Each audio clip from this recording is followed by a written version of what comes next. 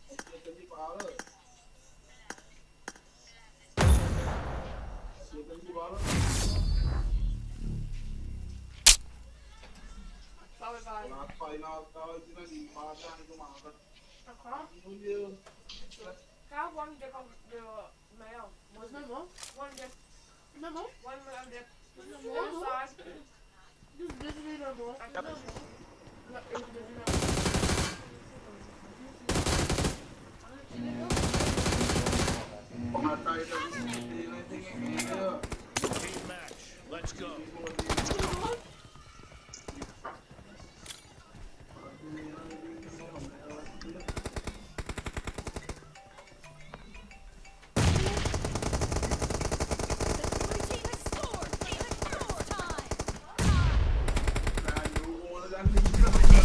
Oh me. Hello. ඇහෙනවද?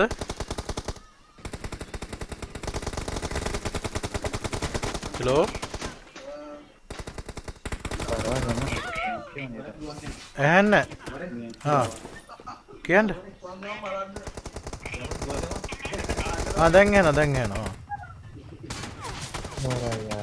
Number 4, number 1, number 3. කියන්න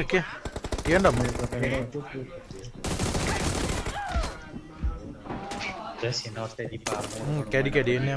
කැඩි එන්නේ.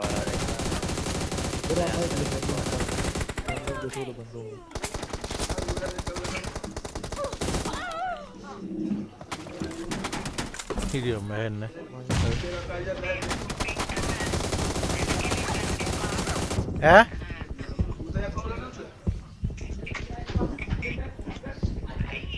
මොනවද?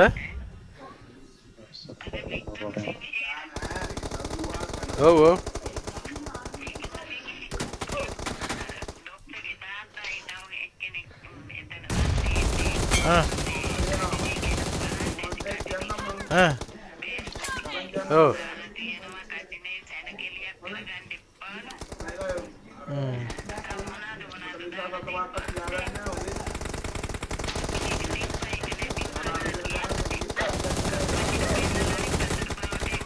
කවුරු අයින් කළා අපේ කවුරු හරි මං හිතන්නේ.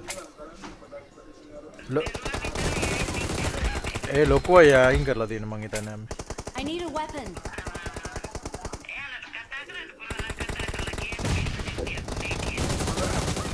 කාටද කියන්නේ වික්‍රමසිංහ?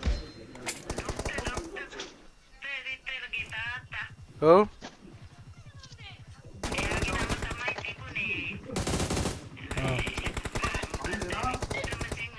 ඔව්. එයාගේ තාත්තා තමයි. Ponto devo essere in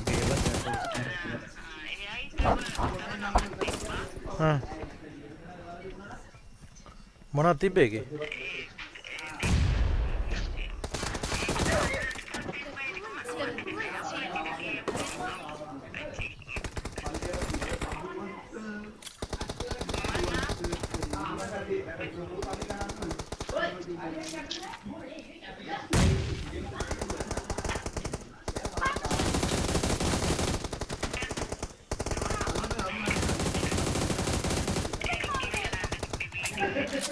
Amne? Moga apa aja? Ame?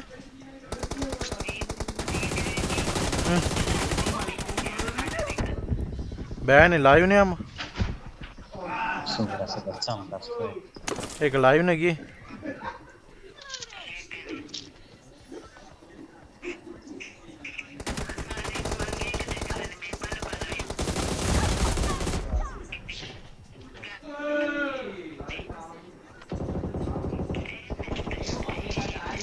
කැඩි කැඩි ඇහෙන්නේ අම්මේ. අම්මයි කැඩි කැඩි ඇහෙන්නේ.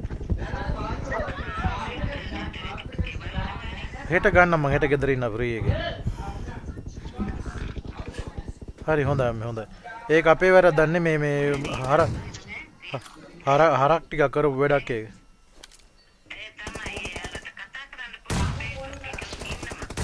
නෑ ඒක එයාලට කියලා වැඩක් නෑ. ඉතින් එයාලට කිව්වා කියලා අපිට ලැබෙන දෙයක් නෑනේ.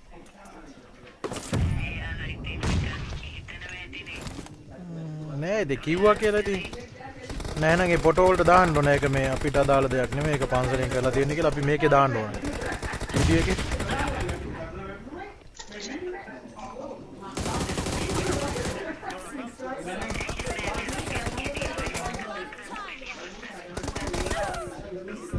ඔව්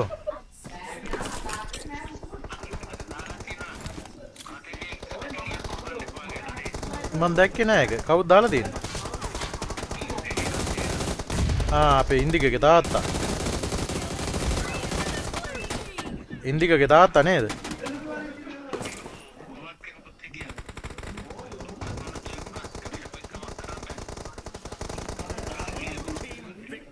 අයිද අපි සල්ලි තියෙන හින්දානේ කෙරුවේ උන්ගේ සල්ලි වලින් නෙමෙයි කෙරුවේ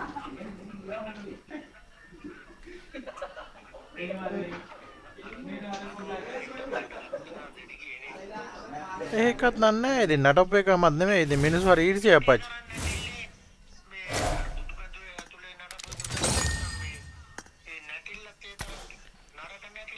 ඔව් ඒක නරක නැති නෙමෙයි ඔය ඒක කිය උන් ඔය ඊර්ෂ්‍යාකාරයෝ අපච්චි අර ලොකුවට කරානේ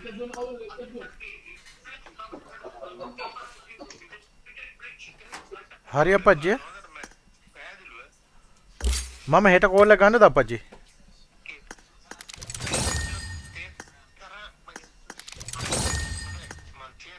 බුදුසන්න අපච්චි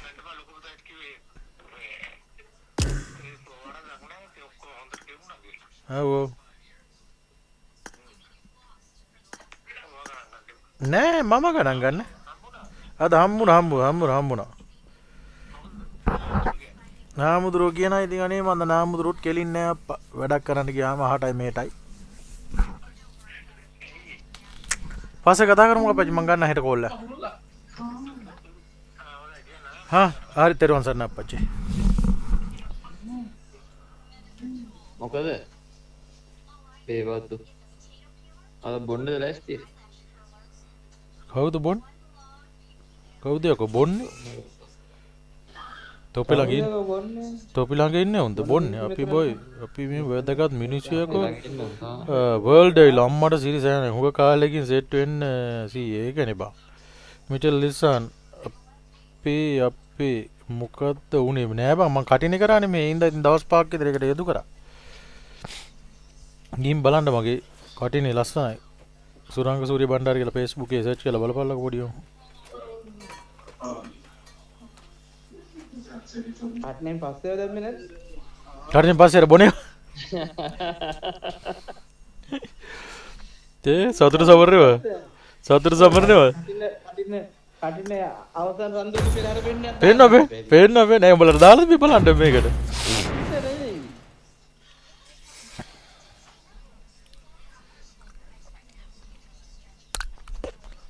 රන්දෝලි පෙරහැර අලි කුලප් වෙලා දුවනේ පෙන්නන්න තිබ්බනේ නරෝ අලි කුලප් පුරනේ වා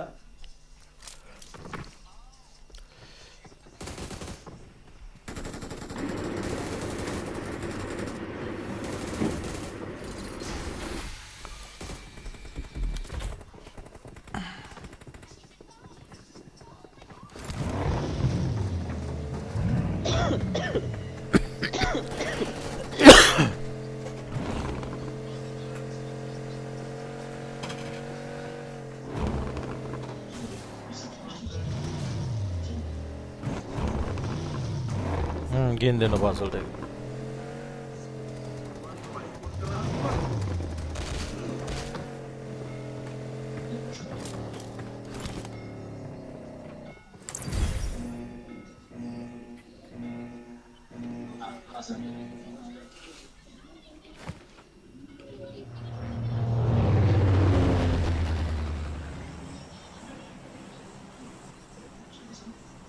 යෝග්‍ය කරන ගේම් එක යෝග්‍ය හොඳයි ලස්සනයි.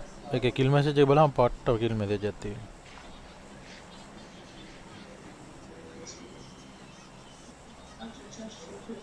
මොකද කියන්නේ MN රික් එකක් මොකක්ද නම තියෙන්නේ?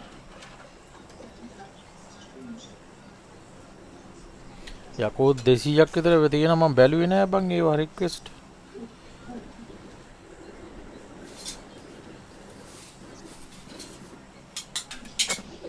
පයින් ඉන්නේ.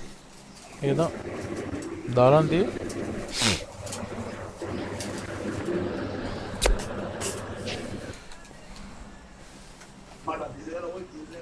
මිචෙල් දිල්සනා මං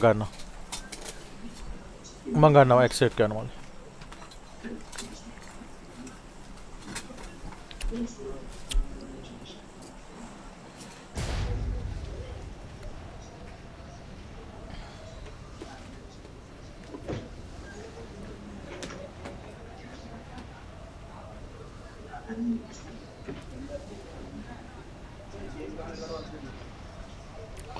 මමත් බොහොම අමාරුවෙන් M24 එක ගත්තා අයියා එල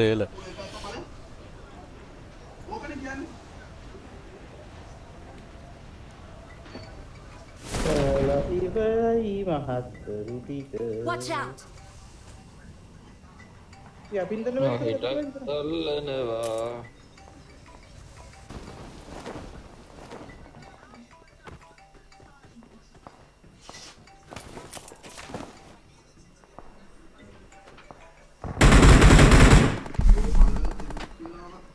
හලෝ සුරංග කොහමද ලස්සනට කරනවා අයියේ පට්ට ලස්සනට කරනවා වැඩේ. ඔව් අක්කනම් එවෙලා හිටියා දැක්කා ඔයා හිටියේ නෑ කම් මේ වැඩ වෙන්න ඇති.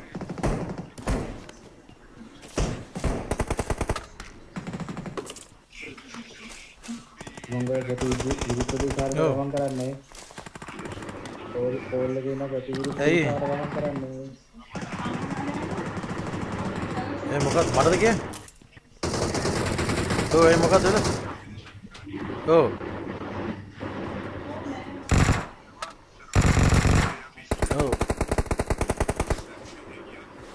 නරකලෝ නහකරවන් ඉඳ තියෙන වරෙන් බං.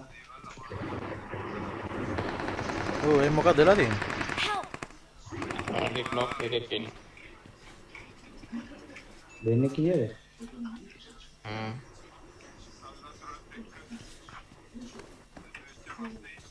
Watch out! ඔව් ඉතින් යාට අදාළ නැති දෙයක් නේ කරේ. ඔයාලා ගත්තා වේ. ඔව් Back. Thank you. Watch out! Samga back. ඒක හරි මම උට කිව්වේ උඹ මේ කැත වැඩක් කරා. ඉතින් එහෙම බලා ගන්න මම කියලා බලා ගන්න කිව්වට මොකද කිව්වේ නෑනේ. මං කිව්වේ හාමුදුරුවෝ ලොකු හාමුදුරුවෝ. හරි ඉතින් ඒක මම මරණ කිව්වේ නෑනේ. තාංගවන්නේ නෑ නෑ මම කිව්වේ නෑ මට. ඒ පැත්තේ නෑ අපි හරි. ඒවා.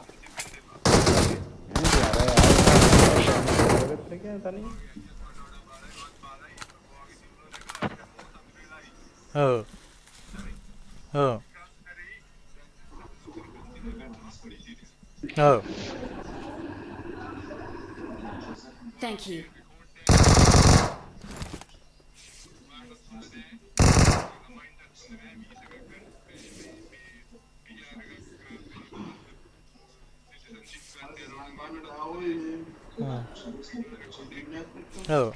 කොහෙද යන්නේ?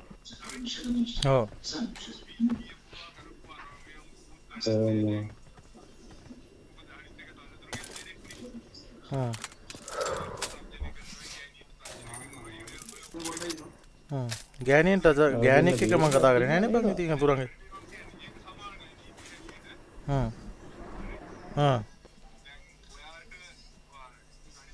ඉතතර මෑනවද? කාටවත් කතා කරේ නෑ. අපි යනවා නේ. නෑ.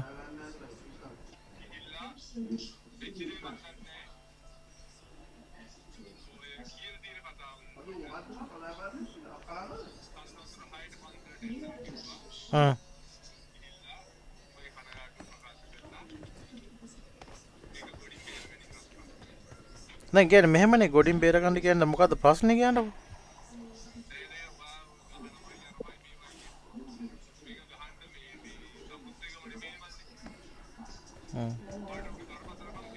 Watch out! Watch out!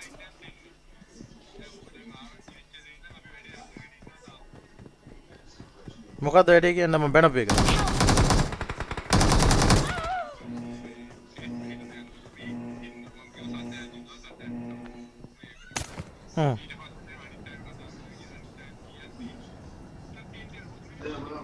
නෑ අඳුරන එක නෙමෙයි අයියා දැන් ප්‍රශ්නේ. දැන් මං කියන්නේ අනවශ්‍ය මේ වෙන්ට් එක ගහන්නේ. ඔව්.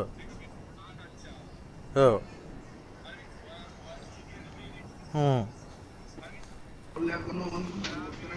ඒක කෙනා යට කරා. නෑ මං කිව්වා. නෑ ඒ වෙලාවෙම කිව්වා අයියා. මම කිව්වා මම ඔබට සහෝදරෙක් වගේ සතලල්ලු වතුර අයියා වගේ කතා කරනවා හැමදාම. ඉතින් ඒක ඔයා නැති කරගත්තා. මොකද හේතුව මම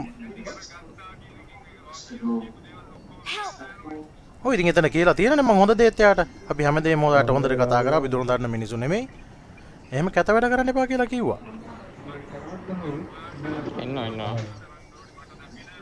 නෑ අපි නෑ. ඔව් ඒක තමයි මම තුරංගා මම කියන්නේ මෙහෙමයි. මම කිව්වා දල්ල අතුරේ මෙතනින් එහා දෙයක් නෑ. නෑ මම ලොකුකම් ඕඩම්බරකම් නෙමෙයි කිව්වේ. ඉන්නෝ කියන මම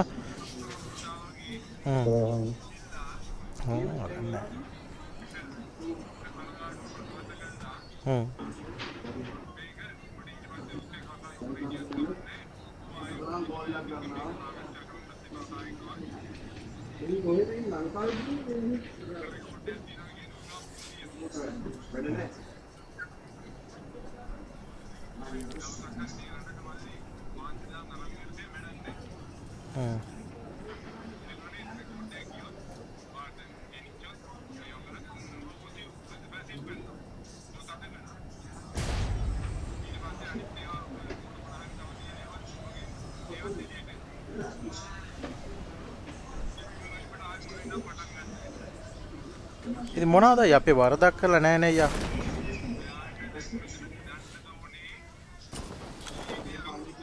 ඉන්නේ විතර ඉන්නවා. ඒ මොකද ලයිෆ් ලයින් එක කූ දෙන්නේ අයියා මට.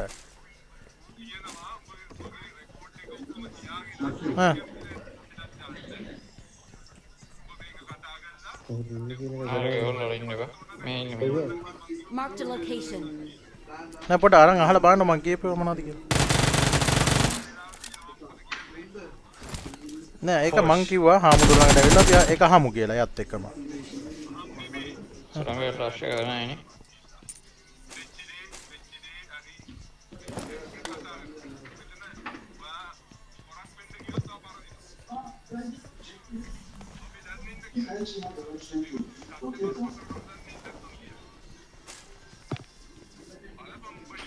කොල්ලෝ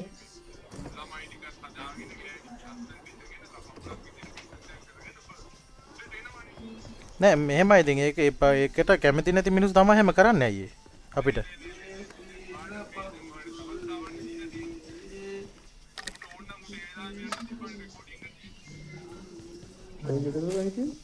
මං හරි මං යාට මෙහෙමයි මම කෝල් එකක් ගන්නම් මොකද හේතුව මම අද වැඩනේ දැන්. මට යන්න විදියක් නැහැ මම කෝල් එක කරන් කියනවා සෝරි හැබැයි. ඉතින් මේ ආයේ මං කතා කරන්නේ නැහැ අයත් එක්ක. ඒක කියනවා මං. ඕකේ. හරි. අනික දැන් මම කෝල් එක ගන්න කියලා කියන්න මං ආන්සර් කරයි දන්නේ නැහනේ. මං කියන්නම් සෝරි.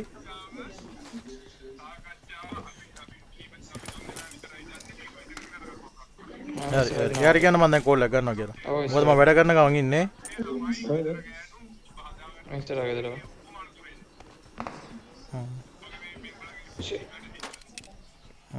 හරි මං දැන් කෝල් එක ගන්න කියන්නකෝ. I got supplies. මම ලොකු කතාවක් මම කියන්නේ ඔක රෙකෝඩ් කරන්නද? එල්ට එක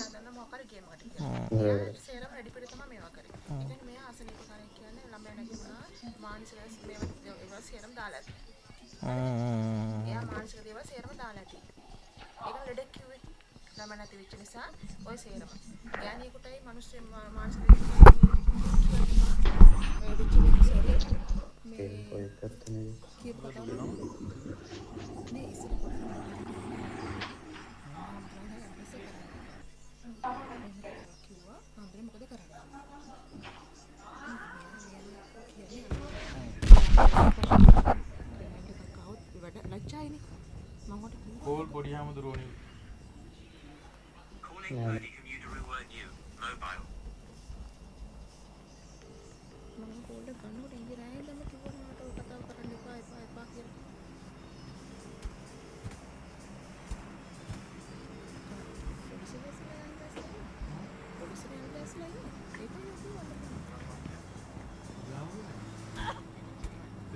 සල්වතර කතා කරා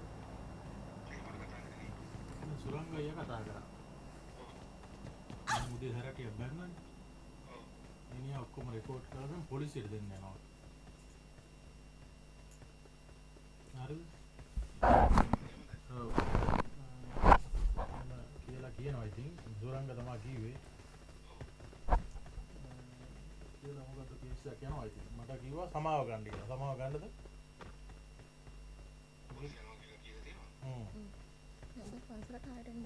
නැත්තම් පන්සලට ආයෙත් එන්න කිව්වා ආමුදුරු ඉස්සරහා මේ කනගාටු ප්‍රකාශ කරන්න කිව්වා. හොඳ මොකද කියන්නේ?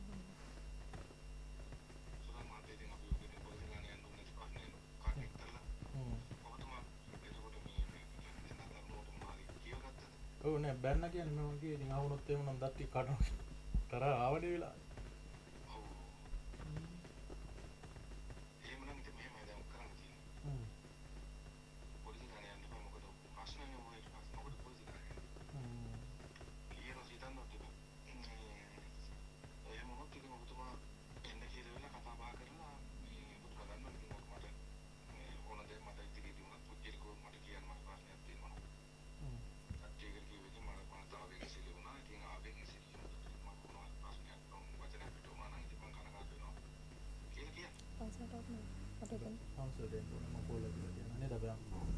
කෝල්ල දීලා කියන එක තමයි හොඳ මුන්ට මුණ හම්බුනාට වඩා කෝල්ල දීලා කියන්න නේද මම කිව්වා සුරංගයට දැන් මම කෝල් කරනවා කියලා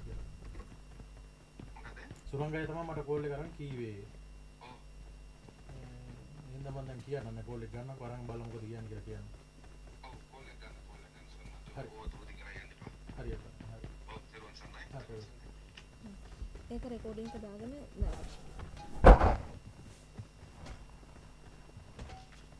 එයා මොනවද කියන්න බලයි කිපෙන් දෙපා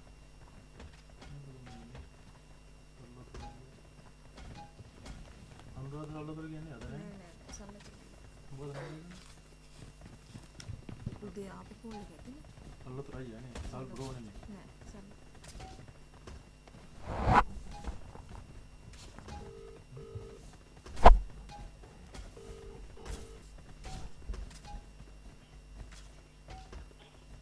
hello kabla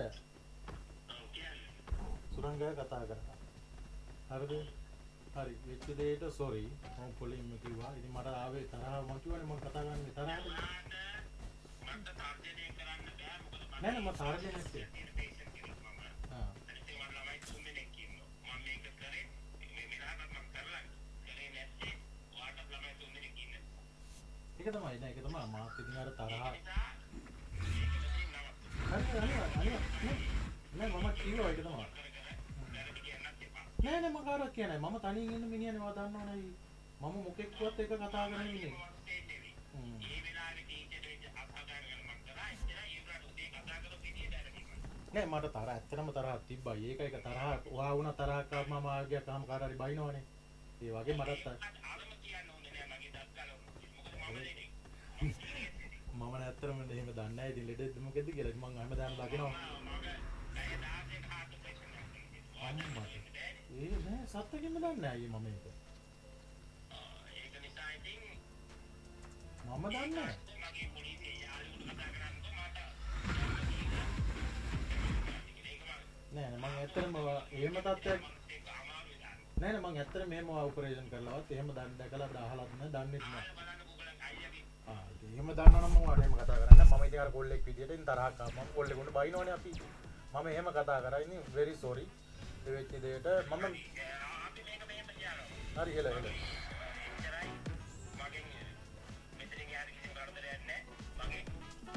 ඒක තමයි ඉතින් අපි හරි එල එල. මෙච්චර කියන්නේ මට ඒක ඇත්තටම තරහට ආවිලා කිව්වේ මම මතකත් කරා. දිවට මම කිව්වනේ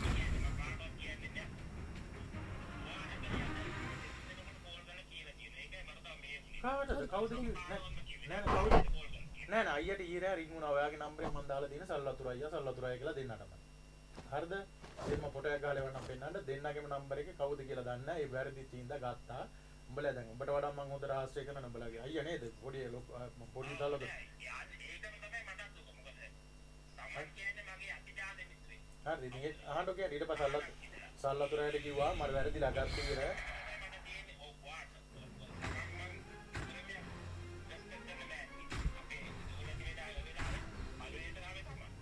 බං ආවා කියන්නේ අපිත් ඉතින් ඔය හැම දෙයකටම ආවනේ ඉතින් අපිත් එහෙම වැරද්දක් කරපු මිනිස්සු නෙමෙයි ඉතින් අපි මේක මෙතන නවත්තන්න ඉච්චරයි හරි කාටවත් කියන්නත් ඕනේ නැහැ සුරංගයි මාවියයි විතරයි ඉවරයි හරි එල හරි එන කපල ඕකේ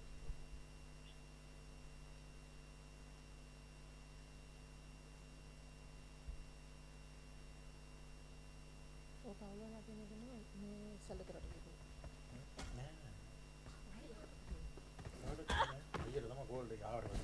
ඒක තමයි සැලතරට ගිහින් ප්‍රශ්න. එයා කියන්නේ. දැන් ඉවරයි. හම්දුට කියන්නේ. දන්නේ කවුද උවද?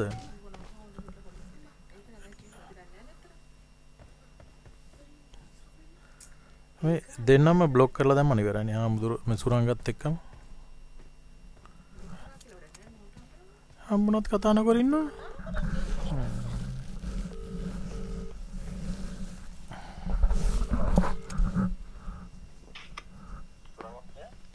කතා නම් කරා. ඊට පස්සේ ඉතින් කවුරු හරි ඇඩ්වයිස් දෙන්න ඇති. එයාට ඇඩ්වයිස් දීලා තියෙනවා. මෙහෙම කරන්න කියලා අපි දන්නේ නැහැ. එයා ඔපරේෂන් එකකුත් කරලාලු ඉන්නේ. පැය 16කද මම ඒව ඇත්තටම දන්න මිනිහෙක් නෙමෙයිනේ. එයාගේ විස්තර දන්නේ නැහනේ මම. ඔය හાર્ට් ඔපරේෂන් කරලා තිබ්බලු. ඉතින් මම ලෙඩෙක් මට ඕන දෙයක් ඇක්ෂන් එකක් ගන්න පුළුවන්ලු. කියලා එන ටෝක් එකක් දුන්නා ඉතින්. ඊට පස්සේ මං කිව්වා මෙහෙමයි. ඔයාට උනත් ඔය වගේ දෙයක් වුණාම ඒ කොල්ලෝ හැටියට අපි ආවේගේ වුණාම බයිනවා. ඊට පස්සේ කියනවා නෑ උඹ අර දත් කඩනවා කිව්වනේ ඉඳ තමයි මට මේව වුණේ. මං කිව්වා මෙහෙමයි. උඹ වුණත් උඹට දෙයක් ඔයගේ ආවනම් කාට හරි බයිනවා. ඊට පස්සේ මම කිව්වා හරි ඒකට හරි සමා වෙන්න. ඊට පස්සේ කිව්වා මෙතනින් එහාට අපි කතාවක් නැහැ මේක නවතුණා මෙතනින් එහා මගේ සම්බන්ධයක් නැහැ ඉවරයි ඊට පස්සේ ආ කිව්වා එතනින් එහා ගෙනියන්නෙත් නැහැ කිව්වා සුරංගයි මායි ඒ ලොකු සුරංගින් අපේ මෙයා විතරයි දන්නේ කියලාත් කිව්වා කාටවත් කියන්න එපාත් කියලා කිව්වා ඊට පස්සේ මම කිව්වා ඕකේ කියලා එතනින් ඉවරයි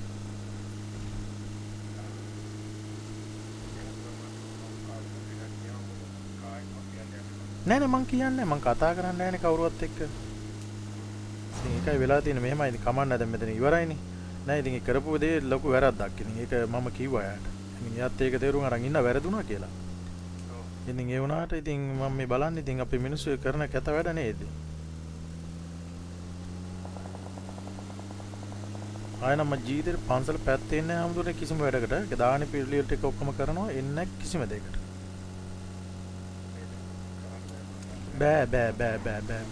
බෑ අපේ දියේ දැන් ඊයේකට අපේ ගමේ අර දාලා තියෙන කට්ටිය මේ කට්ටිය දාලා තියෙන මොකද කිව්වේ අපච්චි මේක සනකලියක් කරගන්න එපා කියලා දාලා තියෙනවා මිනිස්සු අර මේකට වීඩියෝ එකට ඔව් අර නටපු එකේම ඉතින් ඉවරටම ඉවරයි ඉතින් ඇත්තට මම පුතේකෝ අර මේ දරුපීර තිබුණේ මේ අර සීමාව අතරින් එහාට මේවා කරන්න කියලා ඇති මුණ අපේ ආමතුන් ජීවිතෙත් ඇති වෙලා තියෙන්නේ මිනිස්සු මහ කුහක જાතියක් අපේ ආමතුන් ඒ මිනිස්සු ඕක කරේ නැත්නම් අද ওই ප්‍රශ්නේ ඇති වෙන්නේ නැහැ නේ යත් එයාගේ පාඩුවේ ජීවත් වුණා නම් ඉවරයි නේ යත් ඔය අනවශ්‍ය දෙයක් කරලා නේ අහගත්තේ මගේ මට තරහ යන බව දන්නා. ඉතින් මම තරහ ගියොත් බයින කාට උනත් බලන්නේ නැහැ මම බයිනවා. ඉතින් බැනපු එක මිනිහා එක රෙකෝඩ් කරලා ඔක්කොම ටික මුලින් ඉඳන් පොලිසියට දෙන්න හදලා තියෙනවා. යා ලෙඩෙක්ලු ළමයා නැති වුණාලු එව්වයි. තා මොනවද කිව්වේ නෝනා ලෙඩෙක් කිව්වා. ඔහොම එන්න ගොඩක් කිව්වා. අපිට ඕන දෙයක් ඇක්ෂන් එකක් ගන්න පුළුවන් කිව්වාට විරුද්ධව. මං කිව්වා ඉතින් මේමයි ඉතින් ඒ තරහ අපේ වෙලාවේ බැන්නා. ඒ හින්දා ඉතින් ඒකට සමාවෙන්න. ඉතින් මම ඒක හිතලා කරේ නෑ. ඕන මිනිහෙකුන්ට මොන හරි වරදක් වුණාම තරහා ගියාම බයිනවා. හරි ඒක හරි මෙතනින් ඉවරයි. මේ උඹයි මායි මෙතනින් නවත්තගමු කිව්වා. වැඩේ ඉවර කරා.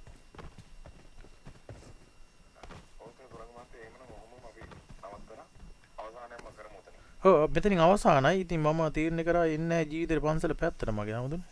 ආයෙ එන්නේ නැහැ. අමුතු මිනිස්සු අපේ ආමුදුනේ. මම මේ මිනිස්සු නෑ හරි අමාරුයි. මට මං තීරණය කරා ඔව් නෑ මම ඔබ වහන්සේටත් යටත් නැති උන් තමයි මේකේ ඉන්නේ. දැන් ඕක අර ඊයේ වෙච්ච වැඩේ මේ නවත්තන්න තිබ්බේ ඔබ වහන්සේ නෙමෙයිනේ. අරුන්නේ නවත්තන්න ඕනේ. හරි අමාරුයි අපේ ආමුදුනේ. මෙතනින් අපි ඉවර කරමු. ඔබ වහන්සේලාගේ දානේ වැඩ විතරක් මං ඉතුරු කරගෙන යනවා මගේ ජීවිත කාලේ පුළුවන් කාලයක් වෙනකන්. ඔතනින් ආව ගේට්ටුවෙන් එළියෙන් දුන්නා ගියා. කිසිම දෙයකට සම්බන්ධ වෙන්නේ නැහැ අපේ ආමුදුනේ.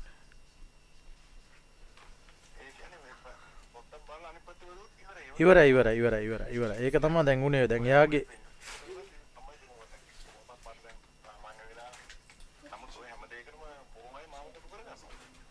ඒක නේද අයිය අපේ ආමුදුනේ මේ ජීවිතේ මෙහෙම මිනිස්සුනේ.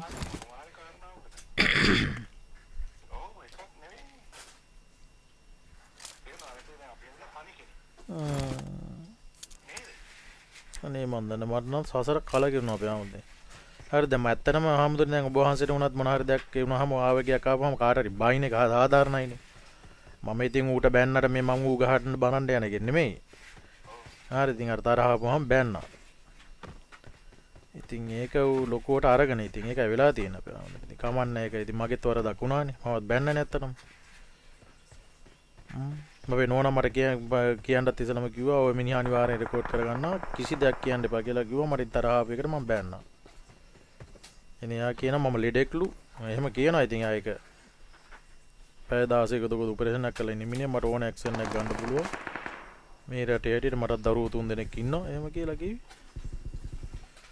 ඉතින් අපිටත් දරුවෝ 3 දෙනෙක් ඉන්නවා. ඒ හින්දා ඒ මගේ නම්බරට කෙලසෝ හින්දා තමයි මම මේ දෙක කරේ. බලමු. දිට්ඨ ධම්ම වේදිනිය අනුව හැමදේම සිද්ධ වෙයි අපේ ආම.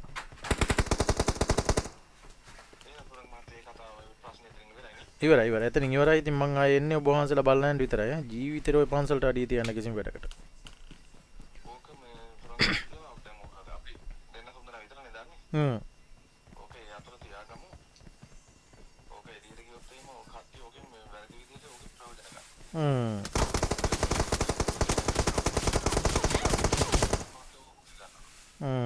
ඔව් අනිවාර්යයෙන්.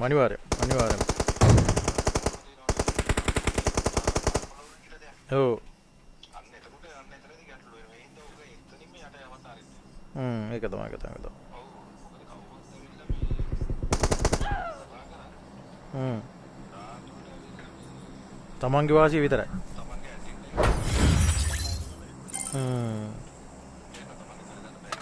ඔව්.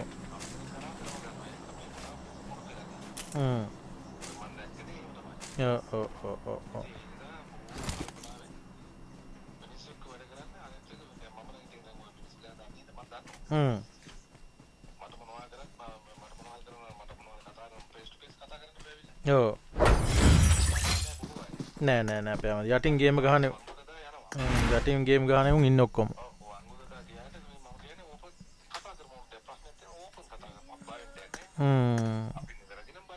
ඔව්.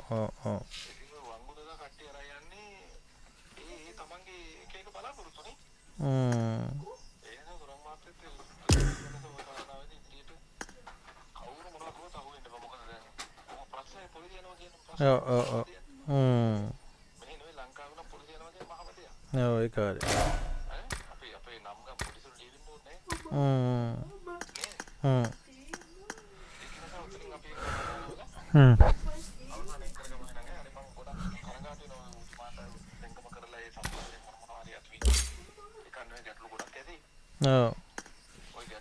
කන්ද වාසිය බං අඩෝ ෂොට් එක වයින් දෙන්නේ ඔව් අනිවාර්යයෙන්ම ඔව්. ඉතින් එතන කන්ද ගන්දේ යන්න බෑ බා.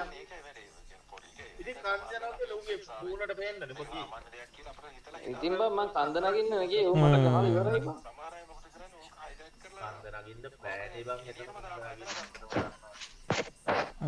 අර ගහපාර වැදුනට පෙන්නේ නැහැ නේද? වැදිලා නැහැ නේද? ඔව් ඒකයි.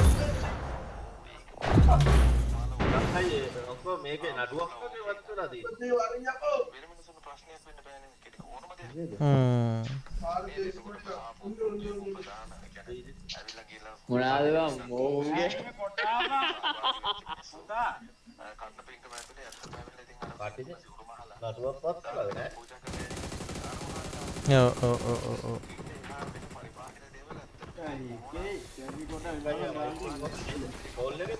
ඔව්. ඔව් ඒකයි.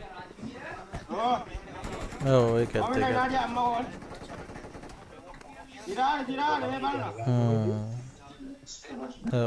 ඔව්. පොළු පරම්පරාව වන්නින්න දැන්. ඒලාට අද බීලා නේ. හා? ඔව්. නෑ බා.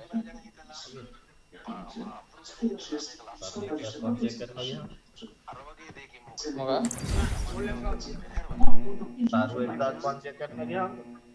පාවින්නේ?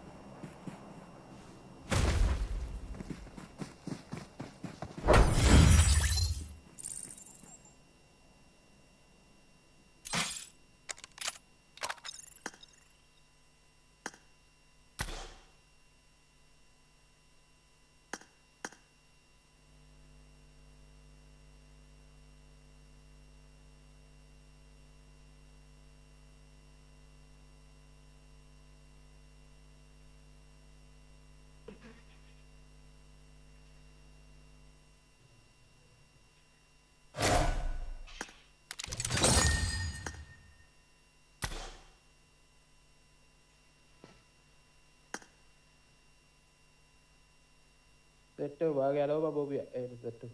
එල පසට පාත. ඔය ආවේ නේද පොඩි එකා එනවද? අර නම මාරු කරලා නැදවන් අර නමක් දාලා දින අර ගොන් නමක් ගොන් තම්බ අසල්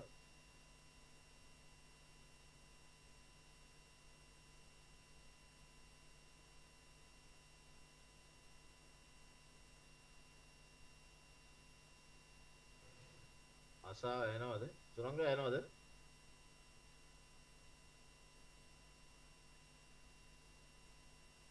සුරංග අයියේ ලයිව් එකේ යන්නෙත් නෑ අසා එනවද මං ඔබට කතා කරේ අර account එකක් තියෙනවා කියලා 20 ගානකට ඒ account එකක් නෙමෙයි සත්‍යයක් නැත්නම් පිස්සේ දෙන්නේ මම මල්ලා පැන්නේ ඇයි ෆෝන් එකකුත් නැහැ ඔක්කොම කඩලා දැම්මා මම පයියේ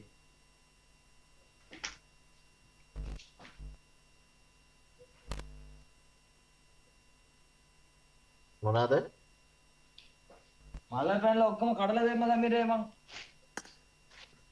ෆෝන් එක ටැබ් එක අයියේ ආවට ගන්න මේ සුරංගයි මං යන්න කියලා 9:40 සුරංග සහෝදර ඇයනවද තාම කෝල් එකේද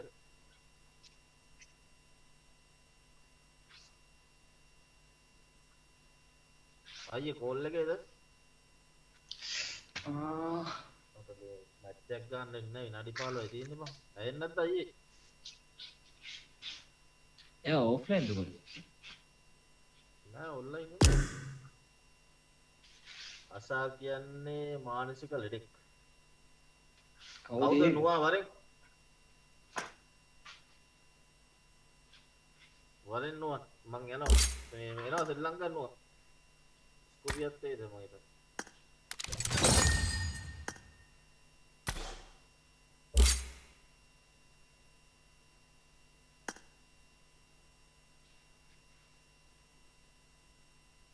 අවුනද සමේ AKM එකයි ග්ලැසියර් එකේ කිල් මැසේජ් AWM එකයි UMPI ඉස්සලම ටැබ් එකක් ගන්නකම් ඉන්න සමීරේ ගත්තට මේ ගන්න නැත්තම් ආයි තයි කඩ ඉන්න ඕන අනිත් එක සෙල්ලම් ගන්න හම්බෙන්නේ නැහැ නේ මට වැඩිපුර නෑ ඉතින් ඔබට ඌ ඉන්න මං කිව්වේ නැත්තම් මට මට account එකක් කොහොනේ දෙන්නේ ඕන කියන්න ආතම ටැබ් එක පුදා ගත්තා එතකොට ඉතින් ආවොත් එහෙමයි නැත්නම් අර බෙකම් දන්නවනේ බෙකම්ගේ account එක දෙනවා කි. සුරංගයි ඇහෙන්නේ නැද්ද? 28යි කියන්නේ බං.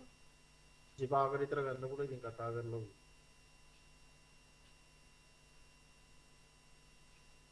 බෙකම් දන්නවනේ. බෙකම් ආපු නමක් තමයි මට මන් මීටර් නෑ. ඇයි බං සෙල්ලම් කරන්න පිට එක්ක බෙකම් කියලා. මොනවද කිල් මැසේජ් දාලා තියෙන්නේ? බඩ ග්ලැසියර් එක කිල් මැසේජ් තියෙනවා. ඒකෙම එක ඒකෙම තියෙනවා කිල් මැසේජ් ගන්න ගොඩක් තිබ්බ වාක්කයක් තියෙනවා. DP එකකුත් ඇති වෙයි. ඔබ ඉතින් අහලා බලහන්කෝ කි. ඔකෙන් අහලා බලහන්කෝ මම ඔබට කෝල් එකක් ගත්තා නේද? ඔව් ඔව්. ආයේ නම්බරේ ඔගේ. හරි මම මැසේජ් එකක් දාලා බලන්න වීඩියෝ එකක් ෆුල් වීඩියෝ එකක් දාන්න කියන්නේ. මේ ෆෝන් එක නෑ වීඩියෝ දාන්න. තුරංගයි මං යනවා. ලොක්කා සහෝදරයා. කෝල් එකකට මන්ද බං ඔය මයික් වැඩ නෑ. එළියට ගිහලාමද අසා බලන්න? හරි එලගිරි ලයිව් එකේ යන්නේ නෑ තුරංගයියාගේ. මම රිමෝට් එක දාන්නේ. නෑ ඉමෝට් දාන එක හරි එයාට ඇහෙන්න සීන් නැති. 28යි දවබ දෙකමගේ 28යි කිව්වේ. එළියට ගිහලාම අසා බලන්න සුරංගයි යනවද කියලා? හරි එල. ඔකේ මයික්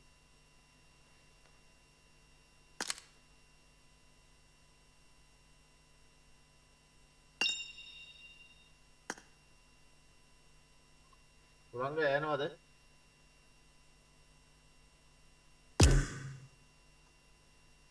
සුරංගයි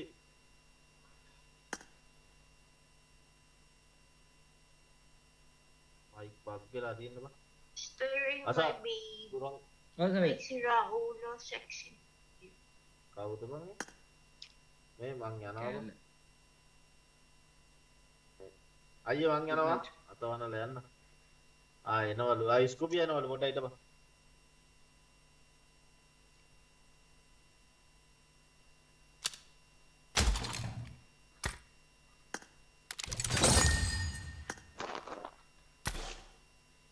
ස්කෝපිය එනවලු මොඩ ඉඳලු. ඩිරෙක්ට් ෆෝන්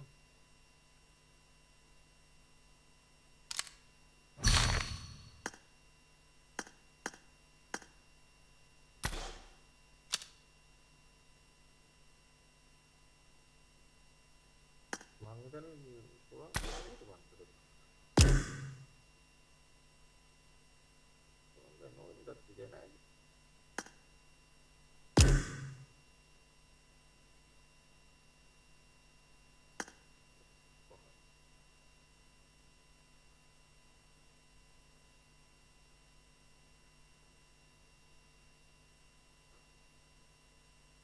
මල්ලි මං යනවා ලයිව් එක බලන් ඉන්නකෝ කියන සුරංගට. සුරංගේ මම යනවා ස්කූපි මේ අස රෙඩි දාන්න බෑ ස්කූපි ආවට පස්සේ රෙඩි දාපන් නැත්නම් සුරංගට එන්න නැත්නම් මැච් එකට අසත්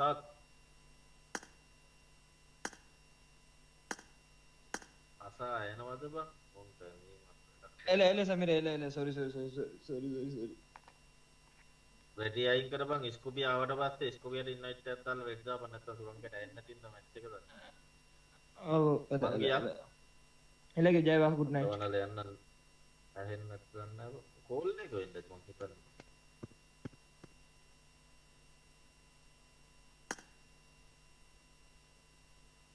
අද කරු ඔෆ්ලයින්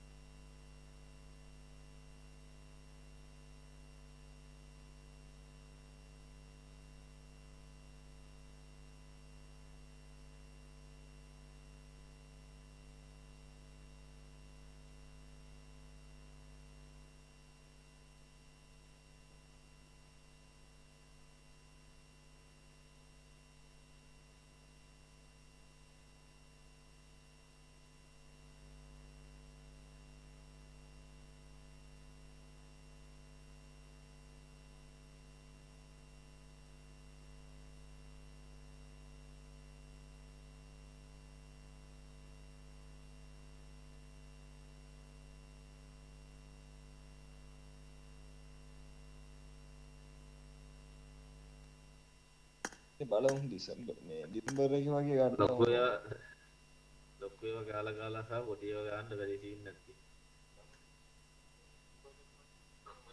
සුරංගය ගහයි සුරංගය ලොකු එහෙනම් සුරංගය ලොකු එකක් බලනවා පොඩි එකක් බලනවා ඉතින් ලොකු එකම නේද?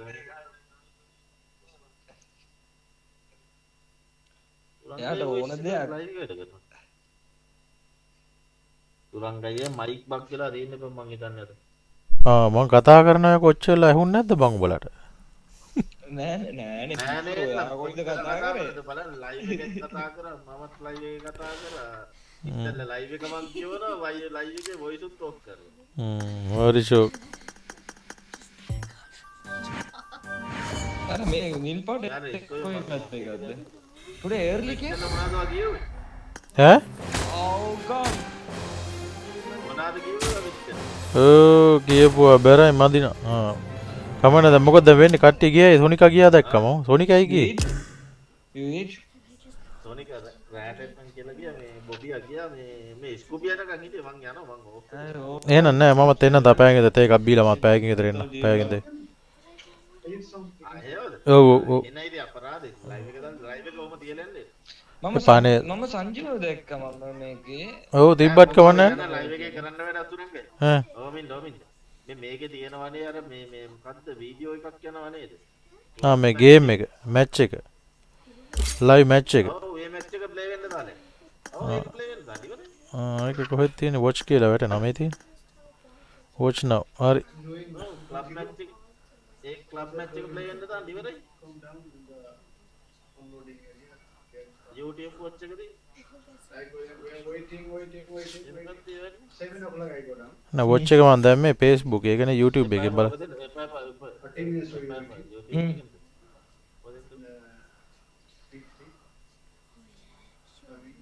වොච් now ගියාම නෑ ඒක නෑ වොච් now ඒක නේ YouTube එකේ මේ තියෙන්නේ yeah me what I did I'm just waiting that room only last room they can make one more room also In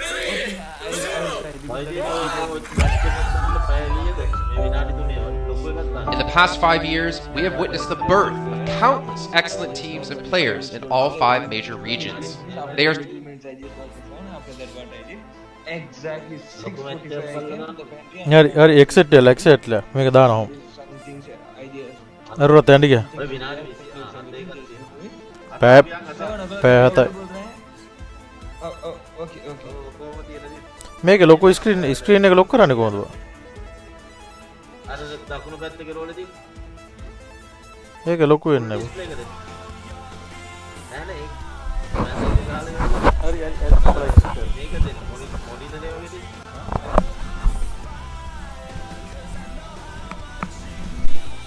මොනිටරේ දෙන්න නැත්නම් hello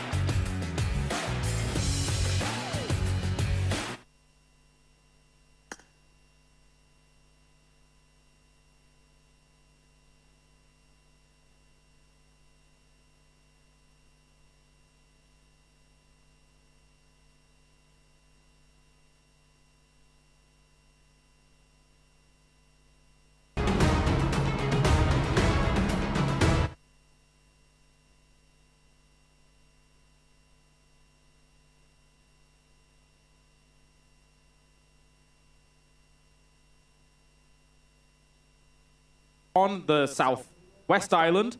Our big question right now is, how would we transfer to the mainland if we need to? There are some ways. The bridge north of Painan can sometimes be open. You can sometimes make that happen. However, sometimes you don't want to risk that too much, so you sometimes have that kind of wider rotate coming in round. You would try and go maybe south, but for the most part, I don't think they're too stressed. I don't think so either. There's plenty of time left on the clock, but look what, you know who's stressed out? GK. Again, hot dropping in Paradise Resort. So this entire tournament, this is what they've been doing. They do not want to give it up. And honestly, it's a pretty big surprise to me here because they are in 5th place. The difference in prize pool from 5th on up jumps significantly every single placement. So GK risking a fight here is going to be interesting. I think, like them to see just give this up. You know, hey, get the loot, take off, deal with the fighting in the late game because you're most likely going to lose a couple in the process. Yeah, I mean, look at the adaptation from, as we see, a few more rotates against one another. Got to be careful about Fireflux in the distance. The adaptation is quite different. Oh, Ketch is actually charging up an aid here. Uh-oh. This could actually hit big. Really big. Oh! Really big! Oh! He was a firecracker in his region, and now he's going to be a firecracker here as well to start things off. Rejects is in full retreat. Wow! Catch! Unbelievable. Does get caught by Ragey in the process, but Solus has his back.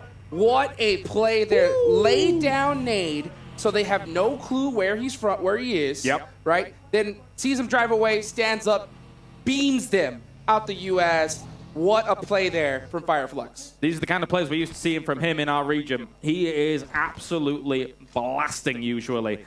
So good for Fireflux to try and make that catch-up happen. They're currently middle of the table, 4 elim points on the board. And for them, yeah, I mean, brilliant stuff so far. But I do briefly want to go back to the D plus Kia situation up against GK. Both teams are being far more passive than the previous 2 Samhawks. They realize the severity of the situation. They're currently coexisting with one another. I am going to make the bold claim that I think both teams get out with 4 and go elsewhere. I think that's the great play, honestly. I mean, at a certain point, you have to just look at each other and be like, it's not worth it, boys. Absolutely. You know, because even if they do win the fight, like I talked about earlier, they're going to lose a player, lose 2. And where they're sitting at in the leaderboards, they just cannot afford it right now. So I'm looking forward to seeing them kind of have that little small. Let's take a look at this replay, though. Look at that. Catch with the nade, pops him out the ride, run over on top of it from Solus. Just beautifully executed. It was very well orchestrated, right? As you say, like with the execution coming on in here from them, very, very well done. They had that kind of 1-2 punch straight away of the nade into the spray, into the car, the reinforcements coming along. So Ketch had a great amount of time to be able to plan that as he was kind of just, you know, chilling, waiting for it to occur. Really, really good stuff. Got to watch out for those snakes in the grass, that's for sure. Yep. Now, let's talk about the whole totality here at the tournament. Remember, guys, there's $2 million here at stake. $400,000 for first place, $200,000 for second, and it goes down from there. Now, just to kind of reiterate the craziness of Vampire's performance, they literally could almost come into today and not play at all and still win first place. Probably, yes. That's how insane it is. I mean, Stalwart Esports, a team majority of the roster here, you know, picked to win this tournament. They got 50 points in 2 days of play. Yeah. And we'll have to see a team do that here in 1. And, that is 6-8. One of the teams that needs to do a performance like that, and they're going to lose 2 players early on. That's a huge, huge pickup for Gladiators. It's a huge deal. If you're wanting to make a miracle run here from second place to try and get yourself to first, even at all, this is very important for 628 to get out of a situation. But losing people this early, yeah, it slowly crumbles. 100%. Now, Gladiators, they are sitting in 7th place. So if they're going to take out any team, 628 is the one, because catching Vampire, it's not in the cards. But maybe trying to steal a second-place performance with a monster day? Yep. Heck, that's how you started off there. So they are going to start off with 2 eliminations. That's going to definitely help them out. The nerves are going to kick in big time here in that final stage because there's just so much on the line. Next zone, about to pop on over. All right, is it going to center up, and we're going to have to deal with 2 split islands, a little bit hard shift? Let's see. Let's indeed. For Gladiators, obviously, up at that trifecta, they've got good transition paths if they need it from that position that they've just fought 628 in. We've seen them time and time again. Just defend that location, try and scramble for it. It is quite the divide on this. A little bit mainland leaning, but there is still enough of that Southwest Island in play to cause concern for these teams. 100%. Yeah, I think a lot of these teams are going to try to get in that Pinon area so that we can kind of just hedge their bets. But this is a tough zone. I mean, you have to really take a gamble. Where do you think the circle's going to go? Is it going to center up again? Hard shift on either side? It could pretty much go anywhere. Meanwhile, we see Vampire, our top team in the lobby, hanging out on the edge like they usually do. They stay so quiet. Wait for teams to kind of get into the mix of things, and then just steal eliminations as they go. I mean, whilst we've been in the back watching the games that we're not casting, you've done a great job of identifying when Vampire can strike out from those edge plays, right? We saw it on Miramar, where, you know, halfway through the game, they're kind of on an edge situation, not really in the middle, not really in the midst of all the fighting, but they know exactly when to make those rotations. We saw it on Miramar yesterday as well, when they were on the west side, and they were moving into those troughs that were kind of alongside those roads. So I can only imagine here. We haven't seen that many Sandhawks, so we have a small sample size to go from here regarding Vampire, but they're very, very adept at being able to know when to transition mostly, as opposed to just kind of going for a crazy send too early or too late. Yeah, and I think they have such a just magnificent understanding of this game and the competitiveness of this lobby. Because all these other teams are scrambling to get a really good spot. Meanwhile, they're one of the only ones that are just hanging out on the edge to say, you know what? Right. We know that we're so far ahead. All we have to do is just survive. Just put a few points on the board, it's GG, right? You were talking to them, and they're baffled almost at the other team. Baffled by how well Vampire's been able to cope, right? Yeah, it's ridiculous. I was having dinner with some of the players, some of the coaches last night, and we were just joking and laughing at how crazy this performance is. Some of them thinking, is it luck? Some of them credit it to Tony K's use of the Mini 14. They're saying that, you know what, we're all studying the Mini now because they say, you knock player? Boom! Tony K Mini 14, pop, pop, it's gone. Yeah. It's gone. Yeah. And so he's like, well, all of our players are not focusing on the Mini 14. But other than that, you know, they said that they had a harder time in the All-Star stage. Yes. Yeah, technically, at the moment, yes. Definitely. They were like, they had a harder performance then compared to now, and this lobby's insane. I mean, you make a good point about the Mini and the DMR and how looking at how he's been able to use it so far. One of the absolute critical things about when you pick up a Mini and you're able to get it is having an extended mag on it. If you've only got 10 shots, yeah, okay, you might knock someone, and yeah, you're not really able to follow up with the complete thirst overall, but having 20 shots on it with extended makes all the world of difference. You can very rapidly follow up a knock and then get that confirmation on the elimination. So, yeah, I mean, as long as you've got the right tools for the job, man, like that Mini, the DMR meta, I think it's rapidly approaching for these teams. I think so, too. And the thing about their strategy, it seems to always be hanging out on the edge, waiting for teams to fight, and they just watch. They stay really quiet. They don't want any attention on them. Then they see a player get knocked, and they have such good sights with that Mini that they just go pop, pop, finish the elimination, and just steal points. I wish we had a counter that could show how many eliminations were with the Mini and how many were stolen. And I guarantee you with Vampire, it's going to be through the roof. You think Tony K is just absolutely blasting? I mean, we're already witnessing it. We are witnessing it in motion here. And again, what we've seen so far from them over the last 2 days is nigh on unthinkable. But let's see what they're able to do in day number 3 as their stiffest competition in 6-8 so far is not having a good start here on Sandhawk. Bit of a rough one. The circle's already shifted as well. We have mostly mainland now in play. That's going to edge these teams towards that mainland, trying to get themselves a good spot. But quite a lot of room is already taken up by the likes of Fireflux, by the likes of Box that have got themselves a decent center compound. And that has a lot to do with this last zone. You know, since it was so split between 2 islands, there was a lot of congestion on either side. But now that it's really shifted towards mainland, all those spots, like you mentioned, they're taken. Meanwhile, we're seeing Team Falcons, Tianba, GK, all on the edge of that circle. They're going to have to push here the next few minutes.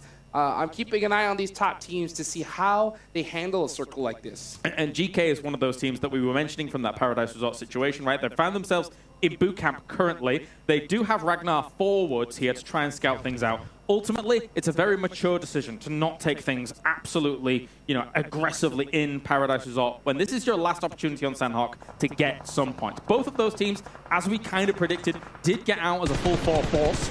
And now, Tiamba's going to take some shots over towards 6. Does not quite get him. Gets him a few clipped shots. Oh! But GK will follow it up. Gets the knock. Hope with a nice take right there. You can see him going to go for that finish.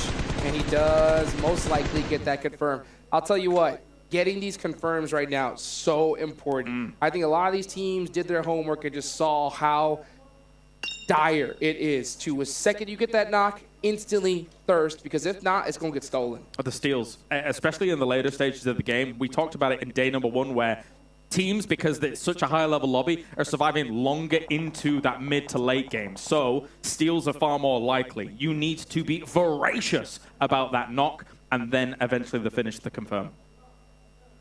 Next zone about to pop on over. 40 seconds still up on the clock. You can see the intensity in these players' eyes. They are locked, loaded, and ready to go. Fnatic getting a nice shot there onto Rules OG. Tianba over again. Battling it out with GK. They do get their revenge here and get another player. Beautifully done for them. Team Falcons pushing. This is a very interesting play from Team Kia. They do get one knock. Osol is on the full laydown right now, and meanwhile, Team Falcons are stuck in the blue zone. The QBZ map specifics able to do quite a lot of damage from distance. M16 though from Gosu hitting Falcons once again. Falcons is really bleeding out here, and for the most part, D+Kia might be able to hold them out completely. And I believe those were steals as well. So yeah, I mean D+Kia getting stolen a couple by Box Gaming, and that is the nature of the beast. They did end up getting 2 of those eliminations though. Meanwhile, this is a huge battle. This is 628 versus Vampire. The first place team versus the second. 628 needs to stop them now if they want to have a chance of going for that championship title. Yeah, because 628 lost people earlier, their rotations have been disrupted quite a bit, and that has kind of dragged them into the Vampire situation, who are happy to play Edge. Tian Yu, though, will be able to take out another member of GK. GK slowly bleeding out. Yes, they're in 4th place because of the 2 elims they've been able to garner so far, but this is very difficult for them up in the north. I don't know if they're able to continue on this game in the campaign. They're trying to hold it down. They only have 2 players up. It's going to be tough for them, and it's going to be tough as well for 628 since they did lose 2. Meanwhile, Alpha 7, they want to take that 2nd place title back away from 628. They are battling it out with Fireflux. Senethexa trying to get those shots underneath the vehicle onto Solke. Here comes the Molotovs. It's looking real good. Solke does stand up, but getting picked off once again. Meanwhile, Senethexa from the back line. He's going to throw the nade. Does he connect? He does. It's an important fight for an important location here, and it will be Alpha 7 taking out Fireflux quite quickly on all of this. Now that Alpha 7 here has got to bunker down and try and hold on, because there's the potential other teams come up on this. If you're thinking about Infinity IQ, they're currently on the east side of them. Sending it up this hill from the compound that they're in is kind of important, being on the edge that they are. I think Alpha 7's got to weather the storm and ready up for the next one to come. Yeah, you saw them instantly throwing out those smokes towards Infinity IQ, just trying to buy some time for themselves to get those reses, and they do get them. So they are going to have 4 players up. Meanwhile, we see GK getting picked apart. Gladiators on the job of gatekeeping the rest of these teams. You can see Tixie up front, keeping an eye on Tianba. Oh, okay, Tian Yu tried to get the finish, and I believe he did. He did get it out of Ragnar, but he's going to go out in the process with only 3 eliminations. Can't get out of that northern situation there when you're outside the circle. Another push on here. DRS trying to deal with Alter Ego. DBS in hand. Delta able to do quite a bit of damage against Potato. He will go down, but at the same time, Fnatic coming in here to try and go for the trade, but they're going to be eliminated here. Killer on the reses. DRS with some points on the board. Beautiful shutdown there, and they keep everyone alive. That is what's so important. Meanwhile, we see Gladiators getting beat up by Papa Blue as they're starting to creep into this next circle. They do make it in on time. Next zone gonna pop, most likely gonna head towards that mainland. Yeah. Where exactly does it go? Okay, all the way up in the north. You know, Box Gaming, Alpha 7 are really happy about this. This is fortunate for Gladiators as well. Generally, unless it's a circle that's on that northwest island, they're very slow about approaching circles on Sandhawk. Obviously, you can't be slow if you're on the northwest island. That's where you drop, you know, that's how it goes. But with this, Gladiators is very used to this. They've just got to be mindful, though, of the potential that 7UPMAX might try and sneak in behind them, and then they should be sitting pretty. Yeah, 100%. In a zone like this, Gladiators need to be focusing on their backs. Everybody that is in that edge of that circle need to clear that backside before it pops on over to the next zone, because there's going to be a lot of teams creeping it in. And one of those squads, Twisted Minds, other, DRS, even Vampire Esports, about to go ahead and pop into this next circle. I'm going to be honest, in Painan, Twisted Minds is way too spread thin. Like, they're going to be encroached on very, very quickly here by Vampire, and I don't think you can hold that kind of split this late into a game when this many teams are still alive. So I think Vampire's got the potential of really, really punishing Twisted Minds here. Well, you know, speaking of getting punished, DRS, Infinity IQ, about to get punished by the blue zone as it is creeping in on them. Alpha 7 are waiting, so they're going to battle that out between each other, and I think this is definitely the play. You want to get those eliminations because you're going to need those points, because trying to battle Alpha 7 in their position, good luck with that. Meanwhile, Mafioso, you can see him, yeah, just waiting for them to come towards him. Vampire getting the worst end of this here, as they were also shot from STE on the other side. And Rollkiss will be able to take a big fight against them. The S12K trying to work on Albert Flukiv will go down, and Vampire absolutely dunked on the west side of Painan. Excuse me, Twisted Minds dealt with it all right. Hey, 0 points for Vampire, a very rare occurrence here at the start of the final day. Meanwhile, Alpha 7 starting to heat things up. Carrillo getting caught by Ferrari. That's going to make it tough. He tries to get another shot, but it's going to be Box Gaming that are going to take him out. So a big help there on the side of Alpha 7. Meanwhile, Mafioso busting out the DBS. Oh, what an angle! Are you kidding me? Very nicely done here. Mafioso really racking it up here for the team. 7 limbs on the board here for Alpha 7. They have a great opportunity here to catch up to 628, as right now, just going to be moving on up very nicely. Yes, 628 and Vampire are already eliminated. This is Alpha 7's time to shine. 9 eliminations. They have the zone. They could not ask for anything more. They need nothing less than a chicken dinner with more than double-digit eliminations, and the chance is here. It's on a silver platter. Yeah. Fun fact, actually, up until one of those got confirmed down the line, this was going to be Vampire's only 0-point game of the main tournament. However, it is still, with only 1 point, their lowest scoring game of the main tournament. So, there is an opportunity. It's a slim one, but you know what? If that continues, maybe. I wouldn't say that the door has been opened just yet. Yes. But there's a hand on the knob.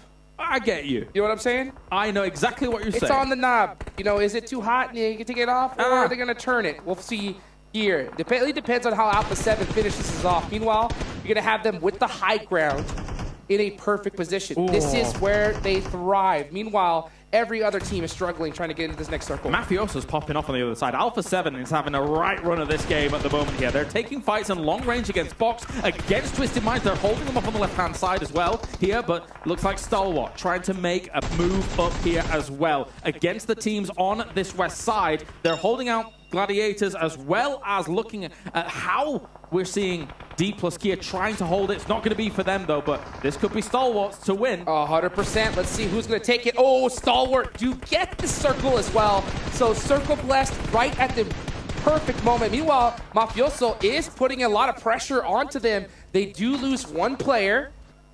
So now Alpha 7 will have the player advantage going into the rest of this match, but they do not have the circle.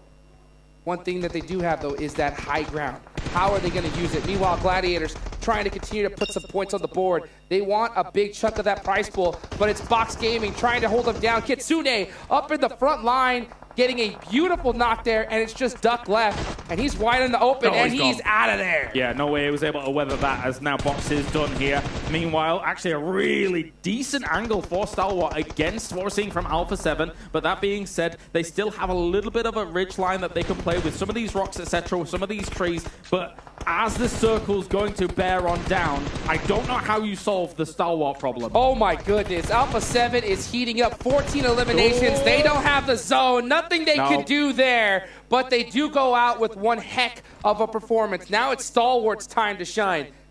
It's 3 versus 1. Can Kitsune pull off a miracle?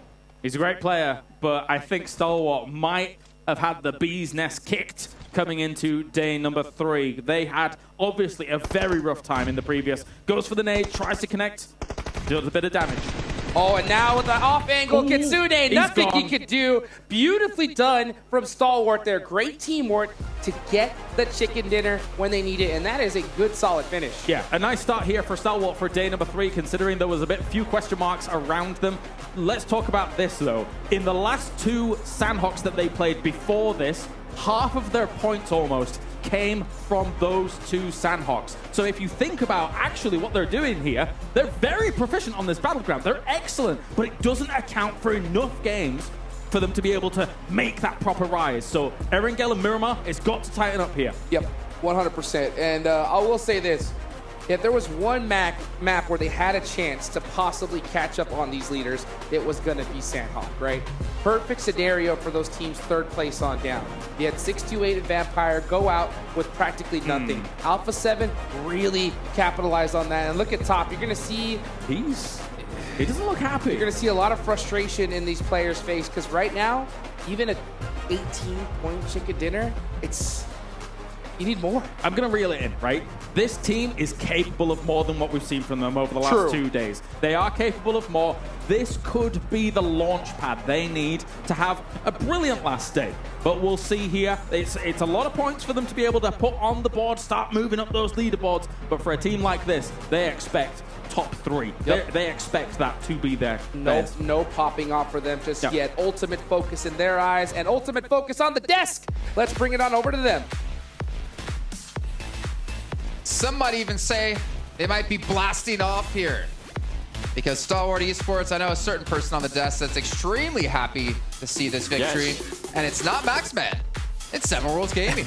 I was talking about them. I was hoping that they would end up making that push from what was it, 10th place to hopefully a top 5. I think it might just happen, Max. Yeah, I mean, it was the perfect timing to leave that compound on the road, right? Because if you go a little bit too early, the side of Alpha 7 are going to be taking shots at you and you can't really secure those off angles. And the fact they just timed it when Alpha 7 initiated that push downhill is when they can't really take those shots as efficiently, so they can really set up the angle. Deserved, right? Was in a great position behind the wall. He takes down, I think that was Mafioso trying to come down the hill, and then it was just all downhill for there. I didn't mean to say that twice. Nice. Let's take a look actually at the match rankings here in this one. And also, we have to mention 628 losing 2 players extremely early, allowing Alpha 7 to pick up a bunch of points and close this gap for potentially 2nd place.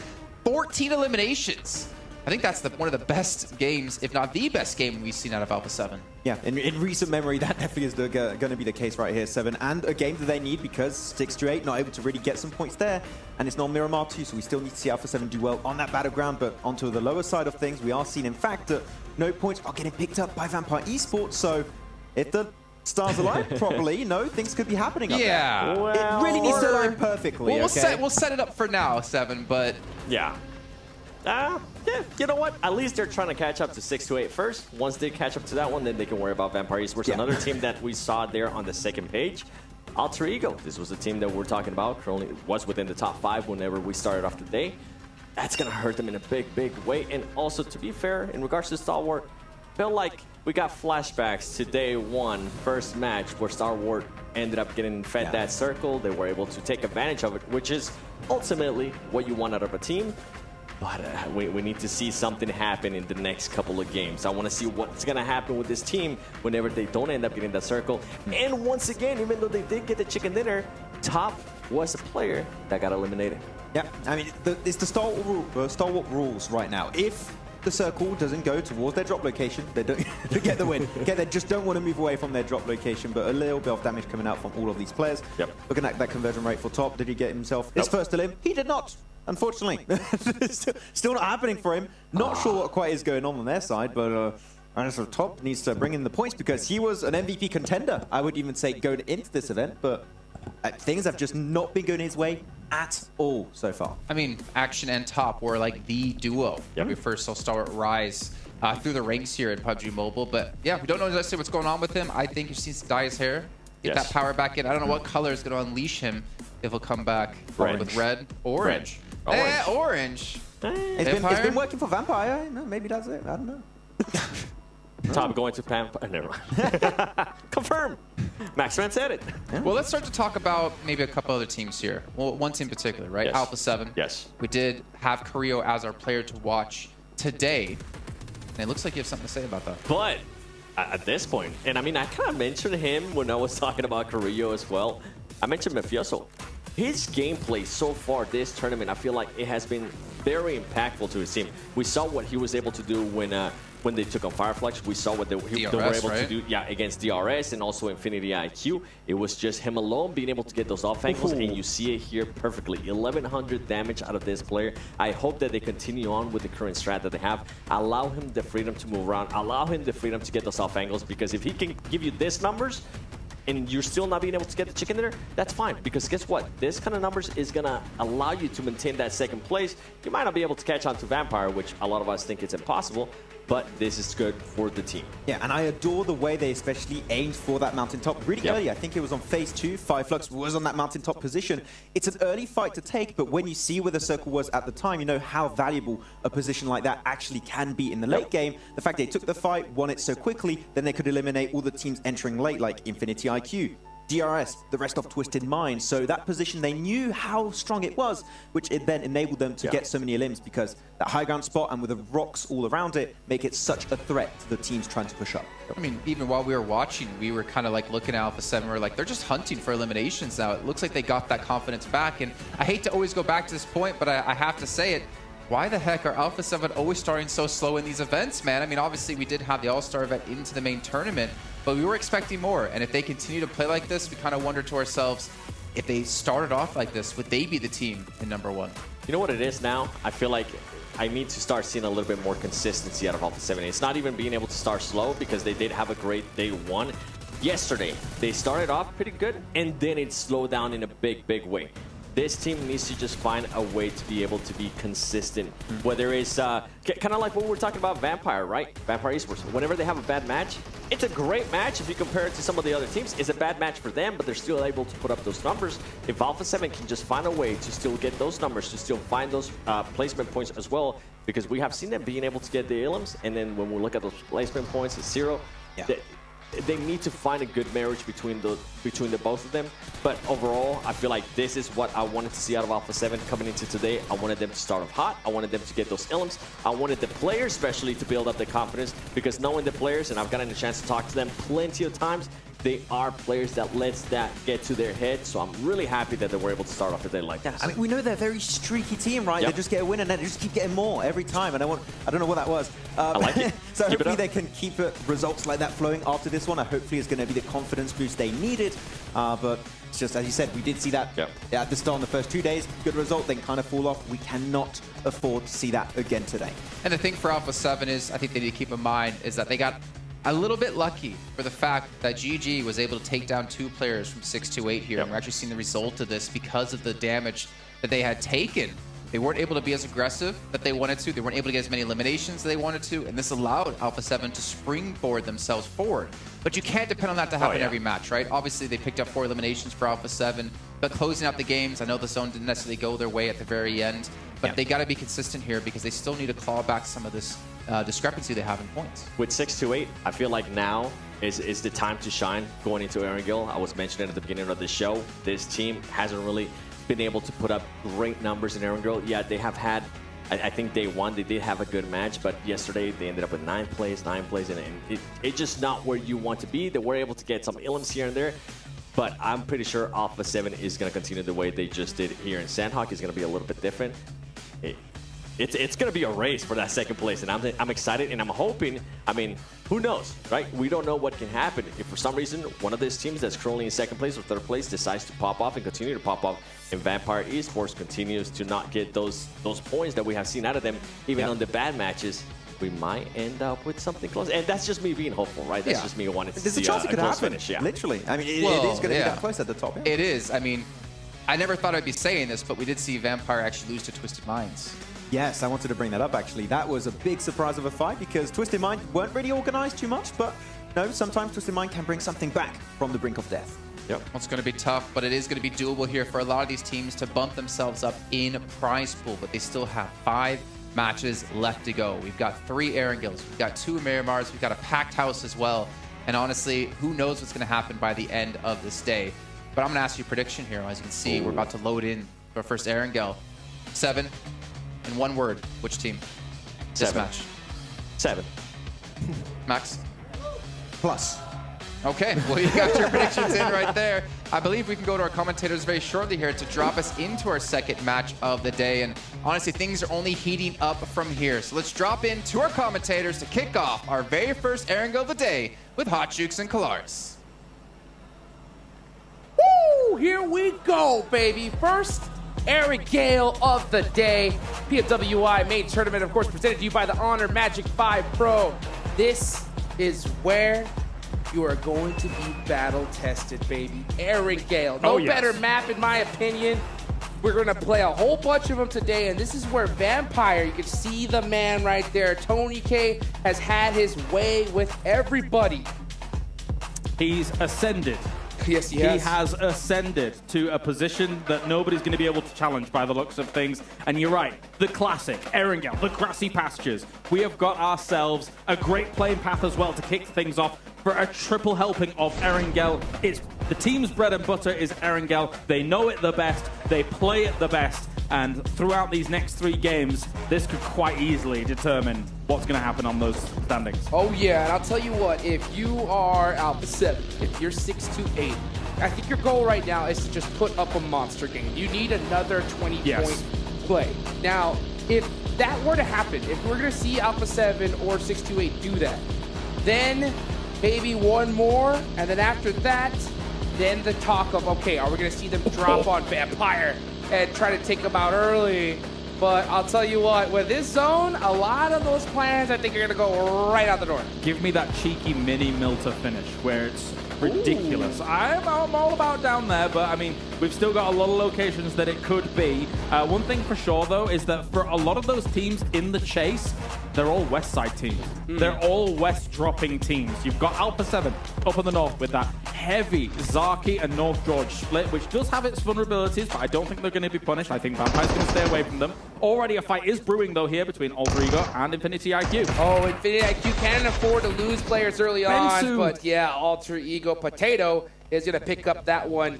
That's going to be the first one on the board to get this final Erangel. And guess what? We're seeing those mini 14s get picked up. Yeah, we are. It's especially rough as well because Bensu's looked great for Infinity IQ. True. So to have him lost early is rough, but I tell you what's not rough. Everybody at home, you can get yourself the special PMWI crate that's currently available between July the 15th and August the 15th. And you can also head over to the Esports Center as well. There's lots of great goodies here whilst PMWI is on, and it's a good time for PUBG Mobile fans. 100%. So many giveaways, so much action, so much money given away here in this tournament. It's absolutely blown my mind how much this sport has grown in just a few short years. It's only going to get bigger and better, baby. Make sure you spread the word, baby. Make sure you spread the word. Of course, use that hashtag 2023 PMWI while you're at it. Yeah, and not only do you get a win, obviously, with hundreds and thousands of dollars if you get first place, but you also get to stand in the Hot Jukes Dome. Yeah. As Hot Jukes, the man himself. You took a picture with Vampire earlier. I did. That was a lovely picture. I did. The first thing I asked them was like, hey, so what you buying? What you buying? What you buying? What's in the shopping cart right now? You know, I heard a couple ideas. I heard Sertani. Already added some things to the checkout, so that's good to hear from him. I'm not surprised. Because I mean, it's so crazy. It's so crazy to see how this team performed. Sertani's wrists were absolutely red. You know, from doing so many cartwheels last night. Yeah. Once again, so I definitely. Definitely feel for him. Maybe there's a world where his wrists are weighed down by the amount of watches he's going to buy in the future. Who knows? My also hope is for Tony K, because Tony K is going to have a hard time, I think, after this tournament. Because he has to be played very careful, because he does play with his hands. He is a mobile gamer. Yes. And I think his hands could reach a lot of risk from counting so many $100 bills. It's going to take a while. Yeah. It's going to take a while. And he might get mobbed by fans. And, he's probably made hundreds of thousands, probably new fans after watching something like this go down. Because people are looking at him and thinking to himself, actually, This is GOAT level play. It is. Like if he does this in future tournaments as well, GOAT level play. That's terrifying. You know, it's so crazy because before in past tournaments, the player that comes to mind that had the greatest performance ever was Paraboy. Of course. Right? But Everyone knows the name. But I have never seen Paraboy have a performance like this. It's not the same. At this level. It's just not. And not to mention how improved, like how more intense the gameplay has gotten at this level. It's crazy, right? There aren't any more feeder teams. All these teams in this lobby are stacked. Yeah, but also how improved I would say Tony K is as well. We've known him in the past, you know, previously on FaZe. We've seen him, you know, do decently, you know, it's exciting and stuff like that. But what seems to be clear here is that, and it is not just a one-man show, it's the enabling of the rest of the team around him for it to actually occur, actually happen. And yeah, so far, every piece is slotted together. It goes in the square hole. Yes, it does. Zoe keeps Yes, it does. saying in the square hole, yes. Yeah, for these guys, it's been looking fantastic. It's crazy. Yeah, I was when I got to the hotel last night, I saw a lot of the players, coaches having dinner. I said, everybody stop eating, right? Stop now, stop now. Everyone. Find out what Tony K's eating, right? Eat the same. Yeah. Right, whatever he's drinking, same drink, same amount of water, right? Because it's crazy. It's crazy. But you know what? We can go on about, you know, Tony K and Vampire's performance thus far, but this tournament's not over yet. I mean, yeah, the lead is still insane. I do like that we saw some life, though, from Alpha 7. Meanwhile, we're going to see Tianba get into it with Infinity IQ. And Infinity IQ is a really solid team, but I'm so shocked to see them currently sitting in last place. Yeah, they can't catch a break here at the moment. This game especially has been an absolute disaster for them. A bit of a train wreck. Ferrari and Hugo going to try and move on past the buildings, or even just maybe crash into Tiamba. They have an M249 just pre-fire. A pre-nade, I do like that kind of strat. It's very, very strong. But actually, they're going to ride on past and look for somewhere else. Yeah, that's going to keep things interesting here, because once I saw them do that push, to me, that was a give-up push. That was a push just saying, well, we're at the bottom of the leaderboards, just so you... Yeah. But, I mean, it's so crazy, because, again, even if you're in IQ's place, last place, that's some good chunk of change, and it's only going to get bigger and bigger as it goes up. A good couple of performances, I mean, these guys could jump all the way to 10th or higher. Yeah, you get a win, and then you're right up there. And it's still possible for a team like this, in the lobby like this. They proved that they're able to hang with a decent portion of this lobby thanks to the All-Stars. And now they've found themselves a decent compound here along the road between Milta, running all the way over to Milta Power.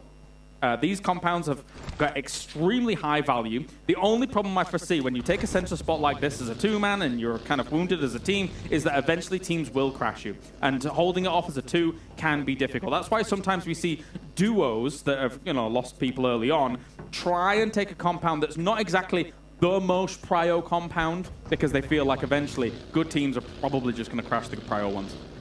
Sir, indeed. Speaking of crash, we're going to see a lot of these crashes come up here in the next few minutes. The zone is about to pop. Ferrari with a nice shot there. Love to see that bolt action come out. It's bolt action versus Mini 14. Who's going to win? Oh! The Boltsy! It's the Bolt, baby! Ferrari showing them how it's done. Attaboy. Going at 100 miles an hour. Love it. I don't think he's actually got 30 shots to his name here with this, but the 8 times on the car is going to be able to do quite a bit. Big fan of this, man. And I know you are too. I know you are. I want to see more Bolties. I want to see more Bolties. Hopefully we can see that in the future of competitive. But I'll tell you right now, Infinity IQ, hopefully that hypes them up. They're in last place. That's still $25,000. If they were to make a jump to like 10th, that's $49,000. You got to do it. So, I mean, that is almost double. And that is what you want. Let's take a look here as the zone does pop on over right back to a farm. I'll tell you what, 628's happy about that shift.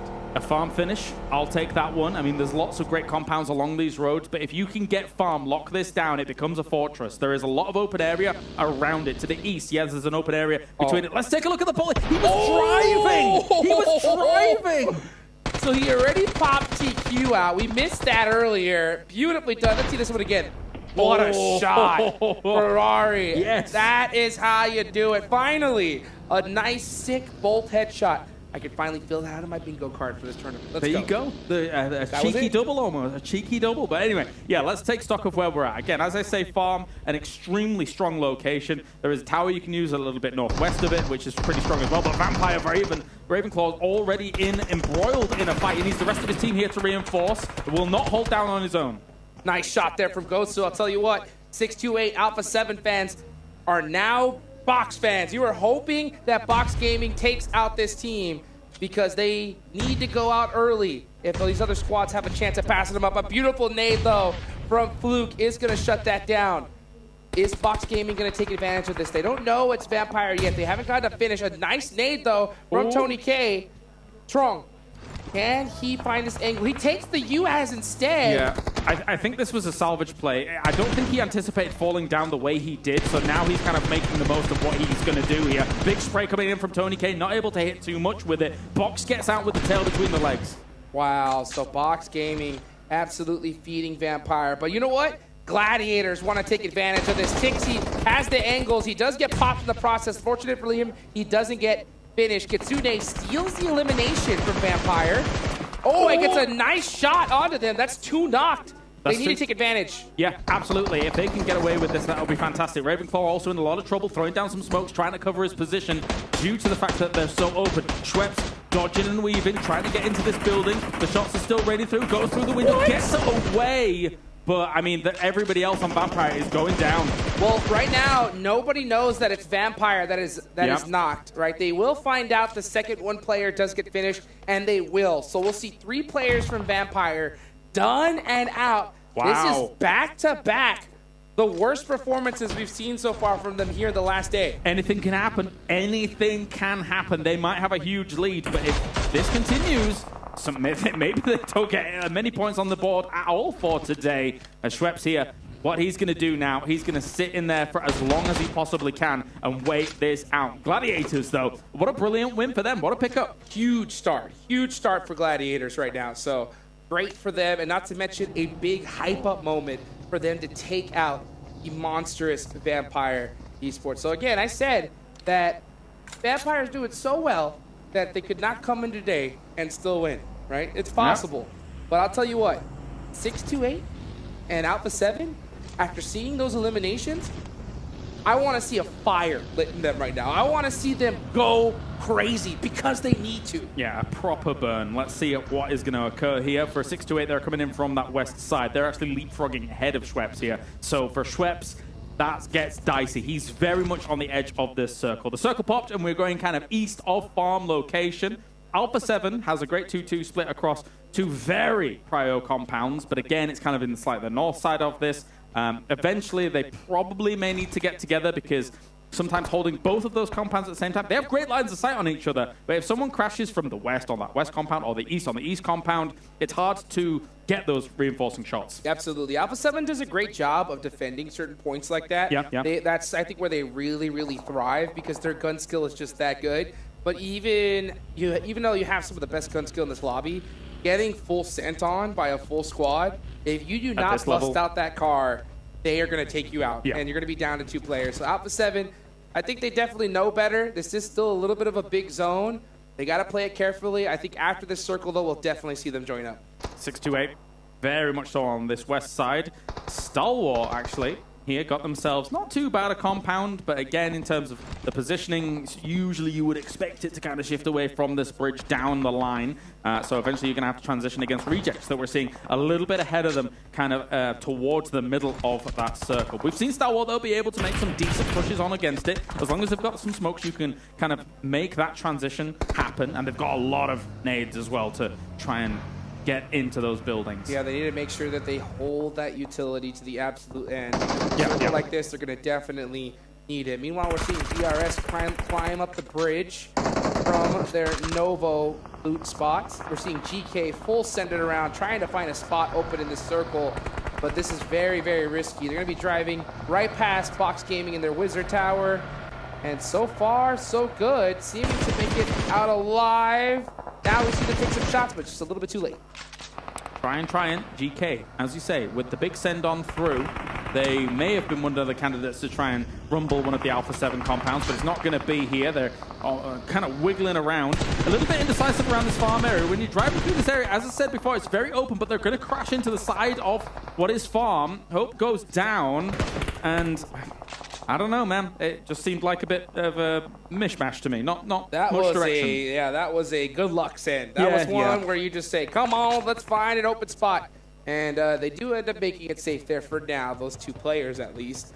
Let's see where this next circle is going to pop, though. It's going to go to Farm. No, it hits on over to Milta. Okay, we have a nice little Milta finish here. Now I think we're going to see Alpha 7 definitely get on the road. But it does look like Matic is a little bit ahead of the game on them. Not many teams actually committing to Milta earlier in this game here. So there is still room for teams to actually crash into that. Usually if teams are in there, but at the same time, Satan here trying to hold on off D plus Kia, but it's not going to be it. GK will go down. But, I mean, there is room for these teams to crash into Milta, get themselves a spot. Just depends on if the circle's going to end there. Yeah, we'll find out where that zone decides to go. It does look like we are going to have a party in Milta, though. Meanwhile, Fireflux still up, full squad away. And this is going to be a close one here. So many storylines, so many things to cover here. You got Gladiators really putting off a nice performance. But before that, let's talk about Twisted Minds with a beautiful nade onto Tianba. That's going to be a nice knock as well.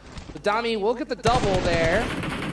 Nice suppressive fire. They want to be able to confirm those knocks. So many smokes here, though, are making it difficult for them. Yeah, very good start for the Twisted Minds boys to try and now get themselves some off angles. Crypto's moved up here and is going to be using the vehicle to his advantage. He actually needs to smoke off the vehicle. He's not only protecting himself, he's protecting the car wheels as well, so he can use that to transition later. Meanwhile, watching Alter Ego try to hold their own against Fireflux, but we're going to go back to the Twisted Mind fight with Tianba, as there is an absolute battle going on over trying to throw a nade from that top rope. Ooh, gets hit by Crypto. Beautiful nade from him. Now it's just Tian Yu, and it's gonna be the nades to finish him off. Never mind the nade from the top rope. That was an elbow drop from the top rope here. Yeah. Twisted Minds dealing with that really, really rapidly, and very importantly to do so. The circle is away from them here, Hot Jukes. They need to start transitioning through, and the field above where Rejects is might end up being like a spot that they go, but it's such a desperate send. Oh, speaking of desperate, Alter Ego with 2 down are desperate. They need to be able to get some help from Rosemary from across the field. He is trying to get back up. Meanwhile, Soulk is up front, applying the pressure. Gladiators on the other side of the road, making it that much more difficult for Alter Ego to do anything. So Fireflux definitely getting the last laugh here on Alter Ego. Try it, holding down with DBSs at the moment. Lutz will reinforce, and as you say, in terms of being able to seize this location away, it is almost dead center. It's a great little move here from Fireflux, who are usually also excellent at defending compounds. So if they can hold on to this location and, you know, kind of coexist with Alter Ego here for a moment, I think they'll be sitting pretty. Yeah, Alter Ego, we're looking to pass up GK since they went out early, but losing 2 players early on is definitely not the optimum scenario. Meanwhile, you still have Gladiators, 628, Alpha 7, Fox Gaming right above them, looking to make a break time to be able to get some more money in the bank. Gladiators, 5th place right now, $80,000. You know they're hungry to possibly even take 3rd, maybe even 2nd. 3rd place, $125,000. Such a massive difference. I'm surprised Prep's still alive here, but he still has a lot of room or a way to go before he starts getting into those placement point locations. Here comes our circle shift, where let's go into Milta. Let's cause chaos. Milta. Come on. I would be Urban happy finish. with it. It would cause absolute bedlam. I do not want to see a Lumberyard finish. Ooh, okay. That's enough. All right, that is enough of Milta to make me happy. This road is dangerous. There are some nice little checkpoints, couple little dips on the high ground here in this area, but there's not a lot of cover unless you are on that Milta side. So we'll see how Alpha 7 wants to handle this as they move into the next circle. It's funny because normally we talk about landmarks as metaphorical checkpoints, but there's an actual literal checkpoint That's on correct. that road. That's true. That is true.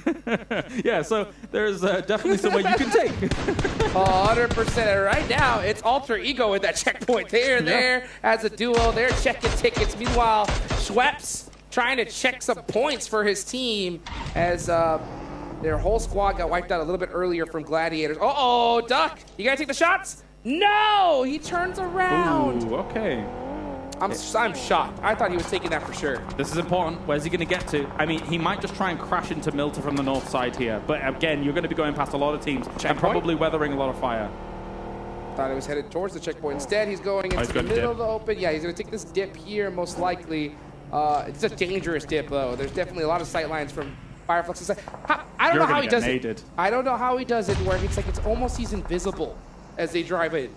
Yeah, nobody shot. Nobody really shot. Schweppes here has moved back off the position that nade was able to land. So, but still kind of moving around in the field somehow. This is what I'm talking about. I don't know how he does it. Be very quiet. It's so crazy. They have like the most quiet vehicles ever. Nobody prioritizes them. It's really insane to see here. Meanwhile, we're watching Team Falcons on the south side of Milta, trying to hold it down. Oh, the bad nade. He knows it. Yep. Pops on over. Meanwhile, gets pieced up in the process. So this is going to be an absolute battle of attrition. It's going to be tough to get these finishes, but since Six is by himself, if he gets knocked, he's done for. Top probably feels like bad luck Brian at this moment. He just can't get something going in this tournament. And then he's trying to throw a nade through the window and it bounces back on him from the ledge. It is really rough. Extremely rough, but I'll tell you what, this is rough. 628 versus Alpha 7. Big fight. This is a massive battle. Alpha 7 has to hold on. 628 needs to take them out as well. There's only a 2-point differential from these players, and here come the nades. They're taking a lot of damage to this here, and I think for 628, they need that location so that they can use it to their advantage as well. They know that their back was clear from the north side if they were able to wrestle this away. Mafioso down to very little health. Box has actually gone down here in 14th. But again, this bombardment might continue here from 628. Oh, it needs to, because there's a $75,000 difference between second and third place, right? At a certain point, you got to forget about trying to go for first. You want to secure at least second, and it is way too close for comfort. Yeah, that nade barely being out of range. Sunan getting a knock on to send a text up, but D plus Kia taking out one of the players from 628. Makes it difficult. It's an absolute battle. 628 lose 2 players, and now Alpha 7 is just down to Carrillo. Yeah. The fact that D plus Kia can also see this as well is making this so difficult for 628. They're taking shots at them all the time. The smokes start to dissipate, and they do get some shots off themselves. They're slowly whittling down the resources of Alpha 7. But while this is going on, I mean, the circle has moved away from them, and they're taking losses themselves here. So, I don't know, Pyrrhic battle here. Yeah, and if you're D plus Kia, you realize that this is Alpha 7 and 628. I think you have to be more aggressive here. You want to take them out because you want to be able to catch up to them on the leaderboard. So D plus Kia, I think, finally recognizing the situation here and are going to start pressing the issue little by little. A little bit of hesitancy, though, that could fight them in the end. Meanwhile, Carrillo is still up alive, just right behind the broken vehicle. That's the thing.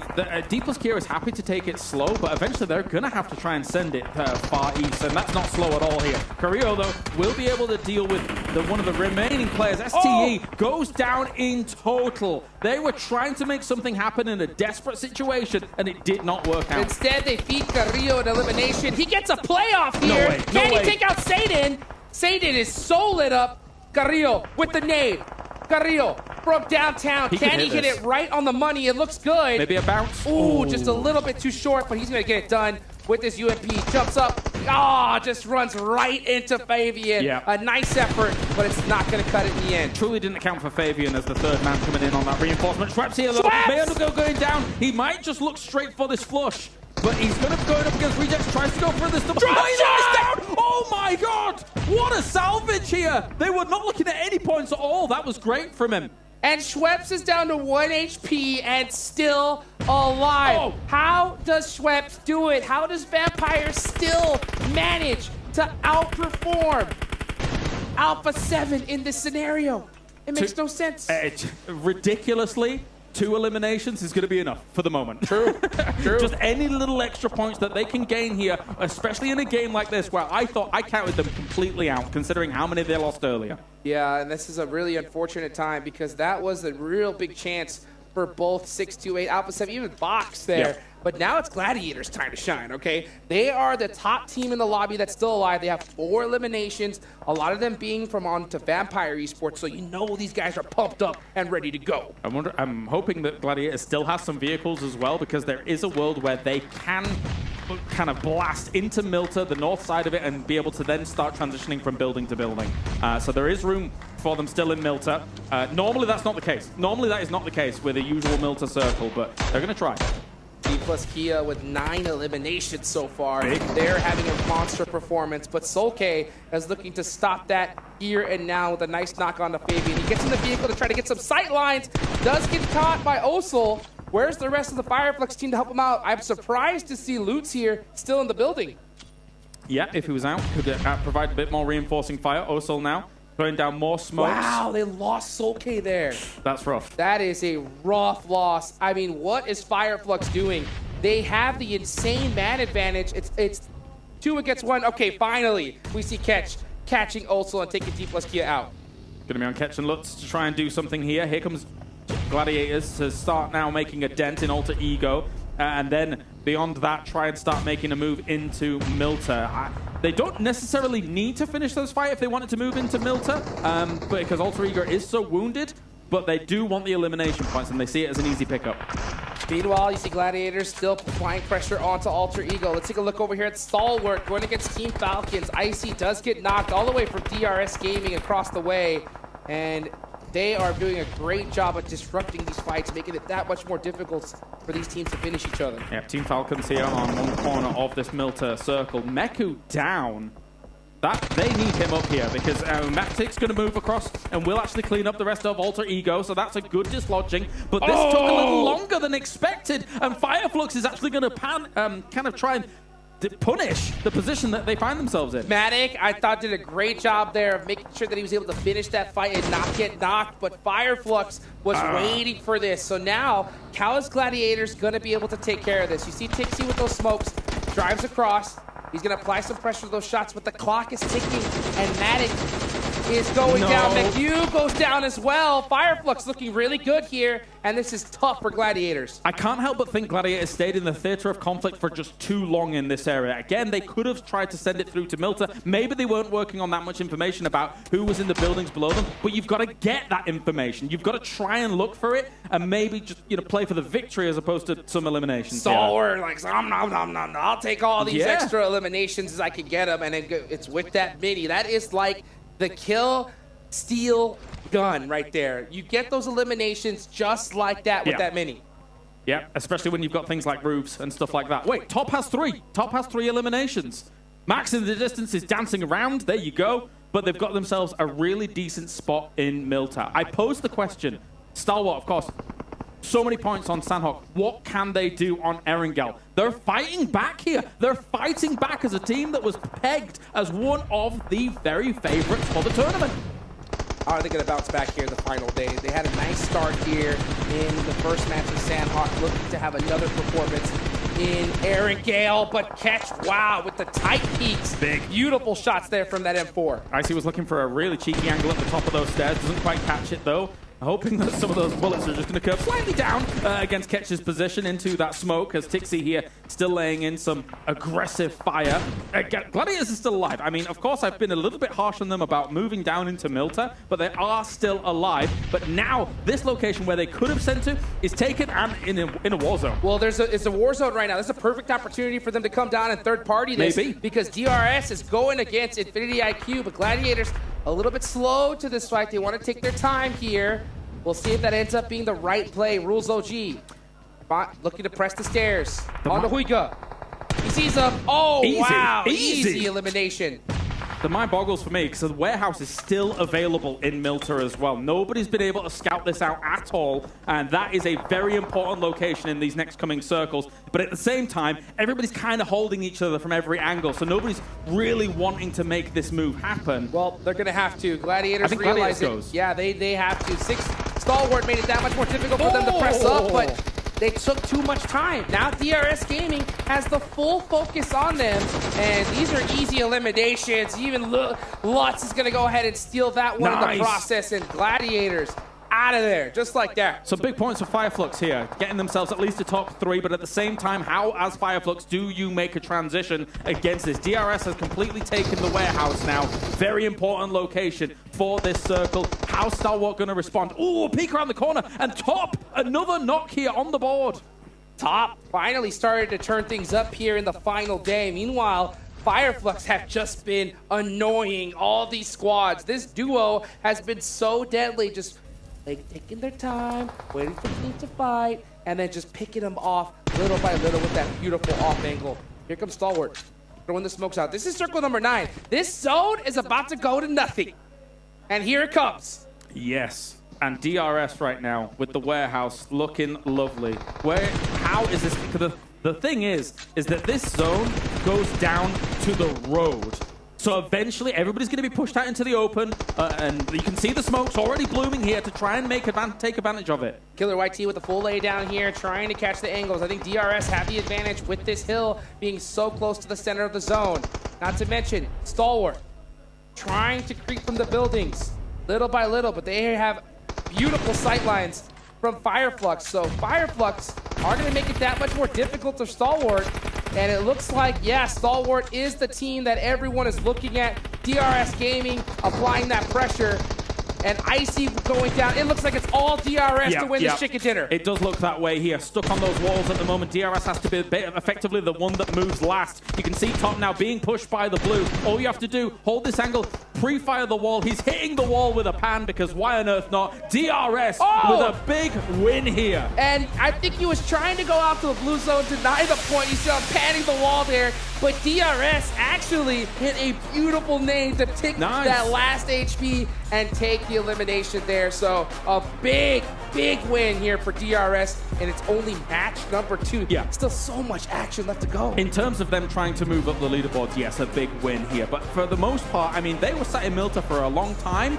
They didn't have to scrap with too many of these teams, so kind of just waited things out. And again, kind of when we're seeing them move through that north side of Milta, the way they were moving from building to building, very calm, very calculated. And that's kind of what you have to do when you've got a situation where it is kind of this urban finish. As much as not many teams are even in there, a lot of teams are still thinking to themselves, but do we commit to Milta? But do we commit to Milta? It gave them a bit more room than a normal urban ending. I think so, for sure. There's still so many areas where you can go in that spot. Milta, always a fun zone to be able to see towards the end. We definitely got what we wanted, but I'll tell you what, 2 teams that I know didn't, 628 and Alpha 7. You know, they saw Vampire get punished so early on, and it just so happens they had to go against each other and got cleaned up in the process from Fireflux. Man, that definitely, I think, is going to hurt them. One team in particular that I really thought kind of missed the mark a little bit was Gladiators. They had a great, solid finish there, but if they would have recognized that fight between DRS and full sent it, I think we could have definitely seen a nice performance. Yeah, you've got to get yourself into Milta at least. And I mean, you could wrestle away the north side of Milta, which became eventually the winning location. Yep, well, we got a lot more action, guys. Don't go nowhere. We'll go to a nice break.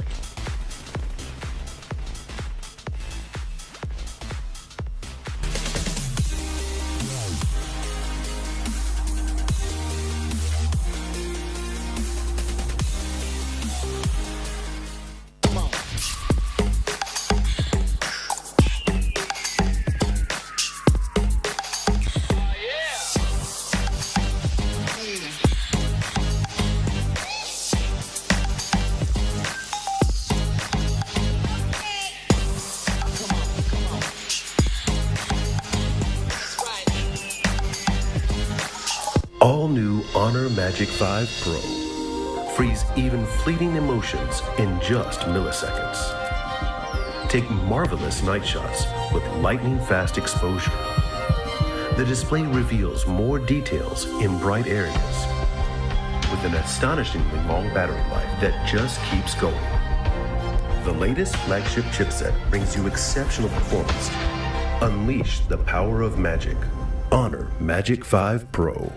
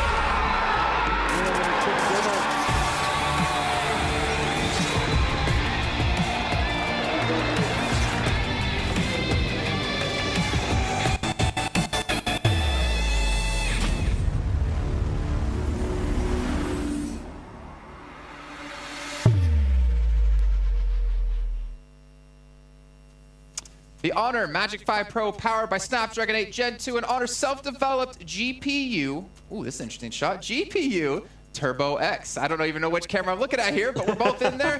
And all three of us made it in the end. Big shout out to them as they are one of our main sponsors here for this event. And obviously all of the players are using this device. And right now it's helped DRS get themselves a victory, but not before. I mentioned you guys over looking at TikTok. Make sure you search for the hashtag PMWI2023 and join in all the activity. And make sure you get your own videos as well, because there will be in-game rewards that you need to pick up.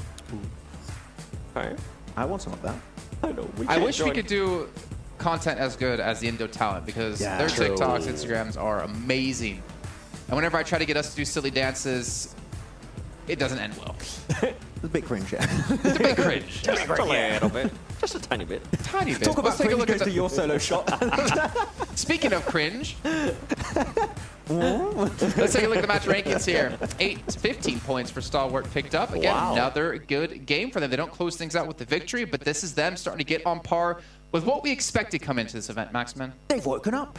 I love to see more of that, please, from Stalwart Esports. Yeah, I mean, this game pretty much melted down to like the bare minimum. 7 is the winning team from the west side of the road, the winning team of the southern eastern side of the road, and the winning team of the northeastern side of the road. And then it ended right on top of it, which I'm not going to lie, 7, I didn't really expect, but one team that came out on top then was GRS, who was just able to clear all the teams in Milta in strong fashion. Not as many limbs as I initially expected from a finish like that, but at least a lot more aggressive in a similar way to what we saw from them in All-Stars. Yep, and I enjoyed the patience that they showcased early on. I think at one point we saw a nice 4-man split that they have in Milta, and then they decided to put it together. Once they saw the chance, they decided, I think maybe they had like 8 we had like 8 teams left. They had 0 ilms, and then all of a sudden, that's when they start fragging out, and that's when we saw the players from DRS take on Infinity IQ. I'm not gonna lie. Actually, I'll talk about it a little bit later, because I actually agree with something that Hajix was saying. But Delta X, 462 damage. He's a standout player. Look at that. Oh, the rules is going to be the one to get himself 2 limbs. Yeah, as we said, not as elimination fragging heavy. Though I do, as you said, you have that split from DRS, so they slow things down a little bit. And I feel if a team went a lot faster than what DRS displayed in this game, then you're going to be fighting Falcons on the edge. You wanted to let teams try and leapfrog their position in the city so you could maneuver your way through, which was a good approach from DRS. Sometimes you have to play passive, and I feel like this is a situation that they'd definitely call for that. Yeah, and for me, what I wanted to mention, I wish G Gladiators would have decided to push onto, try to third party, right? DRS and Infinity IQ. They would have ended up winning the match. Even before that, I feel like the moment Infinity IQ go like towards the warehouse position, you can breach it. I feel like that fight versus Alter Ego was unnecessary. And because of that, Fireflux get involved, take a few extra shots, and Gladiators just don't take the move. Because the early rotations were really smart in the northern edge around, I think you had 628, you had Alpha 7. I like that, but that was the game-winning play we needed from Gladiators, and unfortunately, they didn't pull the trigger on it. Well, you know what I liked, actually? Was something that I think the casters noticed and we noticed. That Top, able to finally get his first elimination here at PMWIs. We'll take a look at his stats across the days. I mean, thing is, these are averages. We obviously haven't had too many games so far today, just 2 of them. But you can see he's already on track to perform much better than he was in the previous days. This is the big one right here. 0 elims, 0 elims, 2.5. This is kind of what we expected out of him, right? We always talk about the top players being able to have, what, a 3 average elim? Okay. And look at the survival time. Insane. Okay. Night and day, fair to say here, coming out. I mean, 2 nights and 1 day so far for Top. I mean, maybe this has been what Stalwart's been lacking, right? Maybe some underperformance out of Top, and they've obviously been struggling quite a bit. They came in as the majority of the talent's favorite to win this whole event as well. So maybe it's just been Top's underperformance, whether it's just him individually, maybe something within the team. Yeah. But the answer is that Stalwart performing so much better with Top on the roster playing. We talked about this team so much in the past, right? When you're looking at when they still had Scry and PCAM, we said that Top on Action, despite being such gifted, talented fraggers in PUBG Mobile Esports, Scry and PK always played a very integral role for those 2 players to frag out the way they did. And Zed and IC completely changed that dynamic entering in this year. So I feel like maybe they still need to find that synergy that's not present just yet. Ooh. What? Are you seeing what I'm seeing? Stalwart in 5th place? Yeah. It only took 2 matches for them to be able to jump up that much. The big question mark for me for Stalwart so far, yeah, they have had 2 good games. but the circle hasn't been that far away from where they usually end up landing, and I feel like that is something that I still feel like I need to be answered out of Star Wars Esports. So it is good that it happened on an Wrangle, because we've got 2 more now, so hopefully we can see a continuation of that from them, though Alter Ego not quite able to capitalize on this game. You fall off a little bit, but 5 Flux still need more limbs. Alter Ego going from 4th place all the way down to 9. You know they're currently, oh my goodness. Well, let's be honest, right? That's how close, like, let's be fair to that's how close standings were at that point in our leaderboard. So it's not like they just kind of had a massive amount of performance to other teams are starting to perform better than them that were lower. But also Vampire, speaking of underperforming, 3 points on the day, but luckily enough for them, Alpha 7 and 628 haven't had the best of days just yet. So they're looking pretty secure to holding down that 1st place prize. Yeah, Alpha 7 got himself a few eliminations at least, so it's kind of good in their fight versus 628, but we're starting to get, towards the end now, you don't have that much time to make those impactful moves in the rankings, so Alpha 7, 628 need to start getting even more points on the board. Talking about the Alpha 7 fight real quick, Carrillo going by himself, mind of his own, gotta stay with your team, please, Carrillo, no! Well, ladies and gentlemen, it is time to get into our halfway point of the day. We've got 4 matches left to come. Match 3 coming up right here, right now. It's Erangel, and it's Hot Jukes and Kalaris.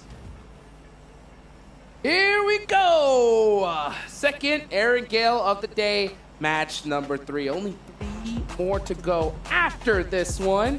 And it is getting interesting. I'm taking a look at the leaderboards right here. Yep. Obviously, Vampire Esports are, big chillin'. Big chillin' here. Very big chillin'. I don't think they got anything to worry about. If they were to possibly worry, here's the scenario I think that has to happen. They have to go out 0 points here this game. And we have to see 628 or Alpha 7, 20 elimination chicken dinner.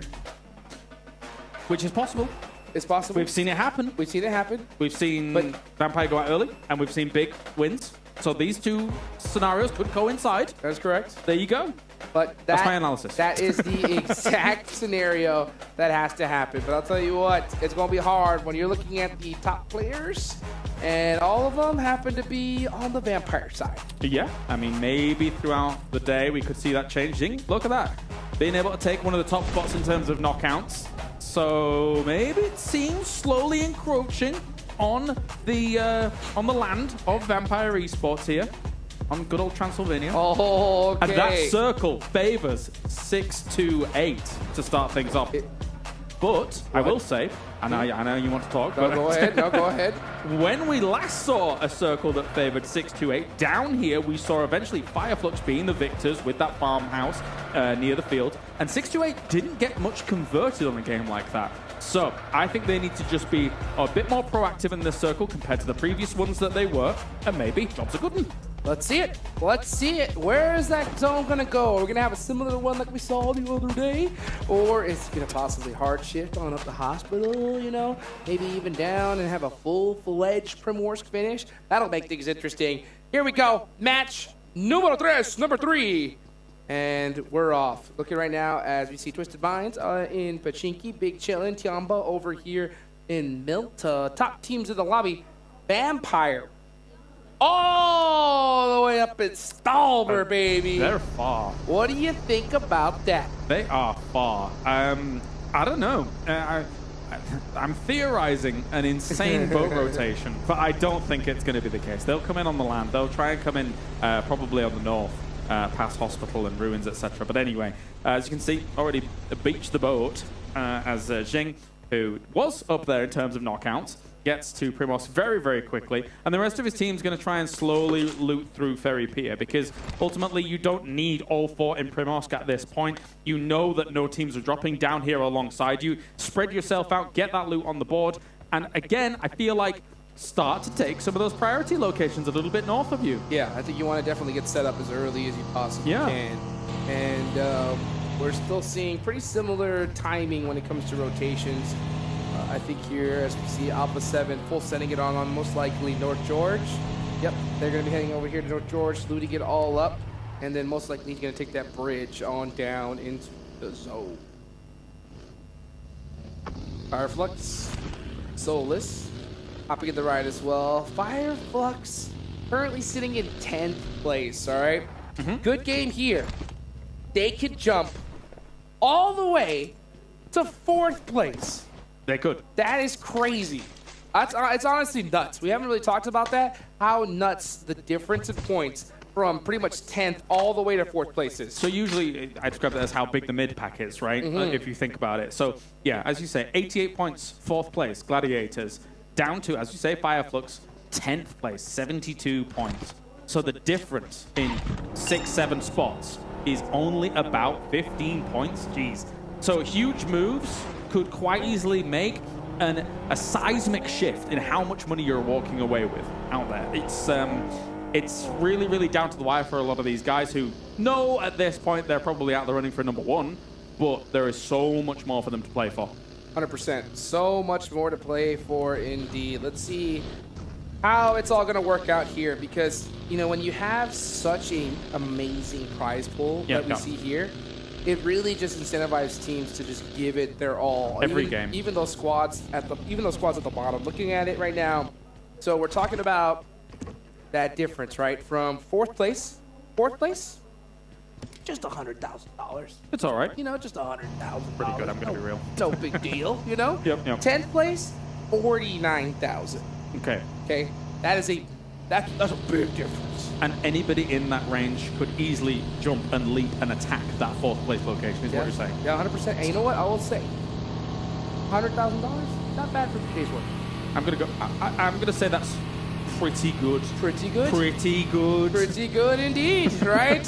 It's absolute insanity here. We're seeing nice interesting rotations from D plus Kia. I've got 5 on them showing that as a replay later on. They like showing their car flips and things like that. So, you know what they really do? They always seem to kind of like a nice little flip over. Yeah. And meanwhile, we're watching Tianba rotate over here. Next, this zone, man. We're seeing a nice migration come from the top. I am not shocked to see Vampire coming into this circle ultra late. I think they're just looking to play it just safe as possible, let a couple points on the board, just take the bag home. There's some teams that could easily hold them out. I'm hearing some cheering going on as well. Yeah.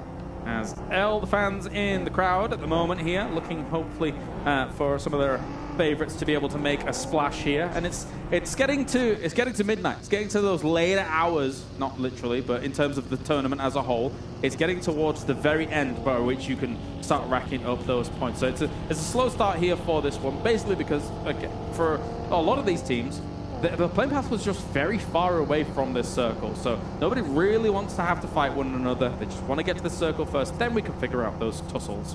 Okay, so for this match in particular, I think this is a massive match for Gladiators and Stalwart.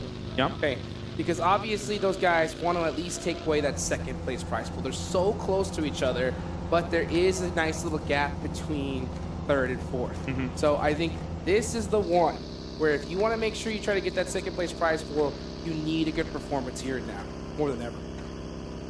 I would say so. I mean, looking at how much they've been able to, Stalwart's been able to rack up so far throughout the day, there's an opportunity for a huge leap for them, considering where they started. And for Gladiators, they did enough in the previous game. I did want to see them be a bit more gung-ho about trying to get towards some of the winning circle situations. I think the fight against Alter Ego, again, it's guaranteed 2 points, but then you suddenly open yourself up to Fireflux quite quickly.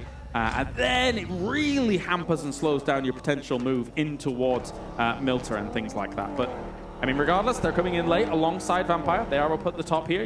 We're on board with Tixie, who's currently in the blue, doing the rotating things. Yes, they are. Everyone's doing them rotating things. Now we're starting to see that congestion here on the south side. Meanwhile, we see Icy.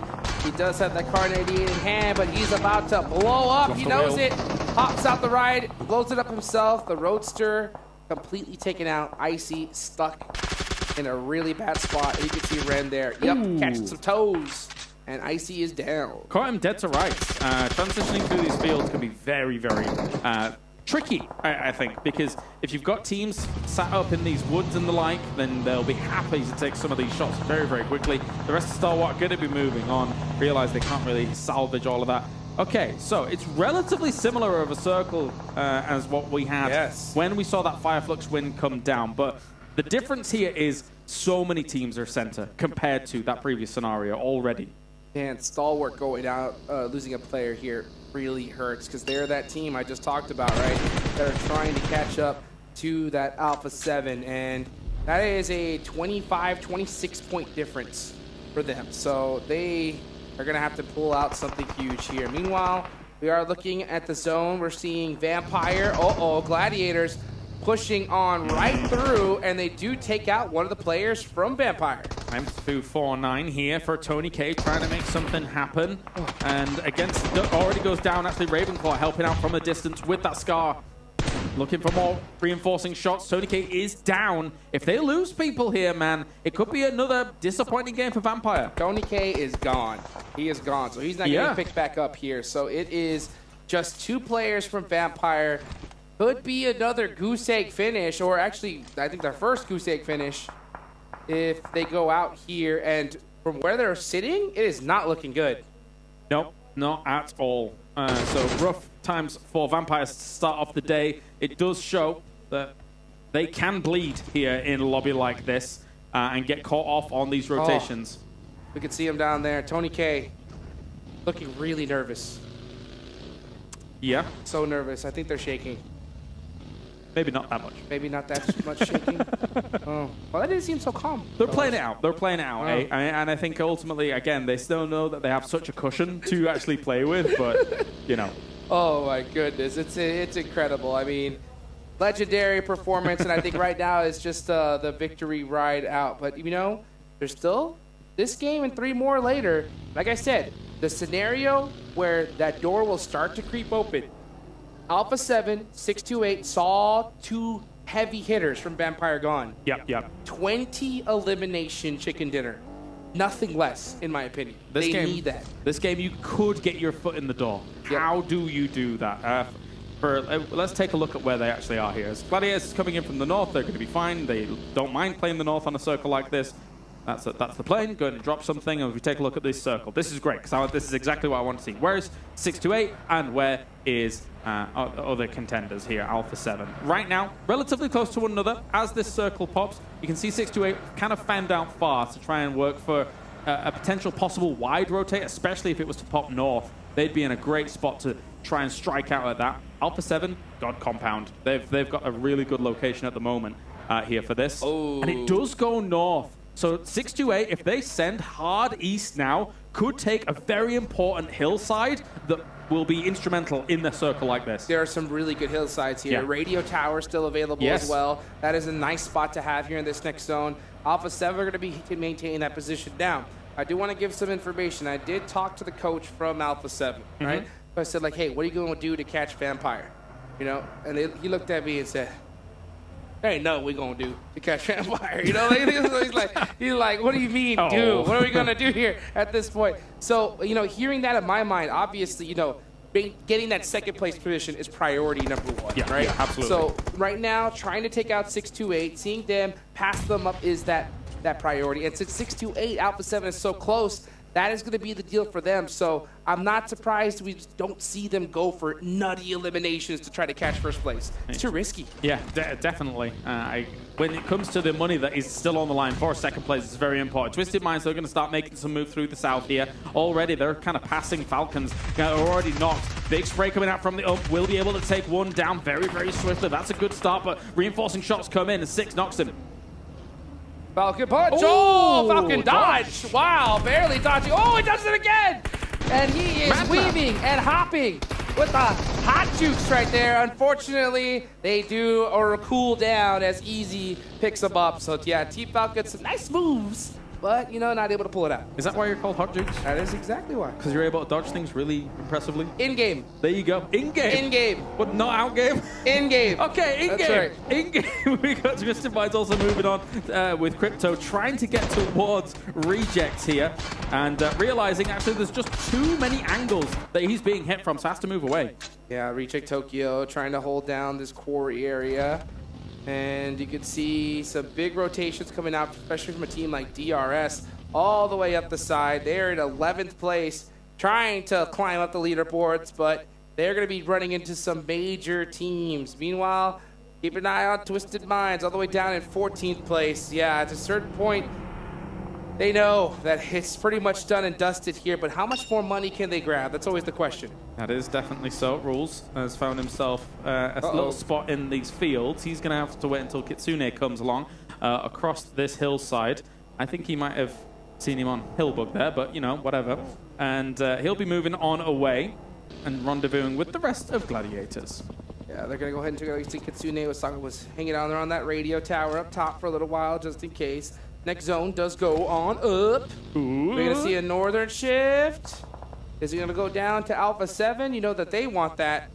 Meanwhile, we're taking a look here as Vampire down to 2 players. Okay. It does center up. I'm very surprised that 628 hasn't taken or at least scouted out the hillside east of them that I was talking about earlier. Nobody's there at the moment, though there is Infinity IQ south of it, but that location overlooking the field south of Gatka is extremely strong. So strong. I'm surprised nobody's there, Hot Juice. I am double surprised. I think they think it's already taken. We're seeing Reject Tokyo with the full send, and they are going to be able to secure it for free. Meanwhile, Infinity IQ are just a little bit further south by that, right by the Wizard Tower, which is a good spot, but I honestly, Reject Tokyo's hill is the place to be. You'll see how well it does for them because it looks like Vampire have the same idea. I sat on it here, but look at Ravenclaw's on such low health, and also his car is smoking. You got to get out of there and move away fast, blow it up yourself, use it as cover, and get healed up, man. But yeah, so Vampire, it's all salvage here for Ravenclaw. He can exist down here for a little while, but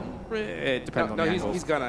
He's a Vampire player. Those guys, they're invisible. Those guys turn invisible. It's so crazy, and I will not be surprised if we see Ravenclaw survive for a ridiculous amount of time here. But we'll see though. Let's see. He's throwing down smoke, so he's really kind of drawing attention to exactly his position. Yep. That is basically a hello, I'm right over here. Throw the nade here. Throw the nade here, please. As we see this next zone about to pop. Where's the zone going to go? That's going to be the question. Alpha 7, you can see them right there at the bottom left of your map. Going to be creeping in here in a second, but it's a big battle right here between Gladiators and Box Gaming. 2 teams very close together on the leaderboards. Charging up the nades across this little ridge that they both find themselves on. Box taking a bit of damage against it. Doesn't go quite far enough. Just a little bit overcooks that nade. As Kitsune is going to lob another one as well. The Boxers, the rest of them have fanned out. They realized that they were way too vulnerable to nades, so they did take alternate angles and alternate locations. Very important. Good one to start things off against Matic. Duck with a beautiful nade on the Matic. That's going to open up the fight. Are we going to see some pressure being applied from Box Gaming? I think we will, especially as if a knock does come down. McHugh, though, with that huge off angle, picks up 2 players for Box Gaming. Gladiators with a big comeback. Oh, the drive up, Kitsune. Does spot him out. Oh, Duck's in trouble. Duck. Goose, baby. He's gone. He's gone. Meku, man, he put in a shift and a half there. As Fox is still here, though. Meku's going to have to run away for a moment.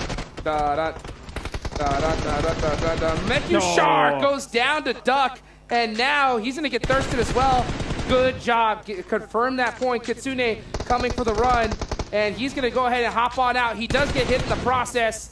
Got to hit these shots against Miku. Cannot make a mistake here. Great shots. Beautifully done from Kitsune, but man, Gladiators lose 2 in the process. Yeah, I'm surprised. I mean, as much as Meku's already had 4 eliminations this game, surprised he committed as hard as he did for that complete send forwards without the reinforcements of his boys here, trying to move it forward. Twisted Minds, though, meanwhile, going to smoke up the road down towards south. Circle's going to be popping pretty soon, and this will give us a really decent indication of how this is going to go. Either it prioritizes a lot of the fields on the east, which is deadly, or we get the hill still in play. If it goes towards Alter Ego, this is going to be a disgusting finish. It's a really strong compound. That is...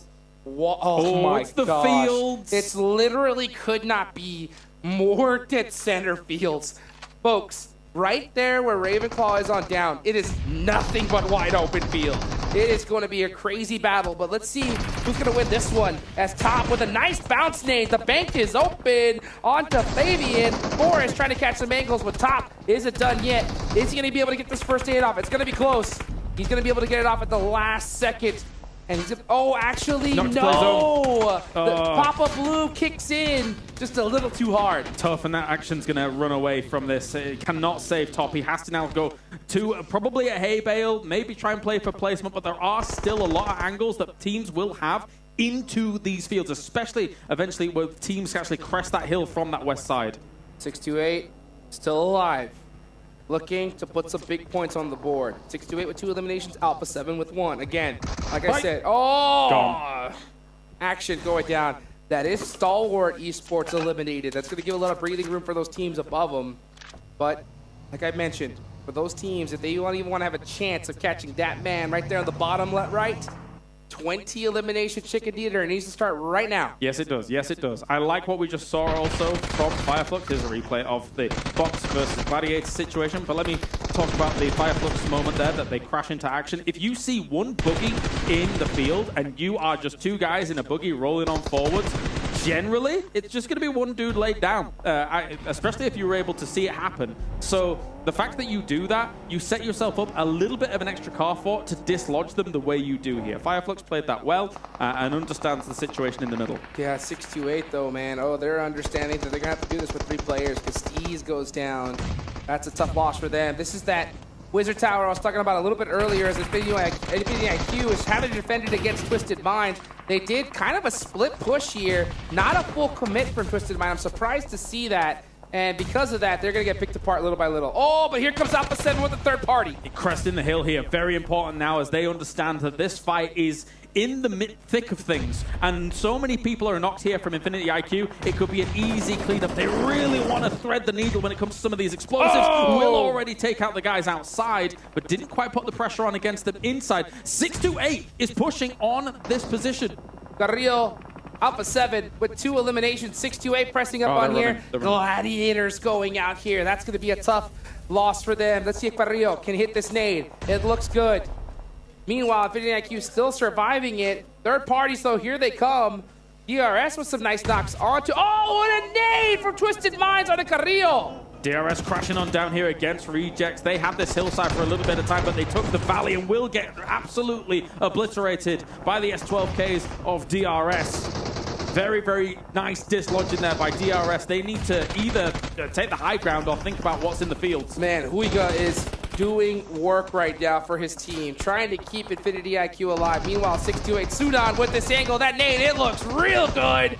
And it eliminates Alpha 7 off the board. Goodbye. That's really, really important for these two teams going head-to-head. Meanwhile, the circle did shift south. There is still a little bit of that high ground in play for some of these teams to try and work with, wrestle with. But beyond that, it's all field, Hot Jukes. All field indeed, with 628 only getting 4 limbs and 1 player up. Oh, Vampire is jumping for joy. Meanwhile, we still have a team like Alter Ego with 80 points on the board. This is their chance to even jump up to 4th place and dislodge Gladiators. And in that compound, I don't know if they have vehicles still available to them, but there is great positions to cover vehicles in that compound. So there is very high likelihood, we haven't looked at them for a while, that they do still have vehicles. They could set up a car fort in the middle of these fields and play it slow.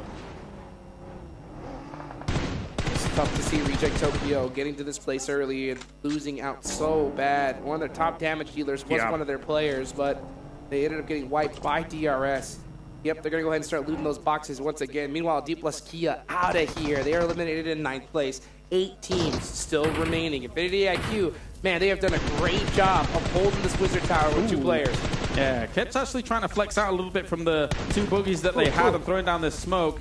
Maybe he got himself a hay bale or something like that. Just trying to separate up the 1-1, but already knocked by Infinity IQ. So they still have a great line of sight on where Fireflux is. It's okay, last one up for Fireflux. He's not going to be able to make it to his teammate here, so it's just him trying to throw on some smokes. Man, Infinity IQ doing a great job of applying the pressure. They got to watch their backs, though, because here comes Sunan crawling little by little up to them. Sneaky. Well, one thing's for sure, they're not going to be getting the 20-limb chicken dinners, right? So for Vampire, they might be still safe. I mean, Ravenclaw's still alive, so he's getting into the placement points here, which is always decent for them. The big fight that's brewing for me is Alter Ego and eventually Tiamba. Even though they're split 1-3 right now, Tiamba's been popping off, man. They've got themselves 8 eliminations to their name, and it's about time they've been to pop off. Well, Alter Ego needs to pop off here because this is their chance, right? They can make one of the biggest jumps on this leaderboard that we have seen all tournament, from 8th place to 4th, if they can finish this strong. So they are currently sitting with 3 players up. One is Noxunan, still creeping and crawling. I think he is opting to just kind of play it a little bit safe as he hides behind this buggy. Does he spot one of the players from DRS? I think he saw something. Uh-oh, Yante actually caught him out. And that is gonna hurt. Sunan has to be real careful. This buggy's about to explode. Yeah, he's gonna run. Oh. He gets to the rock. Wow. Okay, so actually this might tip off Infinity IQ that he was there. Up until the point where they started shooting in this direction, I don't think Infinity IQ realized Sunan was up here. They were looking all the way into the fields, kind of not really scared about their backs, but now they might be a little bit.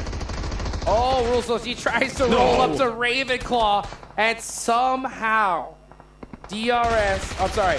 Vampire still puts up points, and it's on to DRS. Yeah, he's still keeping an eye squarely on DRS. All you have to do is watch them here for the moment. There are teams that eventually may end up shooting you from the back here. The circle shifts towards Twisted Minds and Vampire. Infinity IQ has an opportunity to also transition down, but DRS now is taking casualties in the field. Alter Ego very much so wanting to dislodge them and try and eventually maybe rotate down from there. Ravenclaw getting more points on the board. I told you, this guy can flip the invisibility button and just survive. It is unprecedented, the skill that this team has. DRS got to be aware they're still open from this angle here. Yeah, to the monster that is Ravenclaw. Yes. And doing a lot for the team, despite usually being the scout, usually kind of the eyes in the sky, as it were. The rest would usually being the fraggers. But here comes Tiamba, now moving up slowly, trying to get themselves still more car coverage wherever they can. Okay, Infinity IQ looking to put some points on the board, trying to launch themselves out of last place. This is probably one of the best games I've seen from them, and they're doing it with 2 players. Uh-oh, Over. He's got the car 98. Oh, yes. He's got his eyes on. You do not want to peek this man. He's going to hit something, I promise you. Oh, he's got a suppressor as well. Lovely sound, lovely sound. Bust it back out. Over. Oh, don't peek, Kai. You don't want to peek for too long because Over is looking right over in this direction. Nice shots. Nice. Ket actually being able to get back together here with Soul K. Very important here for them to try and still get this going. They are outside the circle, so eventually they're going to have to try and crawl in, which might mean their demise once they actually have to go for that. Why do I have a feeling Vampire's going to win this? No. There's... I'm telling you. That would be crazy. Yeah, okay. All right, well, let's see if Crazy is in the cards here. It's Alter Ego. It's Tiamba, man. Wow. Unable to get it done as we see Killer YT fully standing up. Nice. Ravenclaw. Nom. Eating up more eliminations for his squad. Why not? And why not? Why not indeed here? Ketch actually taking some long-range shots in the distance, is able to almost eliminate Infinity IQ. They're gone out, actually, but it's all about Tiamba. If Tiamba's able to lock down a decent chunk of this field and not fall to everybody, Alter Ego is down as well. Fireflux has done such a great job of being able to lock down their portion of these fields. Yes, they have. And we're going to see Ravenclaw throw out all the nades he's got. 1, 2. Here comes a offensive smoke as well. Another nade. He threw out all the utility to try and dislodge Tiamba. And YDD does peek it out and finally takes out Ravenclaw. So who is going to be your winners? Tiamba or Fireflux? Tiamba looking unstoppable here. Definitely, because they have the room completely. They can stand up in these fields. They know they're up only against 1 or 2 players, as one has already gone down, and this way they can take all the angles they want. It is free pickings here for Tiamba. Let's see what Tiamba could do as they are pressing up now. Here comes the vehicle. They're about to run over Solke, barely missing him. There comes the pop out at Tiamba with a beautiful chicken dinner. Impressive stuff to be able to get that. They were actually in a complete battle on this eastern side here. And so far, you know, before this, they hadn't done much here representing PEL, but this was a big win for them. 23 points. Wow. Has the opportunity to start trying to join that middle pack here and make it even more dense. More dense, more shakeups on the leaderboards. Things are getting interesting here. There's only 3 more matches left to go. Oh, this is going to be crazy because, yeah, Vampire clutched it. First place, looking pretty locked down. Yeah, Ravenclaw, just that was the extra nail in the coffin, I think. But for second on down, it's anyone's game. The fact that he got 8 points off of that game, pretty much completely alone. 3 limbs, getting himself those 5 placement points as well overall. It's a real victory for Ravenclaw there. But again, we got to focus on Tiamba. The fact that they were able to do that, and it's not easy to make that happen from the east side of that circle. There was a lot of moments where Tiamba was taking fight after fight after fight in these fields, and when you're doing that, the cool thing about when they were doing that is they were getting to the body boxes of other people somehow. Sometimes that's very difficult in these fields, but they were able to get more smokes on the board, get more the grenades on the board, and then finish it off. What a match, guys. 3 more matches left to go. Don't go anywhere. It's the PMWI live in Riyadh, Saudi Arabia.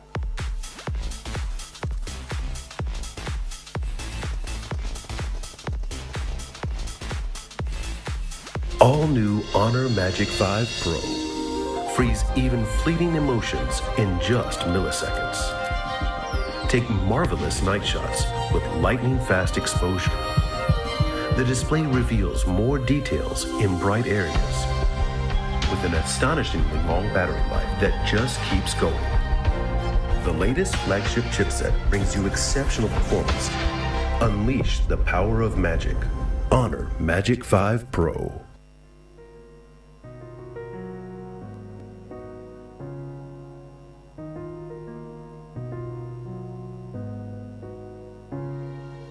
الحياة لحن، ولأننا جزء من مقطوعة عظيمة تحركنا، تلمسنا، تصنع من لحظاتنا ذكريات بديعة. لأن الوجبة، التجربة، المغامرة، حياتك بعد جديد في هيلتون الرياض.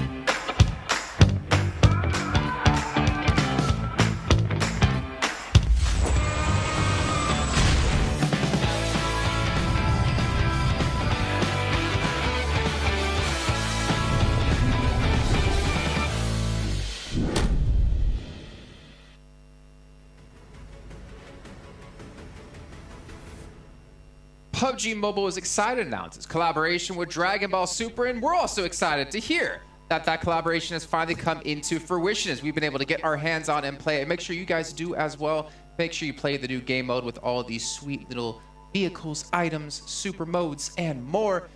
I don't want to know what you two are going to fuse into, but we'll see when we get back on camera. Average height person. I'll be taller. Average height person with... Never mind.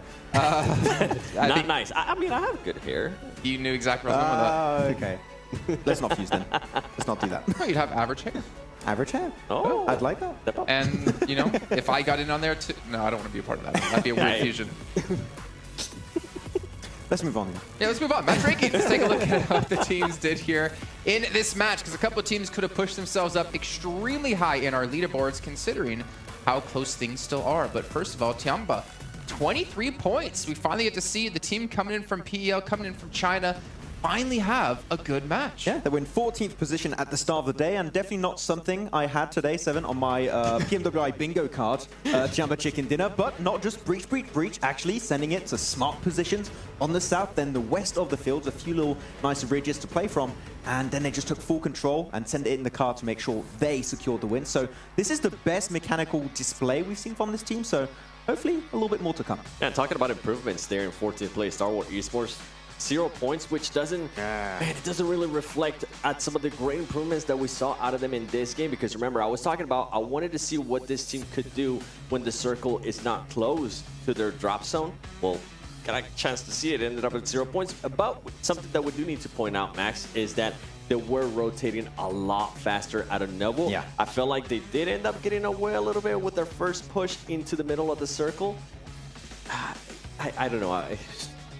I think it would have been a lot worse. Instead of 14th place, they probably would have ended up in 16th place. I still think that despite them speeding up the rotation, which, as we said, was very important, we did witness down the first day or two that we needed to see them be faster on the move away from Nova, because it's not an easy position to leave if you're a late rotating team. Is there still doesn't seem like there's an end goal, right? It doesn't seem like they're actually trying to find a path into the circle, into smart locations. They're just trying to make ends meet as the circles come up. So early rotation good, but still not an actual game plan in mind, which does hurt them in the long run. Yep. Okay, let's take a look actually at a different team. You know what team I want to take a look at? Which one? Do you know? Can you guess? There's so many. No, we haven't seen them. Right, I want to see Tiamba stats, because we haven't actually done like a focus in on their players and what they've been able to show for us here.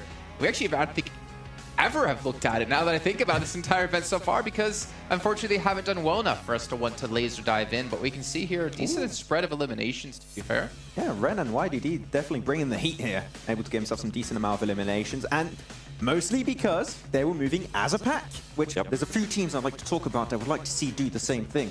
But definitely nice rotations overall, and over 7 with that sniper, just eyes locked on to Infinity IQ, and didn't get any shots with it, I think, but definitely keeping the pressure on so Infinity IQ could not become a threat later on in the game. Yeah, and I'm glad to see how they were able to push some of the teams, right? Because they didn't have one of the best places, best positions, I would say, from that circle.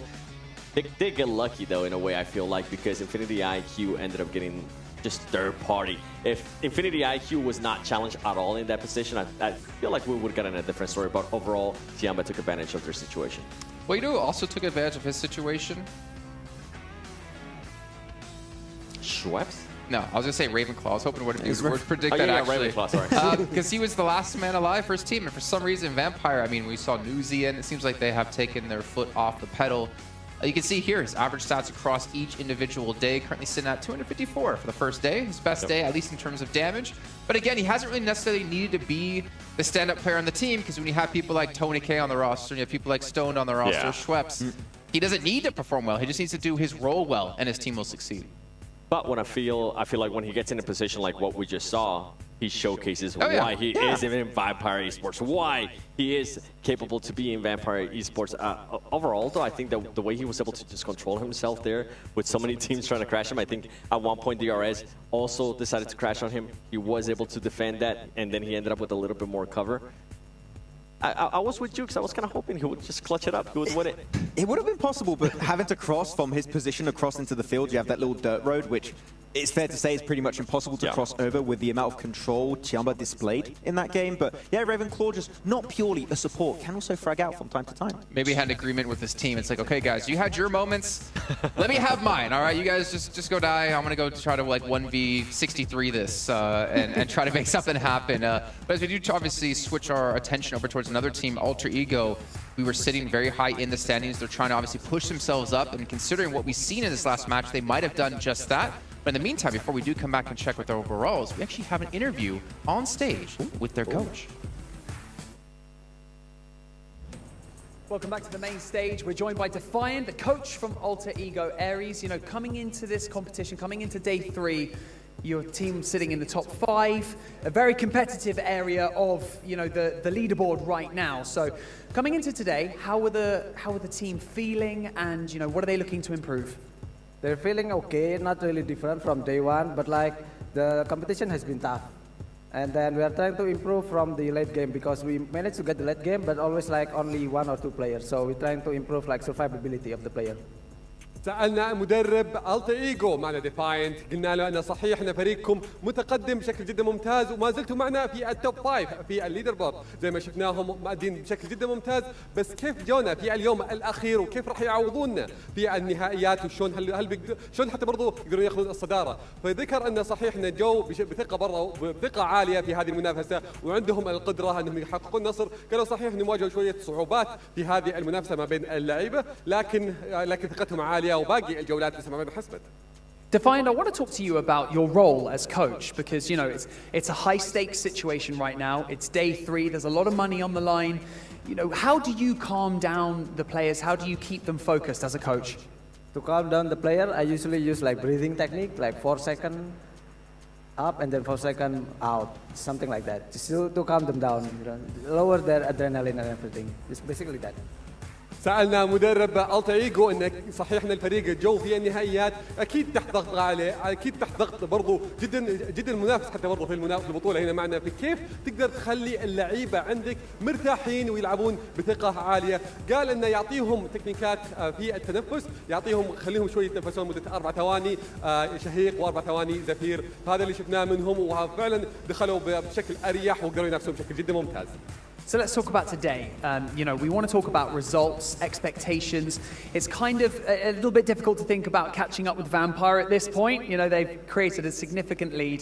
But you know what? From 4th to 9th place right now on the leaderboard, it's something like 8 to 9 points. So what are the goals today for Alter Ego Aries? Of course, we are trying to do our best, but like realistically, top 2 is like still reachable with like 3 games left. Like 3 incredible games can get to the second, so like that's what we are trying to do. سألنا المدرب انه صحيح ممكن خلينا نقول وصولكم للمركز الاول صار جدا صعب لان الفامبايرز مره بعيدين بالنقاط، لكن شلون تقدروا تدخلون وتنافسون وايش تركيزكم في هذه المره؟ قال لنا صحيح ان المركز الاول بعيد مره لكن المركز الثاني ما هي مستحيله وممكنه، خصوصا ان باقي 3 مباريات راح تحدد منه الابطال هذه المره. بيقول ان هذه ثقتهم وهذه منافستهم باذن الله راح ينافسون على المركز الثاني الحين. Well, we have faith that you guys can do it. Congratulations so far. Thank you so much for joining us here on the main stage, and we look forward to seeing what you guys can bring over the next few maps that remain in the day in this competition. I can't believe it. Let's go back to not to the main stage. We're on the main stage. We're going to go back to the studio. Thank you so much, guys.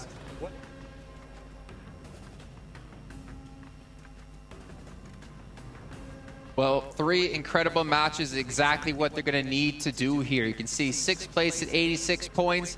But again, 7 points separates them and G Gladiators. They're currently sitting in 4th place, and that's a large bump up in money. The problem is they've got Box Gaming, Fireflux, D plus Kia, and even GK knocking on that door.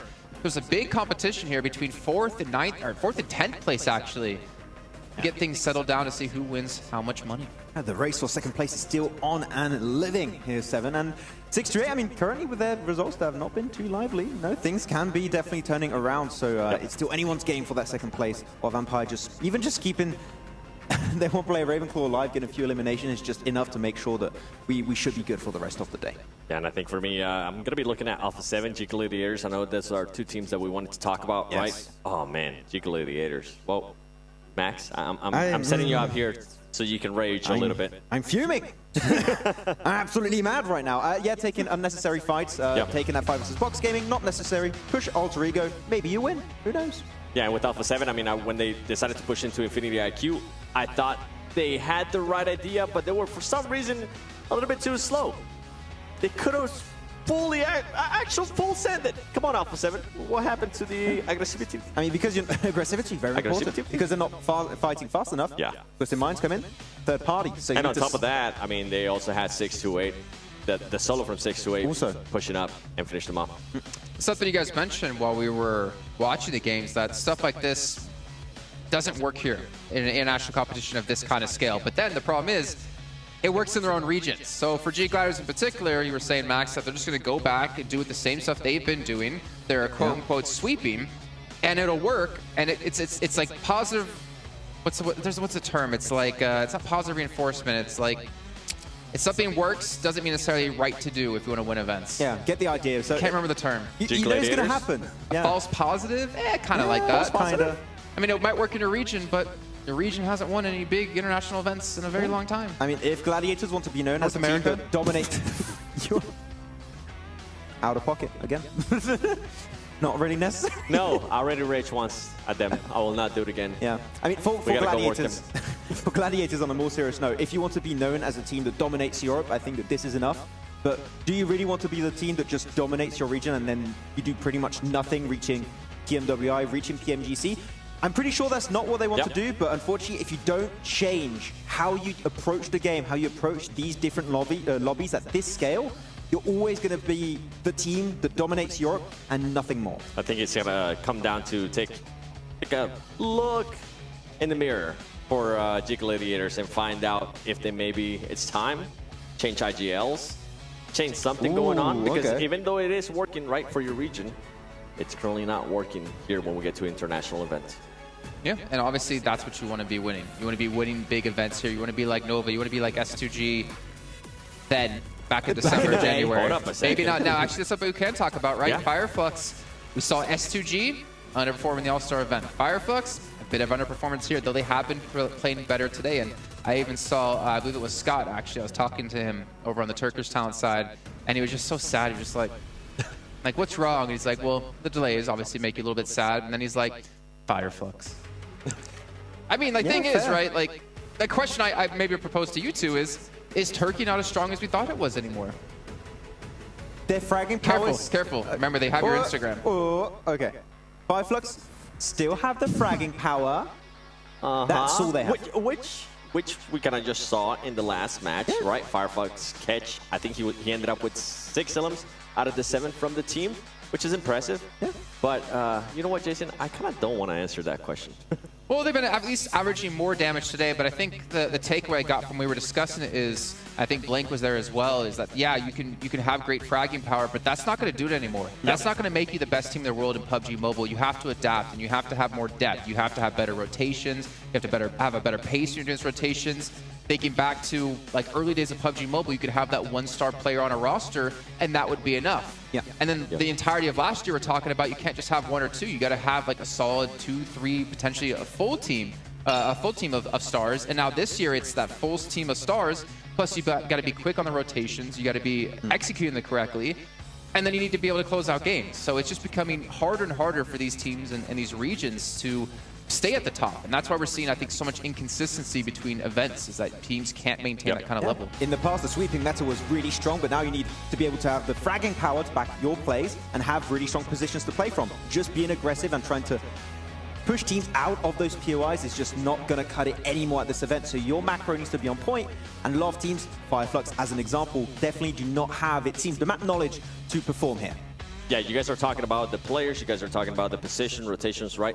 I feel like something that we have seen, especially at Vampire Esports in All-Stars, and also here in the main event, is the pacing of the game. Whenever they decide to push a team, whenever they decide to actually allow all the other teams to take care of themselves, and then they decide to position themselves, then they decide to attack. And I feel like that's something that we've been seeing out of Vampire Esports. We have started to see it a little bit too for some matches here from Alpha 7 and also 628 in times. If we're going to be going into the future, right, like we're talking about Turkey, I feel like we need to start seeing that a little bit, doing that with that fragging power. Like, we know they're capable, like we have seen for Fireflux. It needs to come down to that pacing of the game. When you take a fight, where you position, obviously, with the rotations, but when you're willing to actually take a fight, or maybe just back away from a fight. And I really hope that we're going to have Fireflux and S2G coming back to, then for the full season, back in Turkey and potentially Championship if they qualify, and bring those learnings back to the home region, where fragging power is not going to cut it, and you're going to have a few teams stand out from the rest of the region by getting to those central positions, by being just so fast on the rotate, similar to what we saw from Vampire. I want to see some macro improvements from the whole region, not just Fireflux and S2G, and maybe because of that, we'll see new star teams being born in that region throughout the end of the year, and maybe next year. I'm glad you mentioned that, for the whole region, not just for these teams, because the whole region pretty much like Brazil, they're known for being so aggressive, right, that it doesn't allow some of the other teams to try out some of the new strats that they might have been able to see here at PMWI. So yeah, it comes down to the whole region being able to adapt to. Yeah, you got to have two different skill sets to be able to win in what it takes in your region and be able to win what it takes in a national event. But I love how you brought up Brazil. Because luckily for us, Hotjukes, he was done casting. You know what he did? Went straight over to talk to us about Alpha 7. So let's listen in. When we come back, we'll hopefully have our fourth match of the day ready. Now, of course, how could we start this tournament off without talking about one of the most decorated teams in PUBG Mobile history, Alpha 7 Esports. This squad coming straight from Brazil has absolutely dominated the scene.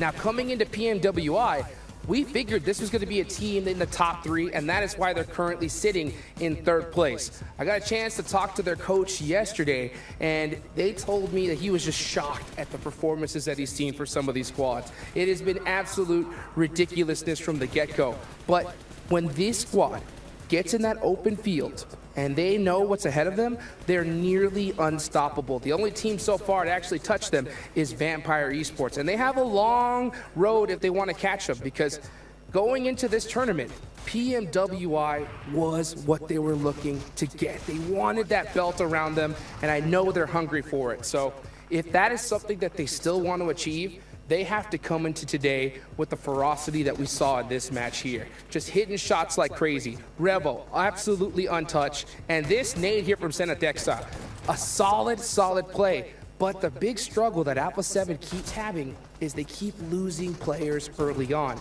If they can kind of hold on to all 4 towards the end, find a position where they just see everybody ahead of them, this is definitely a team that can compete.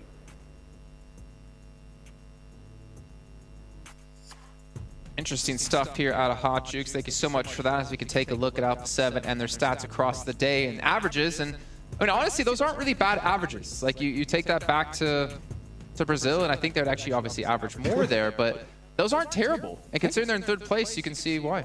Yeah, I mean, when you're anywhere above 5 average eliminations, I think it's fair to say here, 7, that is some really solid stats to have, and they're always making it to the late game too. Like, above 20-minute average survival time is really solid from this team. It's just, as Hotjukes did mention, sometimes a little bit split, sometimes losing players. If we see them in the late game as 3-, 4-man teams, they can wrap up games. We've seen it so many times, but now more than ever before, they need to make in those late games to secure those wins. Yeah, and something that we have been hinting at is not just 1 or 2 players, it's about the whole squad, right? And we're starting to see that now out of Mafioso, and this is for the day too. Mafioso being able to put up the 8 Illims. My player to watch, the one I talked about earlier, Carrillo, 2 Illims. That is just not going to be enough for me. That I want to see more out of him, especially with what I know that he's capable of.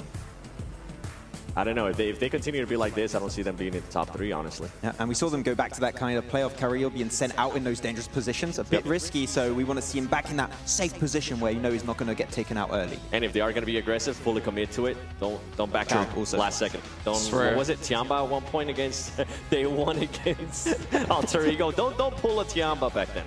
I swear, every time I hear this song, I'm going to get PTSD. Now I'm going to wake up in the middle of the night like, all right, go to the game. Is it happening? Looks like we're going to be loading in shortly here. As you can see, they're about to load into the plane, which means we're about to load into our commentators, which is a very odd saying. But I do want to get your predictions out of you two, since we're going into our last air angle of the day.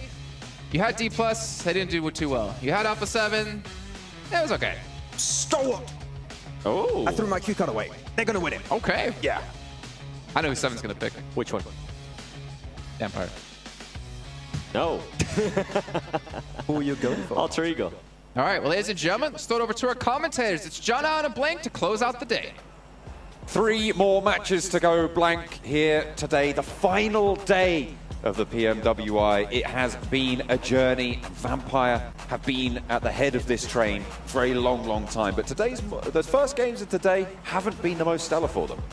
No, and I think realistically, it's okay that they take a break. That's true. They slow things down slightly. Ravenclaw also picking up those 9 points last game. Narangle basically just setting the phone down on the table and just waiting things out. It worked out fantastically well. 9 points, you can't turn your nose for that, to be honest. And for Vampire, as even Defy said over on the stage, it's so hard to catch up with them. Most teams are now looking at 2nd place. I think the desk even pointed out that the spacing between 4th and 10th right now is around about 10 points. So the amount that can change in the next 3 matches is humongous. And it's a lot of money in between those positions. It's a huge amount of money in between those positions. 4th place in this final tournament worth 100k blank.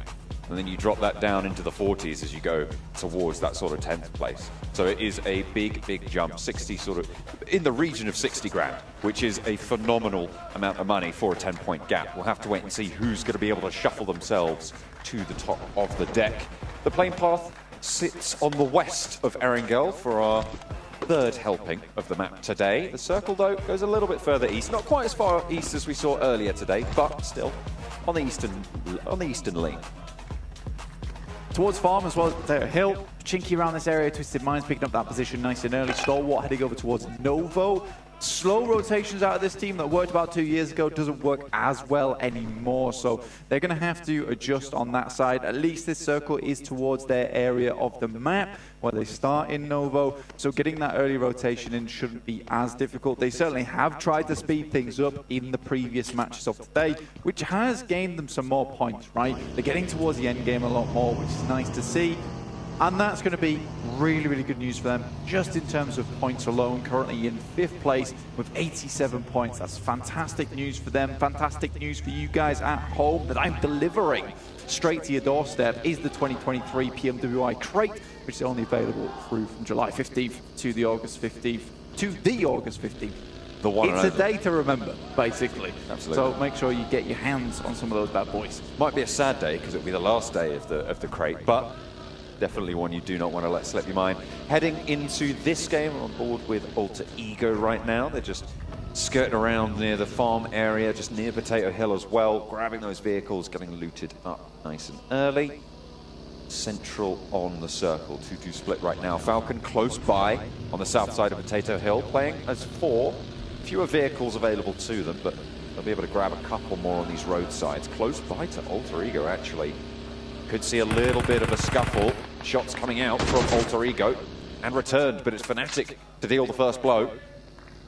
And that's a really solid knock. Potato might just try and roll this one over, but Fnatic's running up with that M16. The turnaround from Falcons. They want to try and re-engage on this, and in fact they will find Octa. Going 1-for-1 right now on the trades. Axa falls second.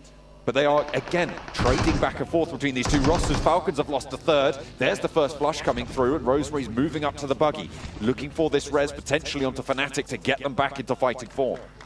Rosemary, though, he's a greedy player. This guy will immediately go for a little bit more action. Potato will run down King, confirm that one, with only a micro Uzi as well as a pistol. Rosemary will confirm it. After all, the Infinity IQ underneath them just rock up. Looks like Rosemary, again, is going to go for some more eliminations. He does not care about the rescues whatsoever. This guy's all about the frags. The Ferrari's behind. Protecting Potato from the roll-up of Zoom to control the tree, but it will not go his way. Bensu now, with the turn of attention over to Potato, will be able to keep his team from falling down all the way, but Teek's still around the corner. Blank. That was not great news for Alter Ego. We talked about how volatile that 4th through 10th place is. And if you're going down early like this, in the 16th match of an 18-match set, it is very, very bad news. Those teams around you will eat up that gap.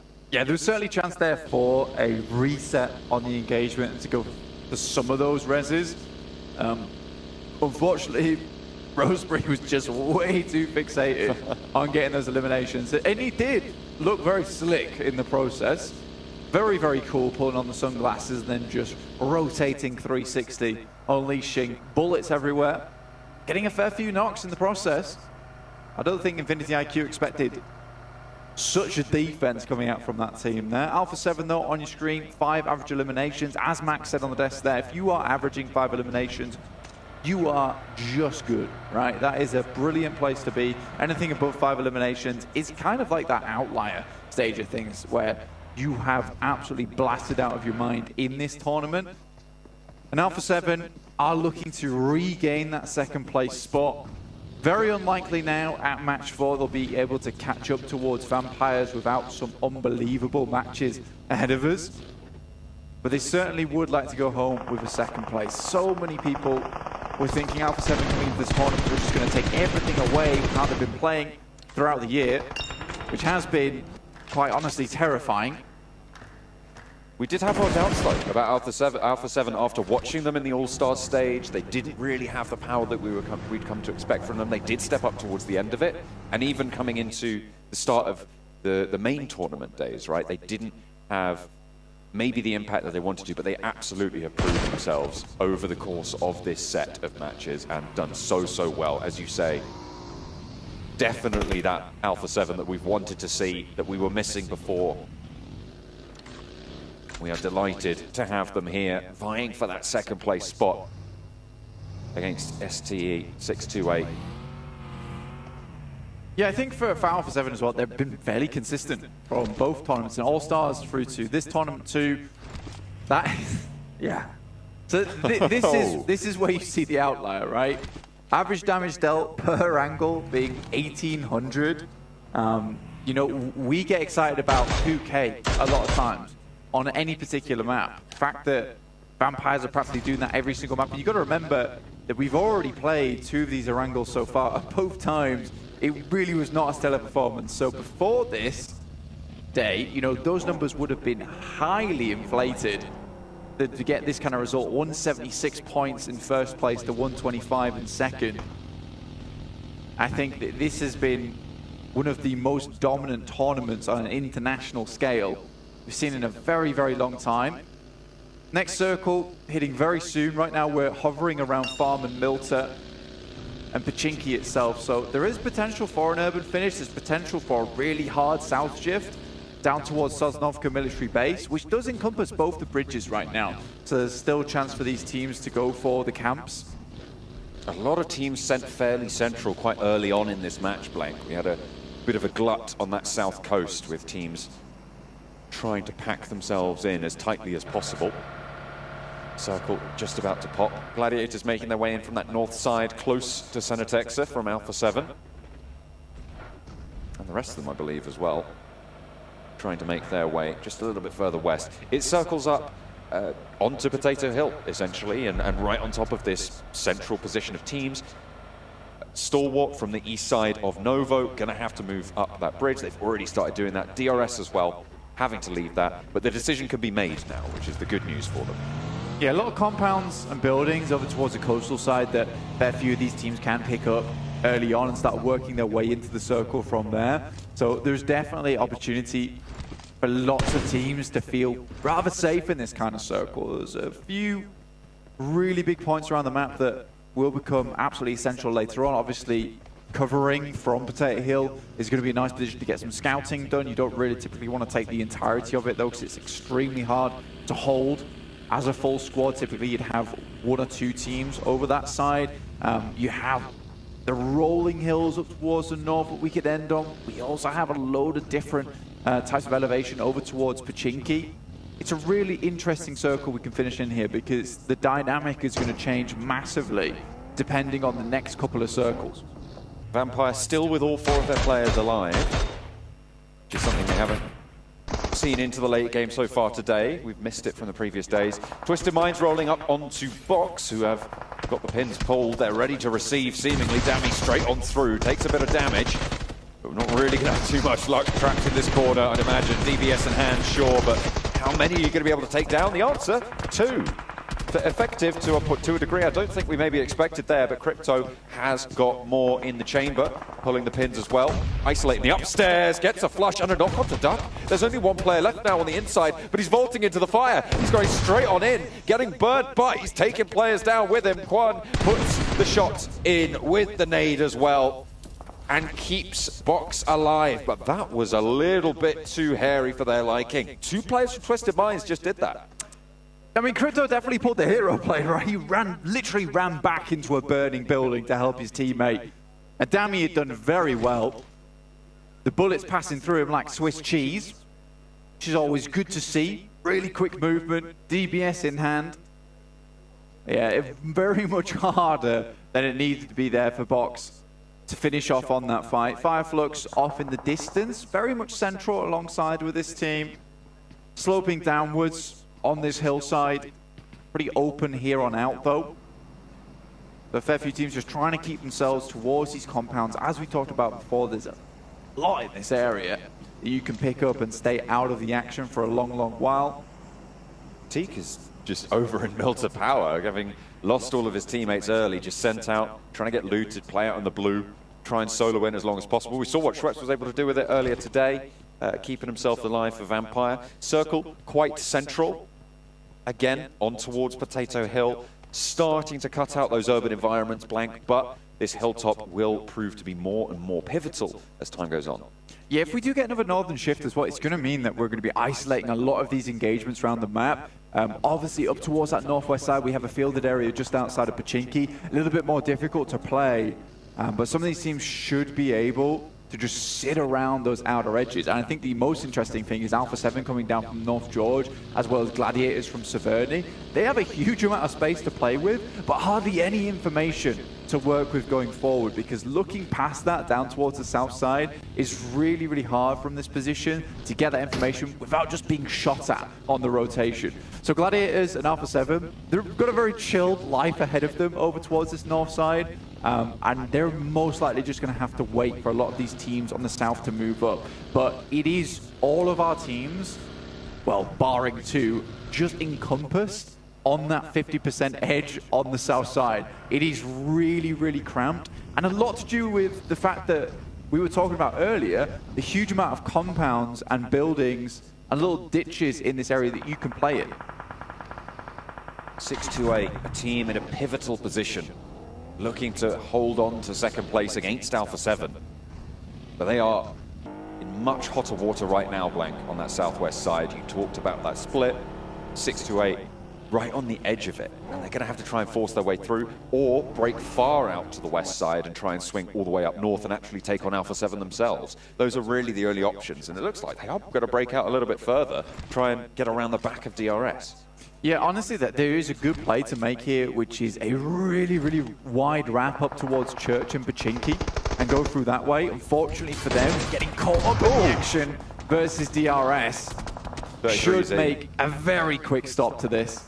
Leaps on through on the back of the buggy. Will look for more as well. He rolls up, tries to stop those races. It will go well, but his teammate are falling to bits right now. And it's not good news for 628 and for that second place hold. 10 points ahead right now is the buffer between them and Alpha 7. Going down here fully would be that opening that Alpha 7 would have looked for. And given Alpha 7's position on that north side of the circle, they can get into this one late relatively simply. It's massively bad there for 628, and I think it's sort of unfortunate because 628 has made these interesting plays in the past where they go for these wide wraps. DRS is the exact same team in that sense of things. I think they were looking to go for something similar on a wide wrap down towards the south side, which is interesting, but they just get caught up over towards that hill on the west side of Pachinki. And 628 just immediately ripped to pieces. Ooh. Circle over towards that western side though. And now Vampires have a very strong compound looking over towards the east, over the field. So if this circle does move further towards the eastern side, yes, Vampires will have to leave, but they are in a lot of safety for the time being. We are going to see a lot of teams start to go down now because we are moving away from a lot of the compounds. And again, we're filtering teams in past Potato Hill on that northeast side. This really assuages some of the power and staying ability of Alpha 7 and Gladiators on that north side. With the shift as it is, everybody's going to be moving onto that east side, which is their main target of rotation as well. It means that they're going to have to fold back into the fray with the rest of them and try and keep on going. Rules is down in the face of 33Z, and he's looking for more to kill her. He's not going to let up, is he? But Giante finally puts a stop to the nonsense on the southwest side. Finally dispatches 628, 125 the mark now for Alpha 7 to try and leapfrog. Infinity IQ taking on Stalwarts. At the moment, Action's doing bits, but how much more has he got in the tank here? Trying to burn out the enemy, and he will be able to, but will get knocked in the process. Nurzed gets the final shot over towards Infinity IQ. That was great from Action. That is the Action of the past, though. That's what you want to see. Really, really amazing hold over towards Infinity IQ. Came blasting towards him. Teak from Falcons. This is one hell of a rocket ship send over towards this side. And will find himself pretty safe in the chopsticks outside of Pachinki. But again, like we said before, these buildings for Vampires have a little bit of elevation that just looks directly down over this fielded region. teams are going to struggle to get close to them. They have a split that looks down towards the south as well, because I think they're pretty conscious about teams rotating in through that south side. They assume that there will be a squad that will have taken the eastern compound. That currently is both Tiamba and mainly Gike here, who will be covering that northeast side. So I think for Vampires, they're covering mainly the areas that are going to be the biggest pain points from them in particular. It's quite smart at this stage in the game. A lot of teams starting to line the edge of the circle blank as well. You've got Box all the way out to the east, Fireflux south of them, just on the southeast point. Reject Tokyo and DRS also trying to just eke their way closer and closer into this circle. But we've got quite a hard shell on this next phase. Yeah, Box Gaming as well as Fireflux are in two really strong compounds. If this circle was shifted much further towards that eastern side, and I think it's not necessarily bad right now that they sit here, but at some point they will have to get moving. Fireflux has been really slow this tournament, quite sluggish. I think that they need to get themselves a little bit of energy on board and get moving sooner or later. D plus Kia comes up against Alpha 7 as Mafioso takes a tumble.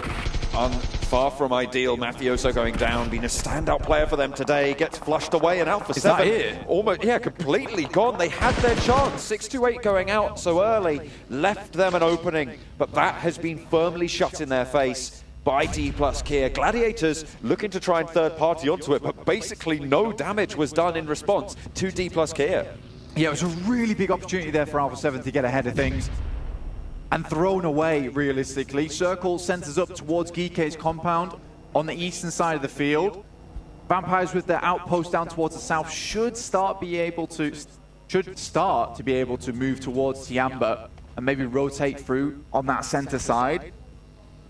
D plus Kia realize this as well, move over to one of the smaller areas of safety on the northern edge of the field. But yeah, around about 50% of this circle completely unplayable, which means we'll be crunching in a lot of teams on that eastern edge. And Gladiators have a very good oversight on Potato Hill currently towards that position. Fireflux, Box Gaming, as we said before, on that eastern side, relatively out of the way. They'll have to get moving soon.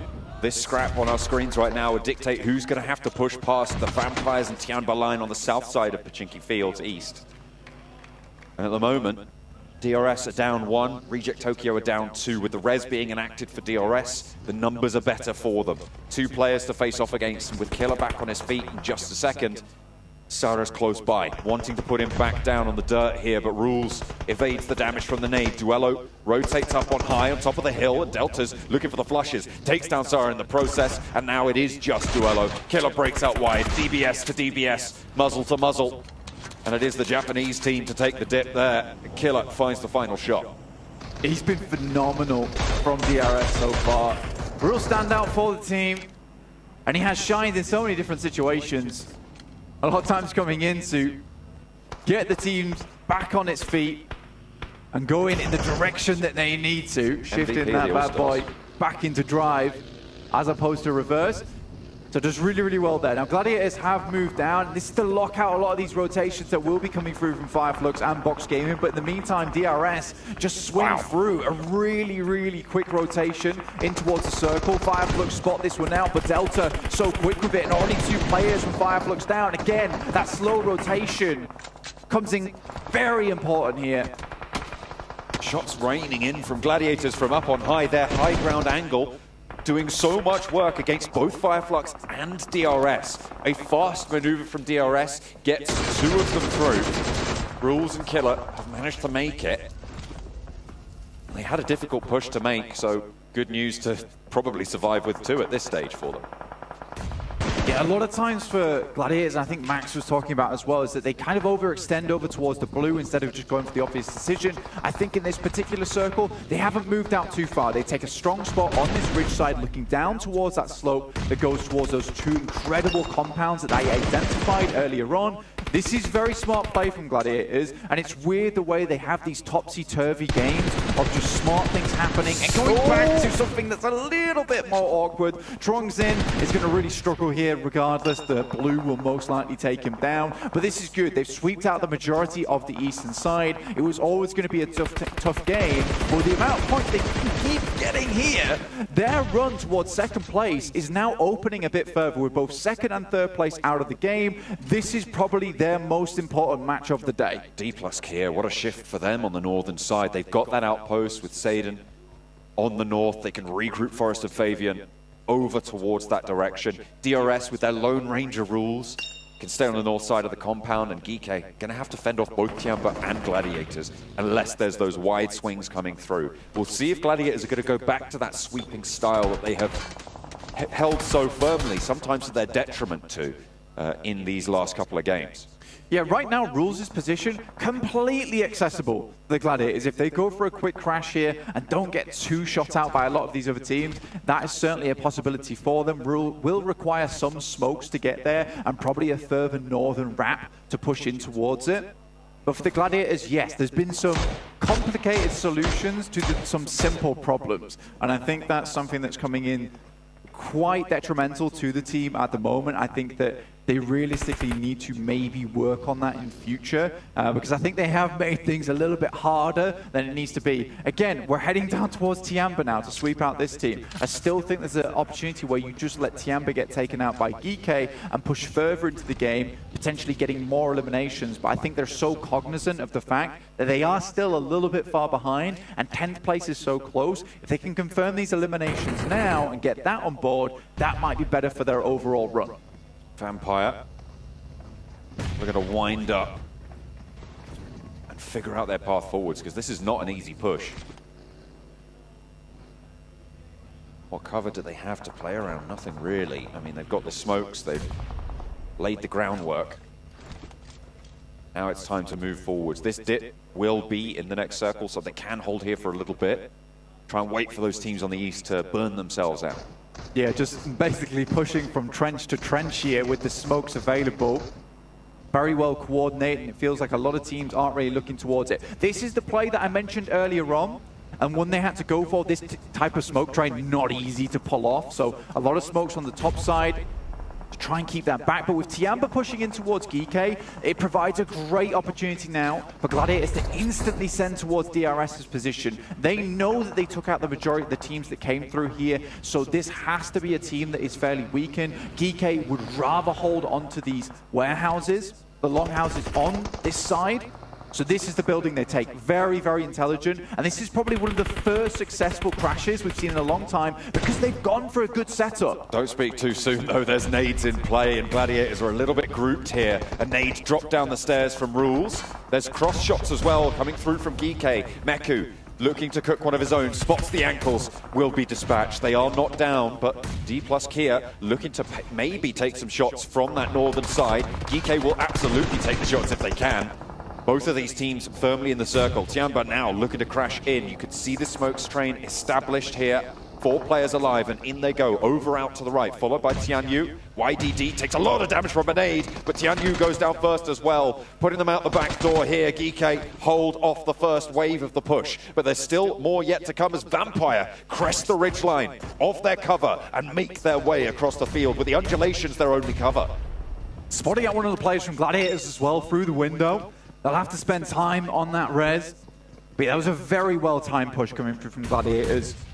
It looks much more akin to what we're used to from them back in the European region. Oh, beautiful nade through the window from YDD to open things up. It has gone very poorly at the start here. But Tiamba tries to repel and rally themselves back into the building. All the while, Vampire is getting free reign of the circle on the western side because all of these teams are occupied with one another at the moment. You can see the minute ridges in those fields that they're going to have to be playing around here, Blank. Smokes will be their only cover, vehicles if they're lucky. Shots from Tianba moving them back on in, and Satan trapped in the corner, burning behind the fire. Has to try and keep his feet nice and cool. And Tianba down to 2. Geeke similarly dispatched, dismantled, maybe. Another knock sent their way. And the flash comes through. Ground floor occupied, but so is the attic. Kitsune once more. This is an interesting play coming from Gladiators. I think that they realize this fight has gone on for far too long. So it must be just dregs of teams remaining. In the meantime, Fathian's actually managed to send a scout of himself down towards the south side on the north edge of Gladiators' compound, which D plus Kia could most likely return to later on if they can't actually deal with vampires who are ripping them to pieces on the top side, and it's Ravenclaw to do that. These rocks, these hay bales, lifelines in the field. Out in the open for Vampire, but everybody on the inside's preoccupied. Ragnar certainly is. A suppressed PP Bison this late in the game. Let's see how effective it can be. Certainly good for one. Not going to be able to get the flush just yet. Gladiators do not want to risk it. Hope hopping around through the window. Can't quite land the shots. Ragnar looks for more, and he goes down, but not before dispatching Tian, but Geekate stay alive, and Hope lives. Geekate's only hope, really, remaining at this point in time. And Vampires have managed to get across. I think for Gladiators, it's probably a better decision to return to the two-story and get that elevation to look down towards Vampires as they try to make it in. Schweppes is already down. Newsy in just completely open space. Osal, last remaining player other than Fabian now for D plus Kia. I take that back. He's gone. But the Vampires are still going, and from what was a really difficult position, timing and really well-coordinated pushes from them have taken them further in this game than they have any right to. And with the circle moving over towards the west and the reses coming through, perhaps this game actually can go back in the favor of Vampire. They have the opportunity now. They've established the firing line. The smokes were burnt through on that train that we saw from Gladiators earlier.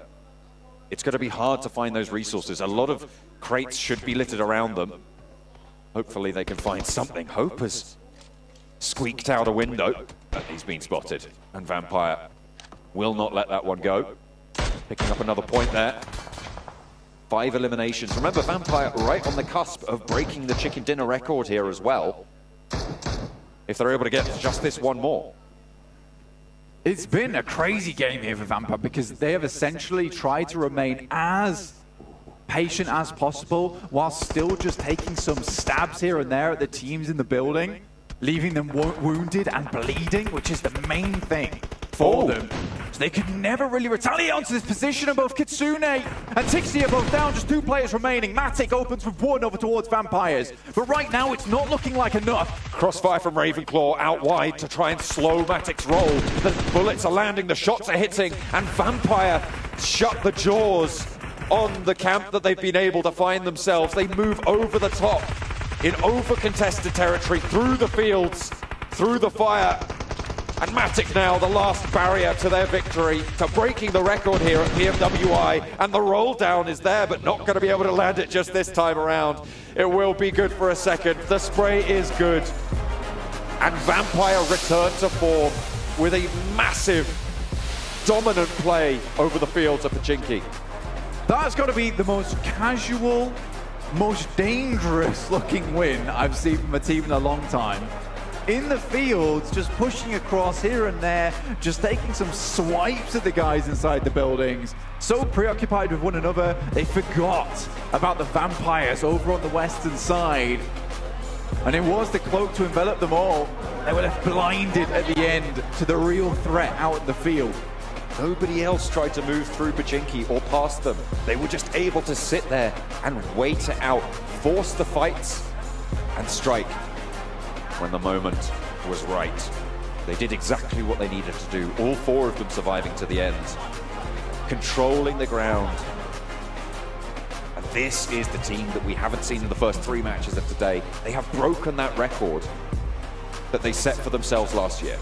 But the big setup here for us is the Gladiators with 628 as well as Alpha 7 out very early in that game. That was a really good opportunity for them to pick up some more additional points. Getting a second place is great. Yes, it's not a first, but they got a lot of eliminations in that match, and that should bring them further towards what they needed. Phenomenal. Vampire take home a chicken dinner.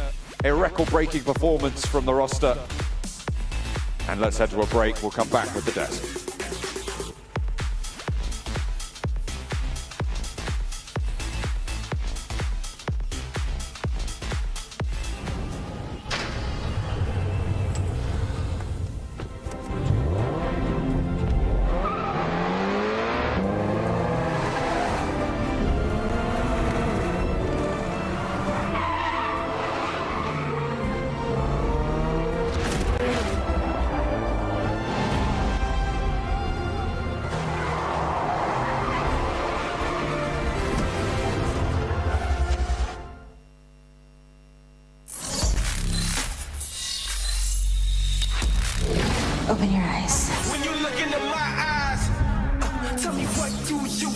Tonight I'm gonna show you the wonders of the mall. I need warriors.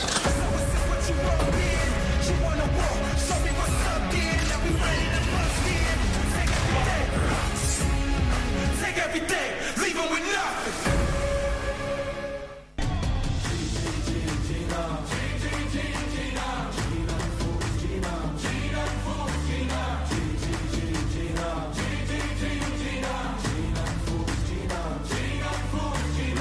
Paradise through dirt and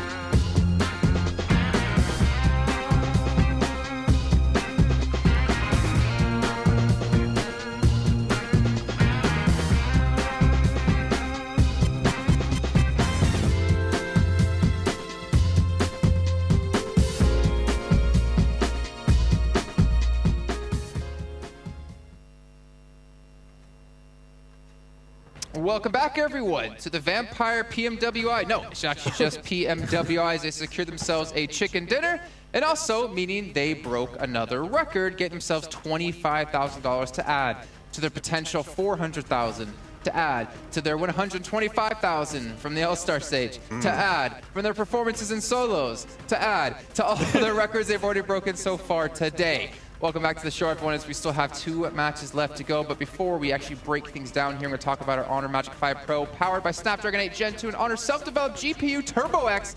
Not giving you a chance to do it this time because you guys have sucked. Last time I did it, you guys missed the turbo. You just said X, and I'm like, that's the most important part. That is the most important part. Thank you so much. Able to pull that off, though. What a match yet again. It almost looked too easy. It's like they're not even trying, and they can still pick up victories. Take a look at the match rank and see how many points they got and how much further they lengthened their lead against other teams. Yeah, I like how Blank mentioned it at the end of that game. The most chill, aggressive, scary game on Vampire Esports. I mean, it seemed like a walk in the park, 7, a walk in the field, and securing another 20 points, which pretty much just secures their first place. 100%, no point to contest it away. Now it's truly a fight for second position, but those angles at the end, impossible to take it away from Vampire Esports. It really was, and we got to keep in mind too, something that we really haven't pointed out as much, especially here on the desk, is that Newsy is playing. He's currently replacing Stone, and for them to still be able to get this chicken dinners, that's definitely impressive. One thing we got to keep in mind too, second place and third place, when we're talking about Alpha 7, 6 to 8, currently with those 0 points, which is going to allow some of the other teams, right? Even though we have already seen, what was it, 4th place all the way down to 10th place being so close, it's going to allow second place and third place to be even closer too. So even though we, in a way, kind of have the champion already set with Vampire Esports, a lot of these teams are going to be looking to have good performances here in the next couple matches, and Alter Ego, I believe I might have cursed them, Max. I feel like you have, actually. Yeah, I think I did. That's your fault. Sorry, Alter What's been Ego. going on? I mean, they were in a position to contest with top 3. Has not been working out, though. Gladiators, it's too late, maybe, to bring these big changes to the table, but they're still able to compete for one of those top 3 positions, potentially. They regrouped, they pushed away Box, pushed away 5 Flux. I am very happy. Do more of that, please. You still got 2 more games to give him more points. It only took them 5 days. Well, yes. Yeah, because they did All-Stars too, so it's even worse. Yeah. You guys have a lot of hand movements right now. I am quite jealous because I've got no. Save that for later. Save that for the other show. We have one more of those later. Come on, guys. Let's take a look, though, at GK, though, up against Tiamba, because there was a crash as GK, as we saw, holding onto that compound. Very center zone, very dominant compound to be in. But I want to take a look at their head-to-head here in this last match, because we had Tiamba won't get a victory in the match before. So we can see the damage going to favor GK as they were able to survive out against that. But I wanted to take a look at these two just to see how the fight kind of broke out. How it ended off, I should say. I just want to say, GK has actually disappointed me so far today. I mean, I was talking about how first day, Satan, right? Second day, it seemed like the whole team was actually able to start stepping it up. And then here on the final day, I mean, they started off with 13th place, 16th place, 15th place. That's just not the stats that you want to see out of a team that was actually being able to hunt within at least the top 3, I thought, at one point. Yeah, definitely a little bit disappointing throughout today, though. Tiamba, a team that has impressed me a little bit more. Not just like the C position, maybe free, we don't know, just fully breach, and if it works well, unfortunately, we're dead. There's a lot more thought behind those breaches, especially, I mean, their chicken dinner earlier on the Wrangle just before this match. There was really smart execution, and here they understood the value of GK's spot, fully breached it. It didn't quite work out, but at least there was an idea behind the breach, which I can always appreciate. Not even that, just more decisiveness too. Whenever they were actually going to go for the breach, they did. Now they actually go for it. They're not like, you know what, we got hit once, let's just back our way. D+, wow, okay. So I have a challenge for you, a challenge for you, Seven. I don't know where the issue came from. I remember the other day, yesterday, when Hotchix was the voice and I was the visual, and I was just mouthing to what he was saying. I'm going to issue the challenge. I'm going to put a solo shot on you here, and I'm going to see how well you can do before we hop into our next game. Okay. Are you ready? Yes. Do you have any idea what's coming? No idea. Okay, well, let's get the solo shot on him and see how we can handle this. Seven, no pressure. Here we go. The Cyclophage crate available now with series new PDP set. And we are excited to announce that the crate contains an advanced supplies selection pack, so you can get it to choose one of 3 mummy-themed sets. Also, the crate won't give any duplicate, mythic, and ultimate sets until they are collected. Enjoy great designs from PDP creators. Yeah, not bad. Not bad. Max, the judge here, what do you got? Yeah, pretty decent. I was just counting to 100. Oh, no, I was going to ask Jason, so I'll have to give it a solid no, 6.5. You couldn't even give him the on-brand result. Okay. I did on purpose, not giving you the 7. No. Not bad. I like the way you think, Max, but we are getting moments away here from our 5th match, which means we're also transitioning over to Miramar. Are you thinking what I'm thinking? Are you thinking what? I don't know. I'm thinking you were thinking what I'm thinking. 6-8. You didn't hear what I said, did you? No. Good. We'll move on. Go ahead, 6-8. Let's talk about him. Yeah, if they keep doing well, Alpha 7 could be losing potentially their top position to contend for that 2nd place. So they need to bring the heat right now heading on to Miramar. Otherwise, 6-8 might just be solidifying their position in top 2. Yeah, and I mean, if we were to look at the stats from both teams in Miramar, I feel like 6-8 has been able to edge them out. Both of the teams do have a chicken dinner in Miramar. It's going to come down to who's going to let the pressure get to them and who's not. And these are the stats for Miramar, and this is what I was talking about. Almost double the damage of what Alpha 7's been able to do. And I want to see how that translates into Helms, and you can see it perfectly right there. Definitely more than double. And the fact also that yesterday's games on Miramar were just so horrendous circles, I think it's fair to say. One over to the eastern coast, one over to the western coast. That shows that no matter what you throw at 6-8, they are able to find something that works. They have a formula for success over on the sand dunes of Miramar. And I want to see if Alpha 7 can go back to those glory days of when they used to dominate this map, because 2 more games, that's all that's left right now before we see who can potentially contend for that 2nd place between those 2 teams. And Alpha 7, if they don't do it maybe in this first game, it might be over for them to make it up at the top. Yeah, Alpha 7 is going to be thinking about yesterday's matches in Miramar, and they're going to be like, you know what, let's act like that didn't happen. Let's just stick with what happened in day 1, because yesterday's Miramar matches, I mean, out of them, they ended up, what, 13th place, 16th place, and they weren't able to back it up with those elims. I think they only ended up with just 4 elims for this team. So it comes down to the circle too. It comes down to how they're going to be rotating. And yesterday, especially in Miramar, is when I saw Korea starting to be a little bit too confident and a little bit too loose from the team, and that's just not going to fly just right now. Be careful. Especially if they're going to try to push for that 2nd place, if they want to get to that 2nd place. Just got to be careful on the early drops and how you're going to be rotating on your phase 1, phase 2 circles, because that's what caused their demise. If they go out early, it might be GG game over. It looks like we're about to load into our penultimate match here of the PUBG Mobile World Invitational 2023 live from Riyadh, Saudi Arabia. And I believe it's time to head over to our commentators once again with John Allen and Blake. The desert awaits us, Blank. We are ready to go. We're staying nice and cool. We're staying hydrated because you need everything on your side for the treacherous terrain of Miramar. Certainly this deep into the tournament, The race for second place seemingly now all but locked in, but the two teams that were vying for it before have reduced the buffer that they had behind them. Plenty more at nipping at their heels. Yeah, Gladiators are sweating, essentially, today. And I think we had Kitsune over on the stage yesterday. If you didn't catch it, he had an interview with the beautiful Barney, who was saying, you know, actually, look, we're not a day one team. We're not even a day two team. We're a day three team. They always come in clutch right at the end. And yes, they stress me out because it is always very last minute. But they're here now. And the last minute Andes, they're bringing it through. That's the main thing. But the question is, and I mean, they talked about it on the desk, is that good enough? You know, is that good enough for a second place? Sure. Sure. I mean, maybe for a second place, sure. But you're looking at coming from those PMPL regions where you're playing those longer form tournaments. You have that time to gain momentum. You need more power out of the gates in order to be considered a contender, especially when you've got someone like Vampire just sort of shrouding the rest of the lobby, right? It's kind of unfair at this stage to judge them against a Vampire, but still, you do need a little bit more speed out the gate, I think. And so there's definitely things to work on there. Good news that they have managed to find a little bit of speed here towards the end of day 3. Yeah, it's really important. I mean, you can pop off day 1, you can pop off day 3. It's just a bit more stressful on day 3, but maybe that's what they like. Maybe they love the stress so much, which I cannot imagine. Goodness me, I would be very, very unhappy with that. The adrenaline pumping through my veins. I might need some of Defian's breathing techniques to help me out in that situation, 100%. Keep it going, mate. From that last game, by the way, not only did Vampire break their total winner-winner chicken dinner record of 3, bringing them up to 4 now in this tournament, which earned them 25k USD, but they have now tied the record for top 3 finishes, which is a further 15k blank. One more top 3 finish from Vampire, and they just add to their prize pool. Are they going to win literally the entire thing? They won the most exciting walkout as well for another 10k there. They've got most eliminations. They're sweeping the whole board here. Yeah, Vampire are just taking it all home, and I think it is fairly unbelievable the rate at which they picked up these prizes and these rewards, as you can also pick up those prizes and rewards from the 2023 PMWI crate. You've heard me harp on it enough by now, so we'll get straight back into the game, because this is our penultimate match before we will finish things off over on the final Miramar of the day on match 6.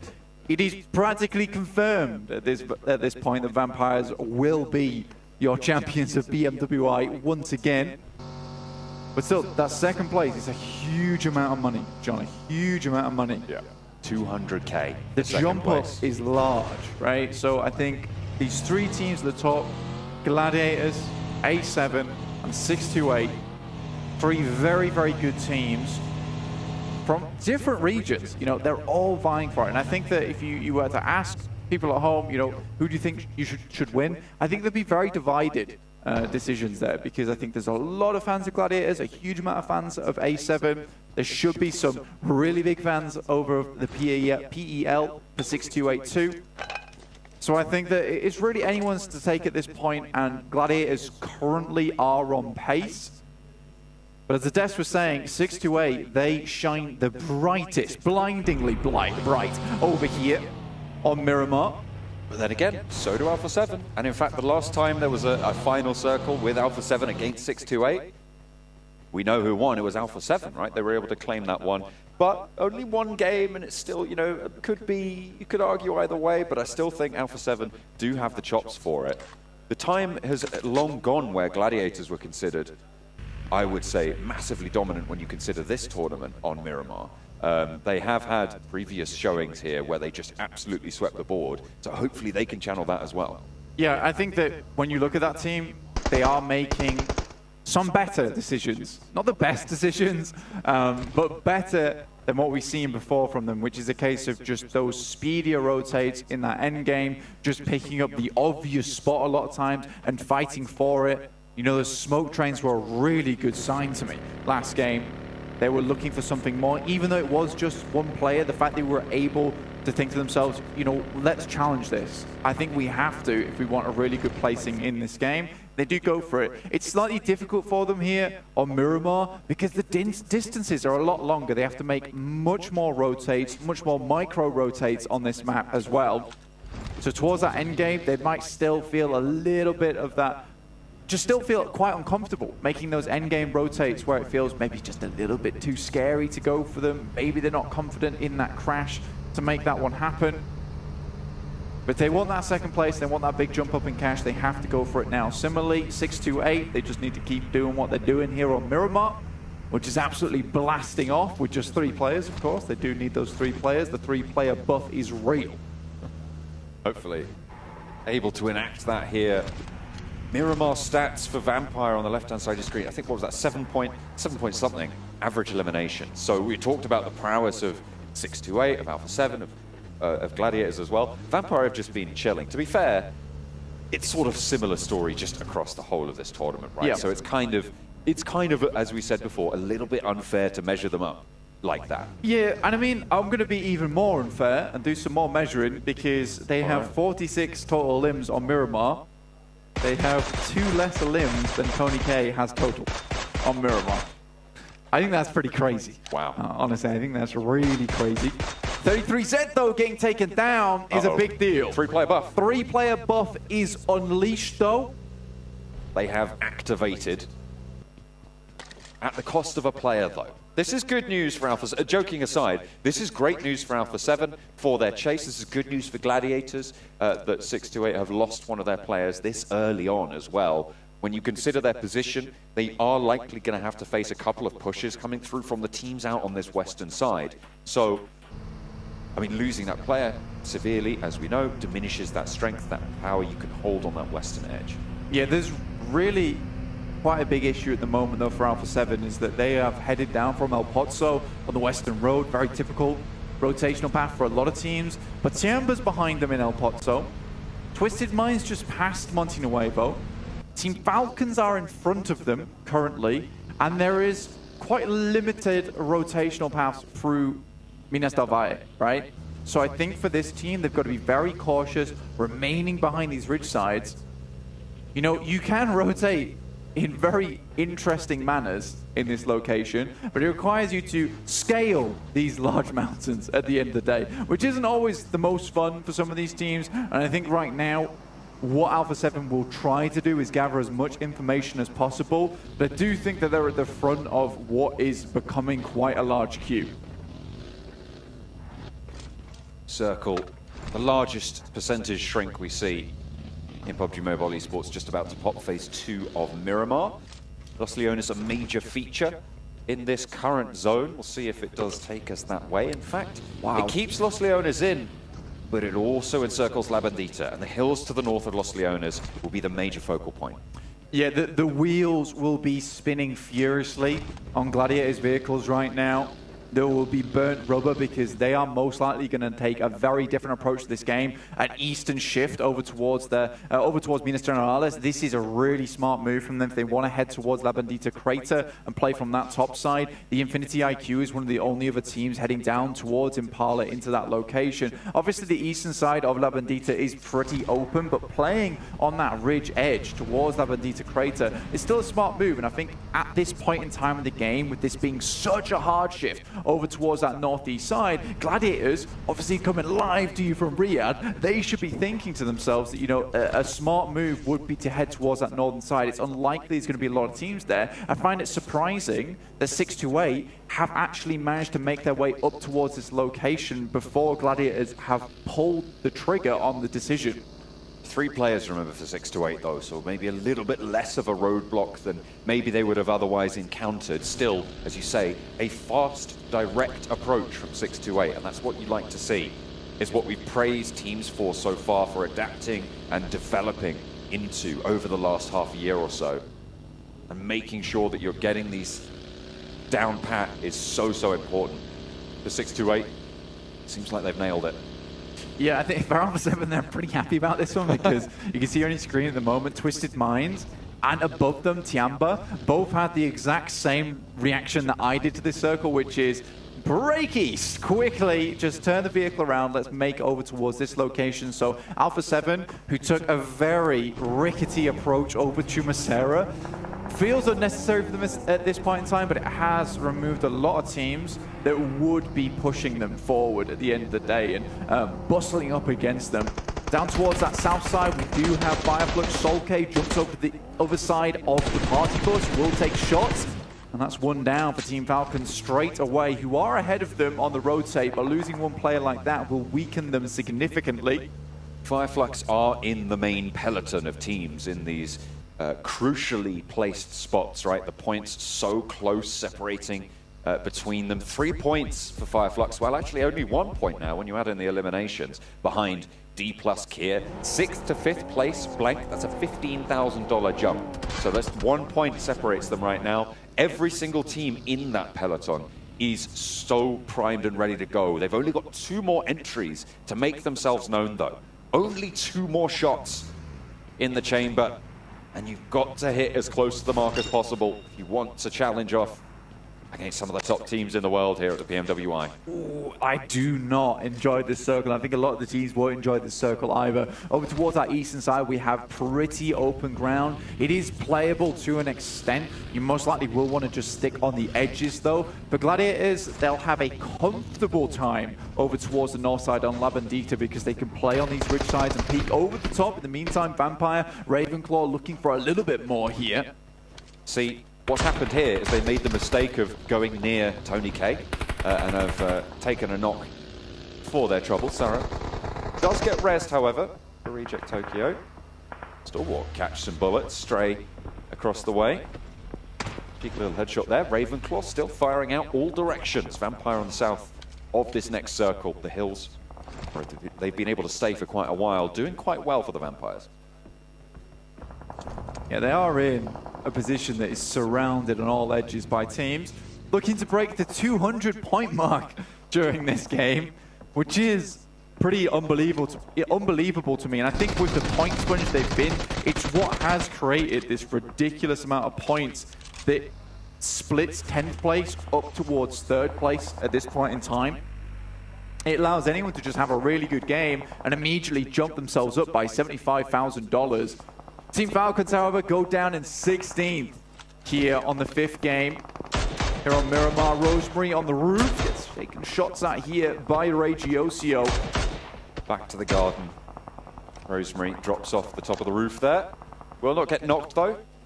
Stay safe. Box Gaming, however, not so lucky. Duck through on both taking a knee on the far side of the road from backup as well.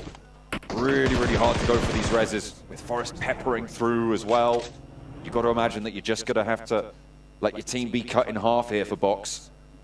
A difficult position for them to be in the defilade they hold currently. Luckily, there's no players up in the buildings to their back, but that's more than likely to get a change very soon.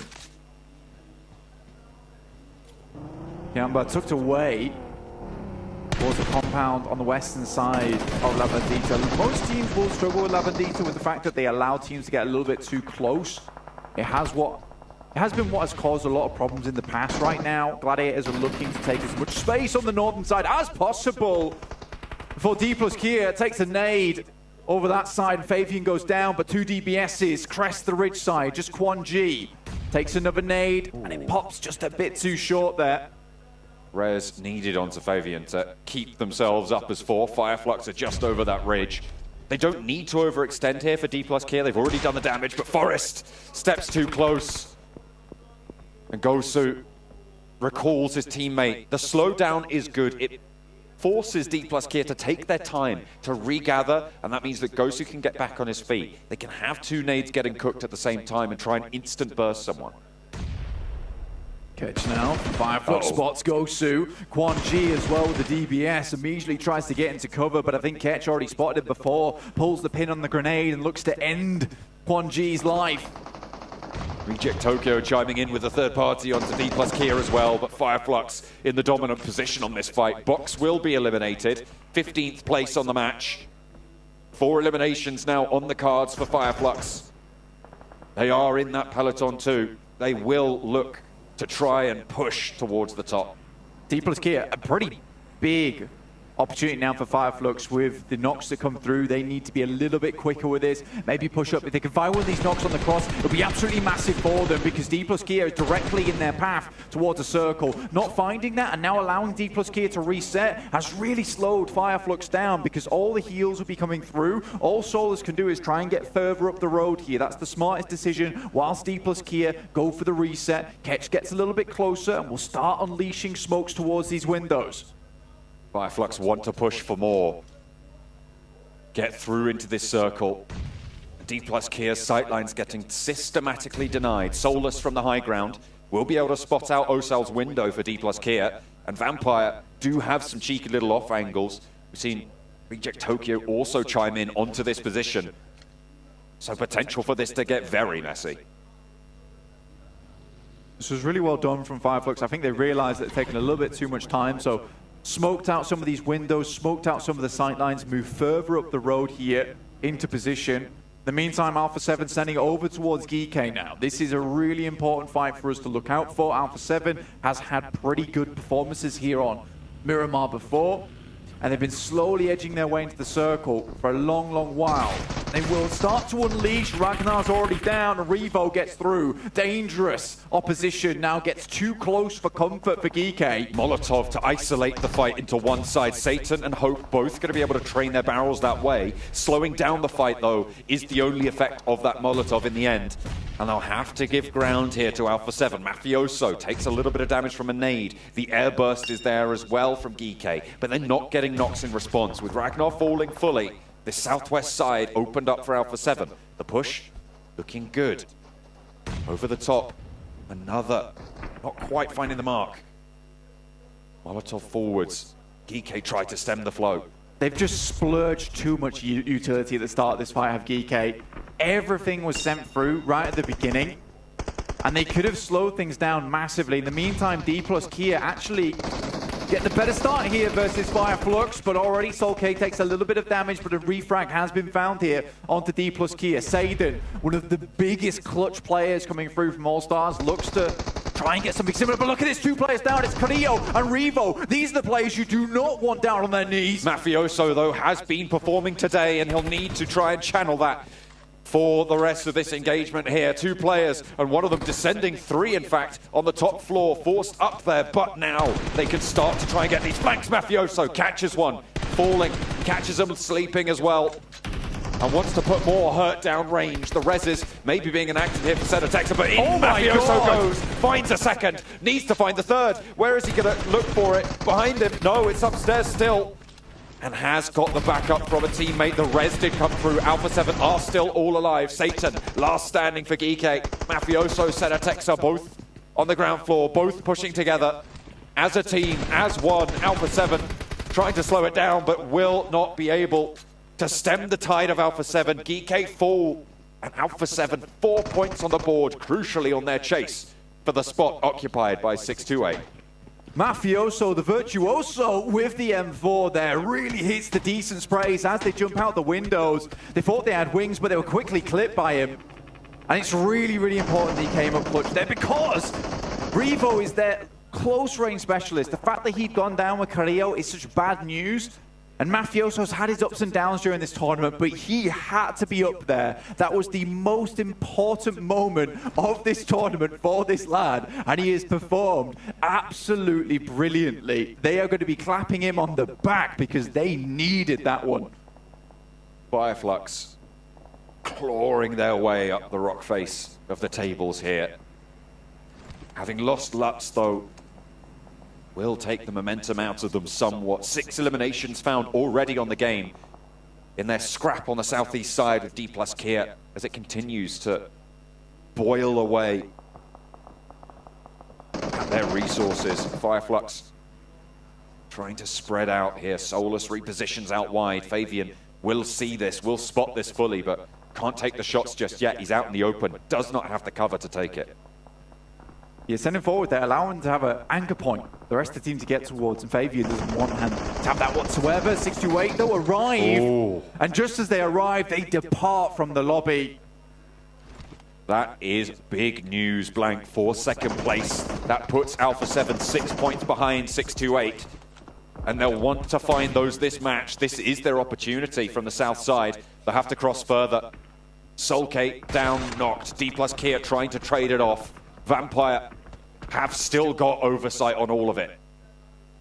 The fact they're currently 5 eliminations strong at the moment is ridiculous. They did have a strong position at the start of this game and continue to push through. There's a lot of ridges over on this terrain itself towards the middle that you can play in. It's going to force a lot of teams closer together towards that end game. In the meantime, Gladiators are doing a really, really good job at isolating this push that has come through from the Infinity. The Gladiators knew that this would come through at some point from one of the eastern teams to try and find some kind of refuge. You move directly towards the west side. Alter Ego, who's set up in the ridge side, as well as Fireflux or Vampire, is just going to take shots towards you. So this is a very good play from Gladiators. Yes, they've taken themselves out of the scenario for quite some time, but it's given them a very good amount of space towards that north side. Next circle, though, will define a lot. Currently, DRS would have one of the strongest positions if we move over towards the western side, with a huge amount of open ground around them that they can play from, but we head towards the middle. And what an interesting place to finish out this game. This is going to be a lot of mechanical skill required from these players,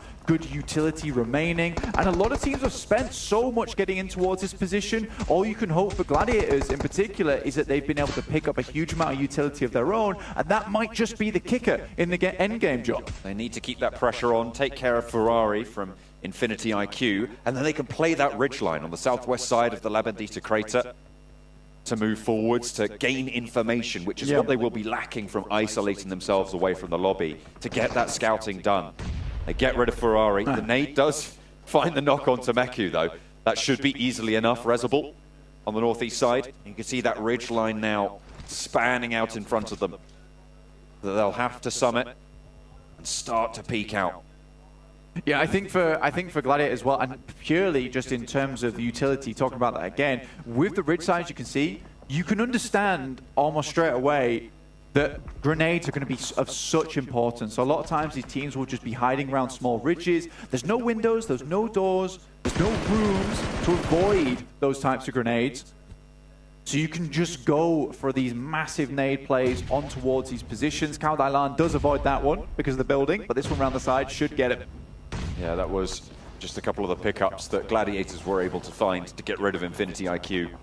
The Thorn in the side, Fireflux, they are getting torn to pieces here. I think it's just Ketch now on the east side, close to Vampire. That's huge. Very difficult. Very, very difficult to last long under the gaze of Vampire. That is massive from Gladiators. Picking up Rosemary from Alter Ego, having to move down towards that eastern side. That is a big, big pick-off coming through from Gladiators. Now they can comfortably move down towards the south, but Mafioso still going strong. Finally gets taken down, but it's DRS off in the distance, just taking these pot shots at long range. Only one player now, Carrillo, for Alpha 7. To try and keep them still alive in their chase for the second place. But they are taking bullets, and that will be it. Stalwart put a stop to their run. They're 5 points behind 628, but Gladiators are still in the game in a prime position on the northeast side. Blank, they've already got 5 eliminations, and they are only 3 points behind where Alpha 7 sit currently. Ravenclaw spots out Ketch, and it's just 3 points, but Potato's able to pick up one of them. And Gladiators right now with this circle, they can look down towards the southwest. This is really good map knowledge at the moment. They understand that there should be teams in these locations they scouted out earlier that will just be sitting in here. Because as we said before, DRS, around that zone, it is just open plains. It's so difficult to get towards that position. If we continue moving towards the western side, even if DRS's compound comes a little bit outside the circle, by that point, they should have done enough damage to finish out this game. Twisted Minds have put in a shift today, Blank. We've waited too long to see it, unfortunately, but they've had some somewhat decent engagements. We saw their Sanhok, they took down Vampires. They've managed to stand up to teams that we thought they wouldn't be able to. Maybe this is a little bit too tall of an order, though, to push past Tianba.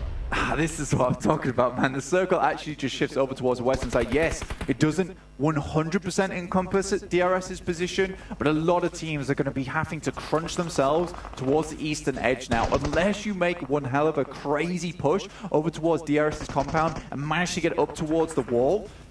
it is so difficult to assault this spot. Fnatic, though, finding Ravenclaw down towards that south side. Meku constantly is checking towards his location of the map as well, holding on the east, whereas Gladiators were just poking towards this engagement between Tiamba as well as Twisted Minds. Rolkis moves forward. Trying to get a little bit closer to the fire. Warm the hands, get ready for it. 7 teams remain now, Blank, in our penultimate match. The first of 2 Miramars that we've yet to see. Another top 3 finish, remember, for Vampire would break another record for 15k extra added to their prizes. And that's what they'll be looking for here. They're in a good spot for it. Crypto goes down first as Ren opens up with the auto shotty. Looking for more as well as a second knock goes over to Easy. YDD picks that one up, and it's just Rolkis remaining.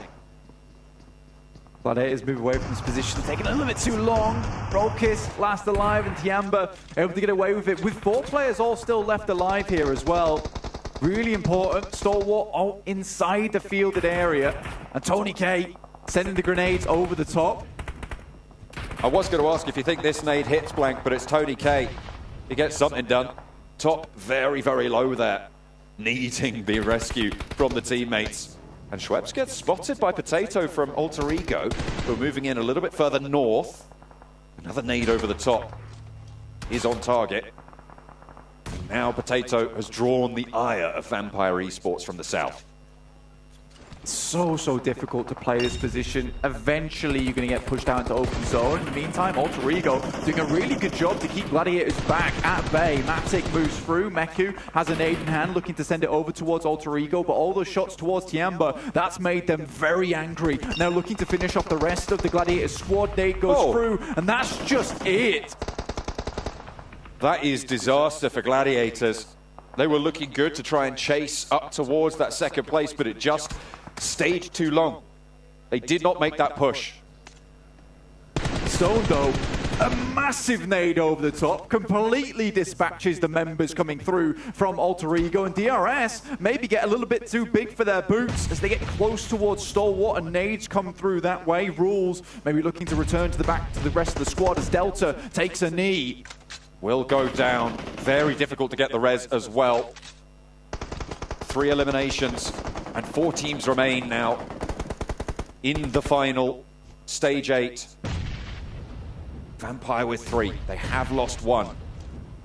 Vampires here looking to get into that top 3. If they hit that now, that's another 15k underneath the belt just from the record break alone. The top 3 finishes, but Rules gets put down. Goodness me, Action moving up now, just running across the field. It's the best he can do, and hoping that Kante cannot hit him because his legs are swinging so fast to get up towards this truck. Yante behind the hay bale, smoke blooms to give him a little bit of leg room to gain that speed. Way. That's cheeky. No way they haven't figured out that he's in there. They aren't taking shots out that way either. But with Nerzed playing up close to the monster truck, Action just gets it out of there. Delta's down in the meantime, and he can go for the rundown. Action bursts through, and Yante gets caught up in it. Vampire put a stop to the carnage, and Killer's left wondering what just happened. They roll straight on through, and Vampire ladder up an extra 15k under the belt for their 9th top 3 finish. Guaranteed now, Blank. Vampire have done so much this tournament. DRS with 1 player left standing, and Tiamba looking to try and close out their tournament in style after a disappointing first couple of days. Yeah, really big step up from Tiamba so far. It has been a fairly quiet game, but YDD with 4 eliminations. What a fantastic result. DRS similarly trying to bring things back into the fold. They've been much more aggressive. It's what we requested from them day 2 in the All-Stars. It's just taken them a while to adjust to the level of teams here. DRS step up, down goes Schweppes, and Vampires are now in a bit of a struggle bus situation. Not in terms of tournament, but certainly this game. Maybe they should have let the monster truck run a little bit more wild. They lose a player to it, the Killer goes down, and Stone steps up for 2. Wow. Yante falls to Tiamba on the off angle, and now Vampire want to put another chicken dinner up on the board, maybe, if Schweppes can get back to their feet, but they're 2v4 right now. Tony K still in action. Nade over the top, gets the flush on Stoned. Molotov over the red, but he's already passed it. Tony K has more in the barrel, though. Will find 1. Now has to trade off for a second. There's a second pick. Now it's just 1 player And it will not be enough, though. And Tianba find a second chicken dinner on the day. And it looked hard as well towards the end there versus the two players, Tony K and Stone. Probably the most fearsome duo right now in PUBG Mobile, not one you want to go up against. And they still look happy about it. They just broke a record and the 200 points barrier in this game that no one else is going to come even close to at the end of the day.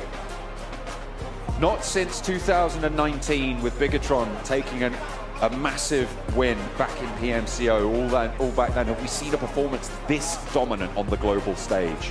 It is incredible what Vampire have been able to do so far. And with one match to go, Blank, they've locked it in. Tianba, they have stood up today in a way that we did not expect from them. We have not seen it from them so far, but they're doing the PEL proud in their final day 3 performance. You know, if you ask me what do I think about Tianba now, I would say they are a resolute team, right? They are determined. And even on that last day, I think that's the hardest point when you've got to stand back up again. But in the meantime, we're going to sit right back down and head over to a break. All new Honor Magic 5 Pro. Freeze even fleeting emotions in just milliseconds. Take marvelous night shots with lightning fast exposure. The display reveals more details in bright areas with an astonishingly long battery life that just keeps going. The latest flagship chipset brings you exceptional performance. Unleash the power of magic. Honor Magic 5 Pro.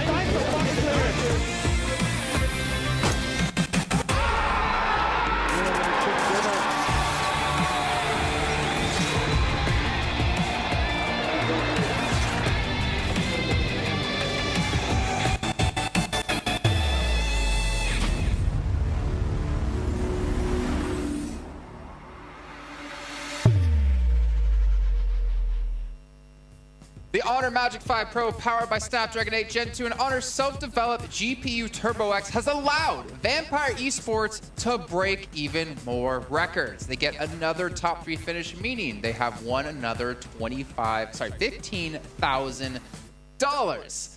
On top of that, Schweppes has also broke the total rescues barrier and won another $10,000. So let's add that $25,000 to total chicken dinners, which is $25,000, plus the $125,000 they won for the All-Star stage, plus the $30,000 they get to be here, plus the $400,000 they get for winning the event if they finish things off, plus the money they won for the intro, which is another $10,000, plus the money they won in the solos match. Vampire Esports are going to go home very rich, boys. Can I get a loan? The International Bank of Vampire Esports. They have broken 1, 2, 3, 4 of those records. They didn't break. However, there's one team who could break a record and make this a not all Vampire Esports affair. Tiamba, a surprise team too. If they can get one more chicken dinner, they will have won themselves 25,000 extra bucks. Yeah, and I don't know what's happened with Tiamba, but they just started doing really good late game calls, going for really strong positions, really strong compounds, and having nice controlling splits at the end, and fighting against Tony K and Stone, one of the best, if not the single best fragging duo. Was it Schweppes? I think it was Schweppes. The caster said Schweppes. Okay, but yeah, Tony K, and they're all really good anyway. So one of the two that they just completely overtook them. So Tiamba have the punch to get himself some chicken dinners. It's just the punch is like this. It's like, no, what? What? What are you doing? I don't know what you were going for. Why would you do it when I just said the punch is like? I was on the camera, so it's just like. Match 1, 2, 3, 4, 5, 6, 7, 8, 9, 10, 11, 12, 13, 14, 15. Ah! Why are we... I don't know what we were doing. Why are you punching me back, Max? I don't know what was going on. Why were you counting? Okay. Match rankings. Let's get those up there. I don't need to look at this man anymore. 21 points for Tiamba, 11 eliminations, and with the chicken dinner, a fantastic score. Not to mention, moves them up the rankings even further to earn some extra bucks on their side. But Vampire Esports have basically closed the door behind them, completely slammed it, and no chance any team can catch them. But Alter Ego, 10 points. You didn't predict them this time, 7, and they didn't get knocked out first. Yeah, I didn't want to curse them, and then on top of that, guess what? 6-8. This was actually, I feel like, one of the biggest surprise for me, Max, considering what we were talking about 6-8 when we were talking about Miramar. One of their best maps that were not able to perform at all. And something to keep in mind, Alpha 7, even though they weren't able to fully take advantage of 6-8 being eliminated so early, Alpha 7 did end up with at least 5 points. Yeah, of course we know that Alpha 7 don't know at which time 6-8 do get eliminated in the game, but it was their one golden opportunity to set a lead. They just got, what, 5 points in that game, I do believe. So unfortunately not quite able to distance themselves, or at least try and catch up 6-8. But we're still not seeing the Alpha 7 of Miramar of old, which we needed to see today. And now it's down to the final game, which puts a lot of pressure on the shoulder of these teams to try and make an impact on the last game and try and hopefully get some extra cash on board. Speaking of cash here, let's take a look at the prize pool. Remember, it's $2 million. Now keep track of this because it's 400K for first place, 200K for second, 125 for third. But this becomes very important when we transition into our overalls because this is the last chance for any of these teams to earn some extra money. And it's coming down very close between quite a few teams. Tiamba able to get themselves into 9th place now at 94, but legitimately, they could jump to 5th place if they have a, what, if they get 6 points? Like, this is actually extremely close. Not to mention, G Gladiators could take 2nd. Yeah, it's so close on that first side of the table, on the left side, should I say, right now. But Tiamba, with their performances today, are now in reach of being able to actually breach around no top 5. So they could get a significant increase of prize pool today. It's insane to think that Vampire Esports have scored more points in this event with much more difficult teams than in the All-Star stage. That's ridiculous. That is crazy. Well, you know what, ladies and gentlemen? It is finally time to end out PMWI 2023. Our final match is kick it off, and I couldn't think of a better duo to close out the show. John Allen and Blank, take it away. Thank you so much, Jason, and the rest of the desk, the rest of the crew as well. It's all led up to this. Vampire have all but won it, Blank. Let's be honest here.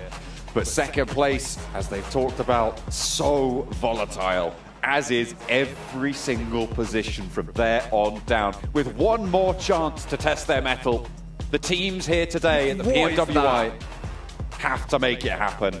Tony K has absolutely dominated this lobby. Yeah, man. Good luck breaking his records next year, by the way. Didn't even think about that. That record will stand for eternity. It's going to be so difficult to break this.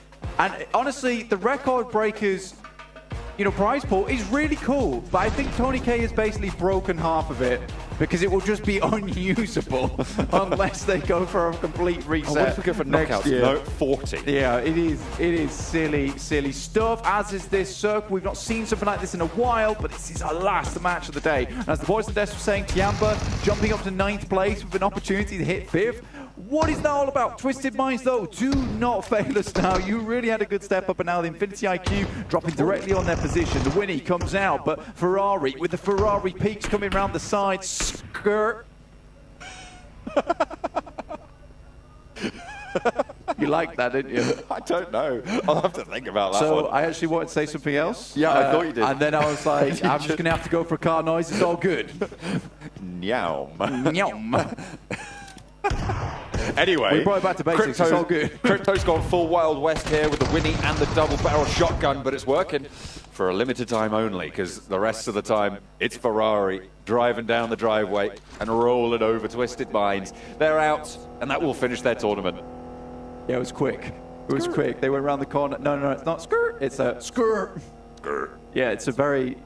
That's a clutch problem, that. It's a large car. You want to get that one checked out. In the meantime, though, we do have a couple more positions. And you can see on the leaderboards on your right-hand side just how close this is. These teams are basically shoulder to shoulder in terms of points at the moment. 99 points in 5th place. 7th place is 98. 8th place is 96. And Tiamba, who's had a real hero run today, 94 points. Easily breaking up to 5th place with that. It is crazy. Not only that, but they have that opportunity to break a record. Blank, the record for most chicken dinners in a day was set last year. It was matched, I believe, by Vampire themselves, who held that record previously. I don't even want to talk. You're pointing at the stats. 8.4 is nuts. But anyway, Tiamba could break the single-day dinner record, which stands at 2. They've had 2 today. A third one in this last match would break that record, earning them 25k. Yeah, I'm hopeful for it, actually. I'd be happy to see it. I think it would be cool. I'd be really happy to see it. Obviously, a lot of pressure taken off these teams trying to get 1st place because it is impossible. It's genuinely not doable at this point in time for anyone to get 1st place. It's over. We are fighting for 2nd place, and Vampires are doing as Sir Tanny told them to do at the start of this tournament, which is just to have fun, which they certainly have this time around. So you're looking at me. I'm doing some maths to check if it is mathematically possible or not. No. And I think you're right. It's over 80 points. Actually impossible. Yeah, it's which impossible. Is very, very rare for it to happen like this. There's a lot of times where you could be like, it's very improbable. In fact, it's possible, almost nigh on improbable. But this time around, Vampires have put a stop to all that. They've put their foot down, and they've gone for an impossible scoreline here in PMWI. No one expected that coming out from them. We expected a good team, but the PMWI main tournament has been the Vampire show the entire time long. So get your Vampire fangs out, get your cloaks out, because we're repping them all the way next year. Favorite Vampire of all time? Favorite Vampire of all time? Tony, the Energy Vampire. I'll take that. I'll take that. Yeah. He doesn't sparkle in the sunlight, so that's a correct answer. Exactly. There you go. Obviously, Tony K is the opposite of that. He just energizes the rest of the team. Absolutely. He is an incredible frontman. Yeah. A dominant force, a terrifying presence, a threat to anyone who steps into the plane with him. 100%, other than his own teammates, of course. Well, yeah, and even they're afraid of him. To be honest, I wouldn't be surprised. Stop making us look bad. We have 3 players on the top 3 elimination list, yet we look terrible because you've got 51 eliminations and we've got 30 and 28. Right? It's absolutely nuts coming through. Mafioso is the closest on eliminations of a team, of a player that isn't on Vampire Esports, sat on 27 eliminations, which is a really good performance, by the way. Yeah. But Tony K has 51, so it kind of just doesn't matter. You know, it's really good you bring that up as well, because Alpha 7, for a long time, kind of built off the backs of like players like Carrillo as well as Revo. Very, very good players in their own right. Really good clutch factor on both their sides. I think Mafioso, for the long time, kind of sat in the dark for the team, right? He was a good player, he played solidly for them, was great support, and the fact that he's had this turnout of an improvement during the PMWI, I think Alpha 7 will be happy with how this tournament has gone. If not anything, but the wealth of experience the players have been able to garner and absorb during this tournament itself, because I think, you know, Gamers 8 have put on an incredible show of teams here. Like, I would want something similar to this coming into PMGC. I don't know if I'm going to see something similar to come into PMGC, but I hope I do. I know, man. I mean, well, as you say, we are just going to have to wait and see for that to be brought to bear. But this is an historic tournament, Blank, for sure. Given the dominance that we've seen here and the point sponge that has led to this calamitous volatility. Absolutely. It's legitimately from like 12th place up to, I mean, pretty much 4th place could just completely change this whole map. It's very easy to switch things up in terms of prize pools at this point in time. So I think the only people that aren't stressed are Vampire and Max, who is screeching loudly over in the green room. I think it's actually a laugh, to be honest with you, but everyone else is properly stressed coming into this one. It is so nerve-wracking. All of these teams who have driven so far through their regional stages to be able to qualify for this tournament, some through the All-Star stages as well, like Gladiators, who have managed to start to gain speed here in the final day. Yeah, and I mean, it's been a long, long time coming. Box Gaming opens up towards Fabian from D plus Kia. We expected a lot more out of these guys. We just did not find it. The next circle, we'll see the shift there. Infinity IQ obviously getting their 4 elimination points over towards Twisted Minds, who have been sent back to the lobby for the last time. Circle moves down towards that southwest side, encompasses a very interesting finish. Over towards the western side, there is a massive amount of high ground, a huge mountain that will block out either side. It's a very, very fun finish for some teams, as we see a lot of them head over towards that massive high ground itself and start taking shots downwards. Fireflux look to be leading out that way with Infinity IQ directly next to them. You've also got that Crater Fields high ground, currently occupied by 628, that northwest side of this circle that we normally see Gladiators on. 628 got there first, and the Gladiators have to play backstop, which they have been denied a couple times, so we'll have to wait and see if they're able to execute there. Again, a very solid high ground position, but it's quite close to the edge of the circle here, which means it's not guaranteed to be in these next couple of phases, and likely to be maybe a little bit of an overcommitment if you want to stay there for more than like half a minute to a minute. I think the thing is, though, you take up that position earlier on because it's not likely you're going to get a chance to have it again later in the game. So you pick that one up, and if it moves hard over towards the eastern side, you can just tumble down in a buggy and get moving from there. So I think a lot of teams would like to take that high ground nice and early just to have it, right? 628 certainly have gone for something similar to that. They've got one player in 33Z up towards that northern side on Crater Fields. South side of La Cobreria. Alpha 7, though, look to be hunting over towards Gladiator's position in La Cobreria. They're directly behind them at the moment, and this will be an engagement for the ages, as this could settle whether Gladiators make it into a top 3 or not. You have the 2nd, 3rd, and 4th place teams all on the northwest side of this circle, Blank. Alpha 7, as you're talking about, swinging through La Cobreria. They are going to get backed off, turned around, and we'll have to reroute. This is, as you say, a brilliant news. Kitsune, the outpost, the backstop, the IGL, the brains in the Gladiators camp, sends them packing. That was very, very well done. You know, the amount of times he's sent up towards this location and done nothing from it, but he has time and time again consistently sent towards this spot. For this reason alone, is just a spot of a team. It's careening through La Cobreria, and at this point in time, that rotation will just come in too late for Alpha 7 to make their way in. They will just get cut up. So really nice play there from Kitsune. to send them back, because that would have made things very uncomfortable over towards the south side of Crater Fields for Gladiators. Remember, they're playing for that second place right now, as are 628 towards the center of the map and Alpha 7 sent up towards that valley on the northern side. But DRS, we know how good they can be with those long-range shots here over on Miramar. So they'll definitely have to be careful with this. They need a strong fight to start this off, get a good crash inwards. The circle moving further down towards that south side does encompass that massive high ground that Infinity IQ picked up nice and early. Can they convert that into points, into ladder-ups?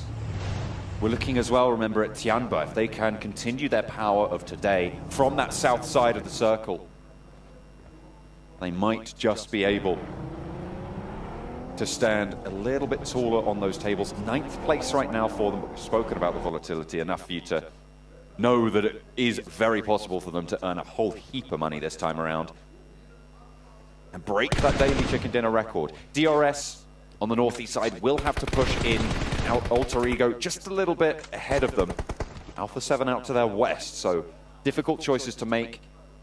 They could even swing around the east side of San Martin if they want to cross that road, which splits this circle in half, Blank.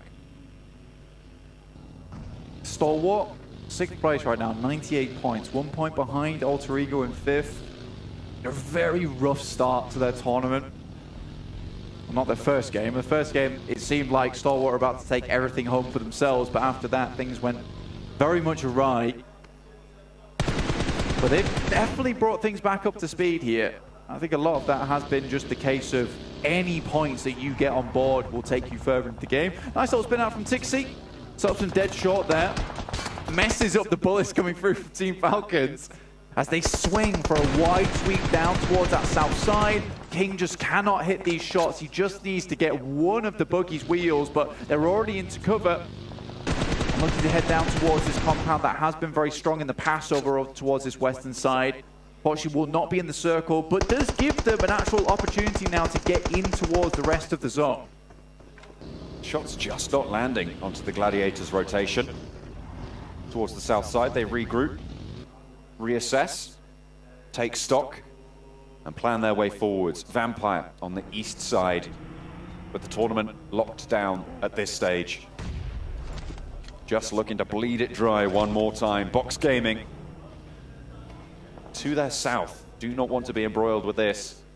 Not given their current standing. They're towards the back of the pack when it comes to the spots that they can ladder up. So they do want to have one of the bigger games of that set of teams when it comes down to it. They spent a lot of time rotating as well, John, so they're lacking a little bit on supplies. Not hugely to the point where they're just running through. They have nothing on them. Still working out fairly well. Gladiators, though, heading over towards the east a little bit more, and Geeke should have spotted out on this position. You can see towards the north of them, there is Fireflux holding alongside the warehouse.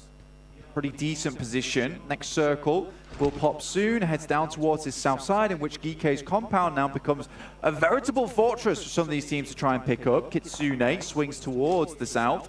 Tianba also in this location with Ren, just trying to scout out a little bit from the north, south side of Power Grid. Alpha 7 up to the north with DRS on the overlook. It's a sticky situation, and having already lost the player, we'll see what they can do. Alter Ego, though, into the fray with Box Gaming, but handled business so efficaciously. Barely a trouble to be seen for the Alter Ego position. And now it's just Gosu wanting to get the res onto Duck, but they're still on 2 maximum. Yeah, nice little swing there downwards. Yo-yoed it in, and quickly picked up 2 players, which is very, very nice. I think for Alter Ego, it's holding on now. It was a central position along the roadside. A little bit more dangerous as you do have those long sight lines that are available towards that position, but in the ditch right now, this should be okay. And Alpha 7 just been hunted by DRS. They know they have to leave at some point, and they'll spring the trap.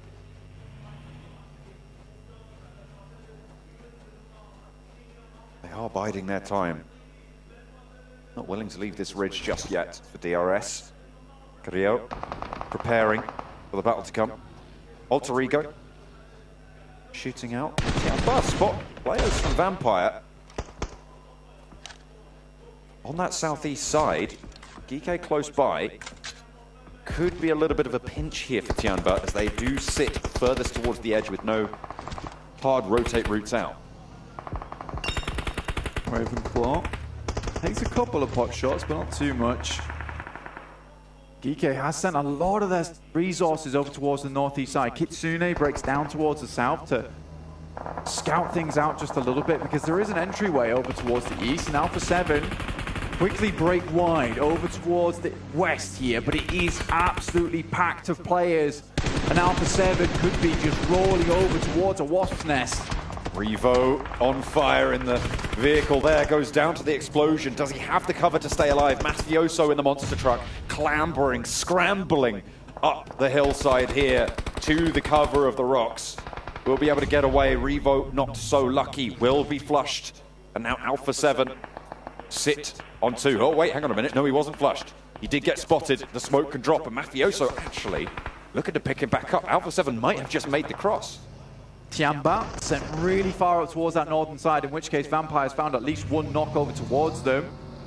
Box Gaming cowering over towards their side in the dip as Alter Ego spun them out the way. Carrillo goes down as Axa from Team Falcons also gets involved in Alpha 7.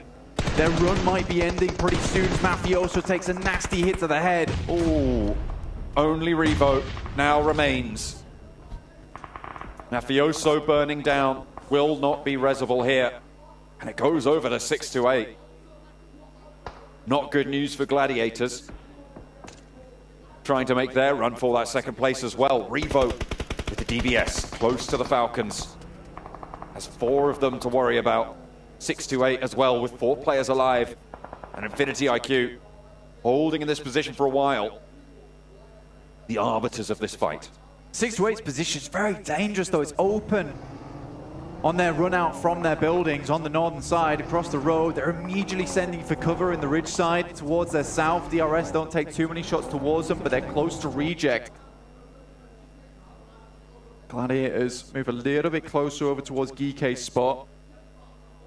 Realistically, they just need to close down the run-outs coming from the south side, then can play from the road. But again, Alpha 7 likely not in a position to get too many more points here. 6-8 already found 1 a limb.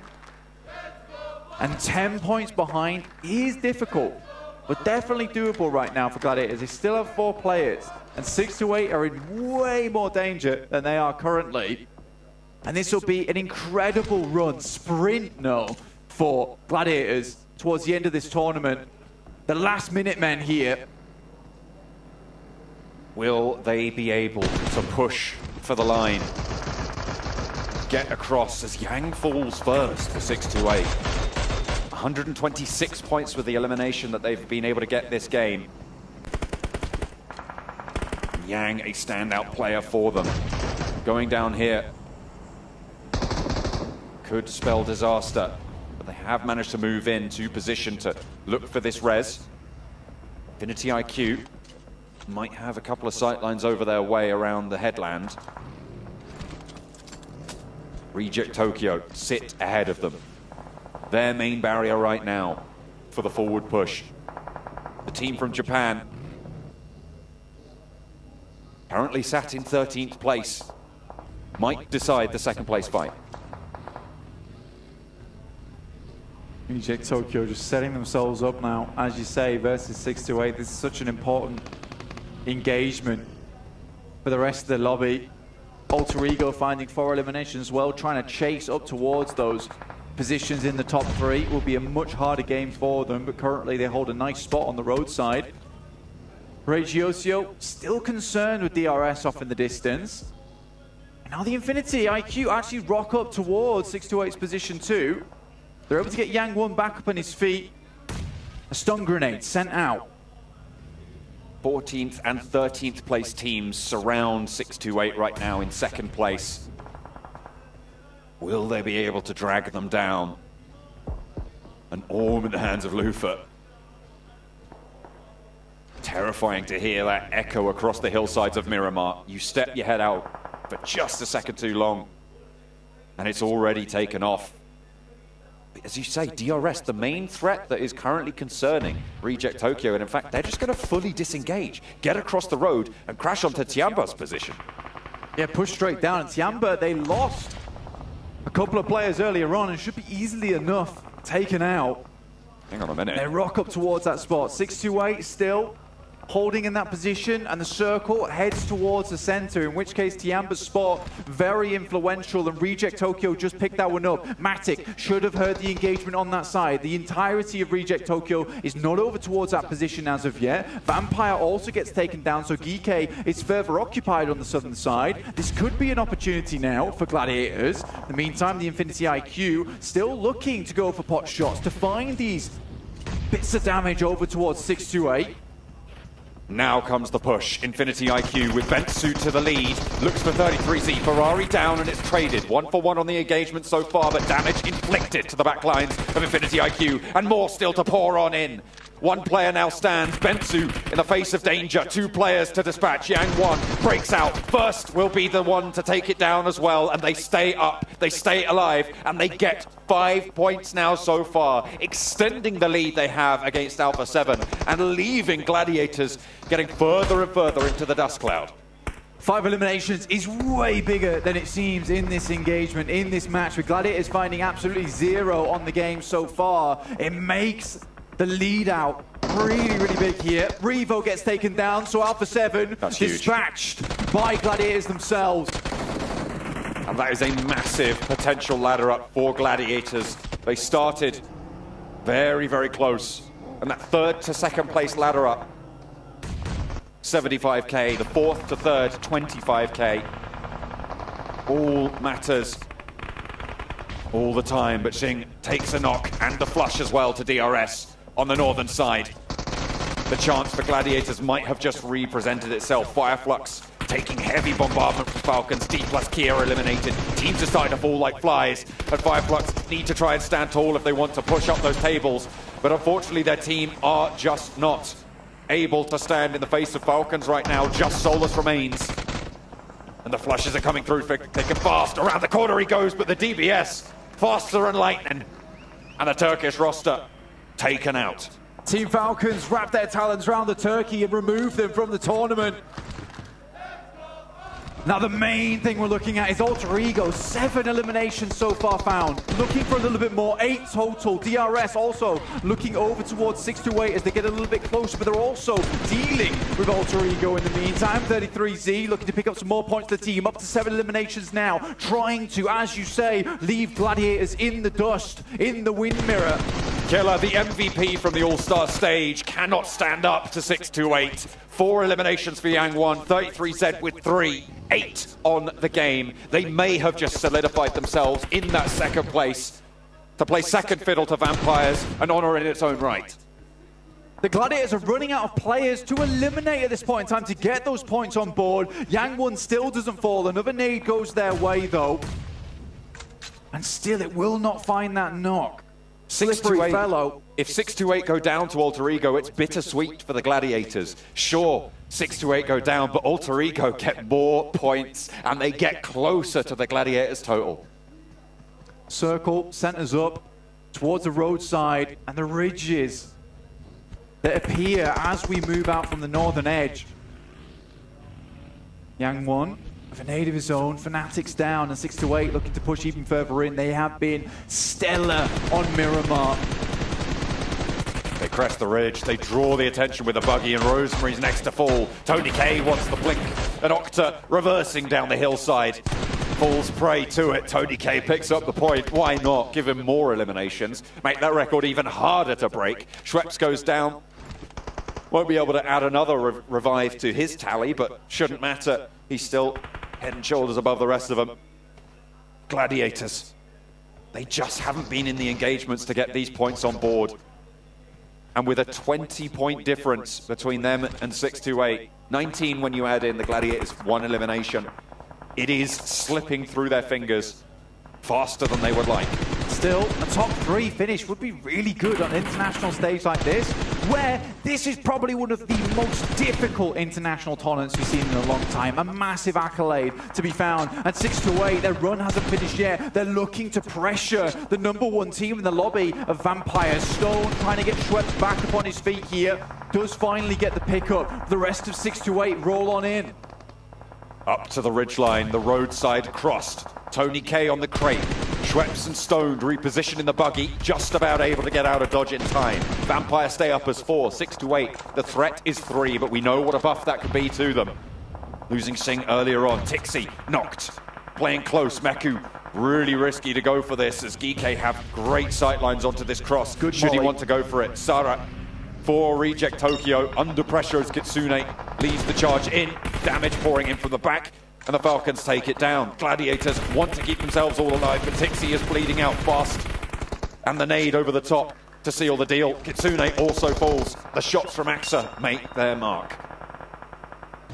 GK towards their eastern side as the Gladiators have stayed alive as quite a few players for a long time. The Falcons equally will be pushed in. And the Gladiators just trying to get towards the next position. The 3-player buff strong for 6-8. They did not want to finish out this game without a bang here. They're looking to take down Vampires in the last match of the tournament too, to solidify their second place in this tournament. Tony K goes dangerously low, but stays alive crucially. The Gladiators fighting tooth and nail to ladder up into this third position. A 25k pay jump as Asa falls down first. Meku plays forwards but gets knocked in response, and 6 able to pick up the slack here. Only one player now.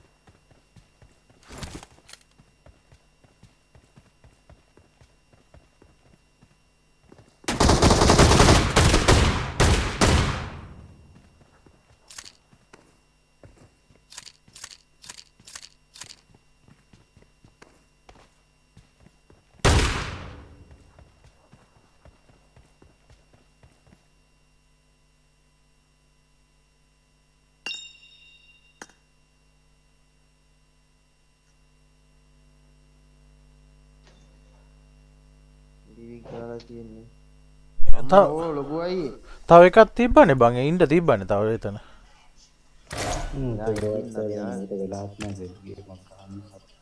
Event ඉවරයි හොඳ event ඉවරයි එහෙම event ඉවරයි දැන් 12:35 කියලා තෝ වෙනදා 2 වෙනකන් සෙල්ලම් කරනවනේ දැන් යන්නද හදන්නේ එක වෙනකන් ඉන්න පුළුවන් දැන් කීයද මැච් 3යි උපරිම 3යි 4ක් ගහන්න පුළුවන්. හතර ඇති දවසකට හතරක් ගෙව්වාම කටා හිටු. ඔයාගේ හොඳ පැය භාගයක් මේ නින්ද ගියා බං පුටුවේම නින්ද ගියා එන්නම් කියලා තේක බීලා ඔළුව තියාගත්තා නින්ද ගියා. අමර ඉවෙන්ට් නෑ නේද අපට සීරි. හොඳයි හොඳයි. ඒකත් හොඳයි. ඒක රීකෝලුත් නැද්ද? රීකෝල් කොහෙද කරන්න ඕන රීකෝල් එක? අපි එකෙක් වරන දරුම් බොයිස්ලා ජොනා ඉන්න වෙනන්ති කරේ ජොනාට මොනාරි කෝල් ගැව්වට ආන්සර් කරන්නේ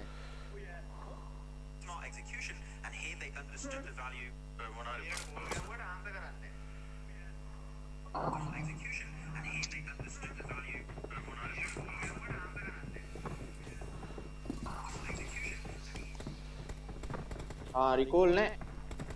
ඉතින් රිකෝල් නෑ තමයි දැන් ඉතින් ඉවෙන්ට් එක නෑනේ.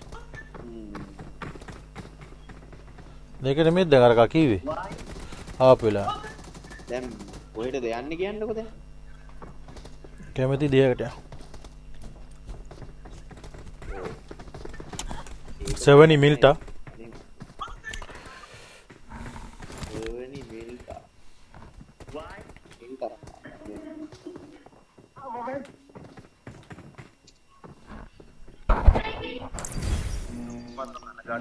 කාර් එකයි ඇඳුම එකපාරට බලපල්ලා.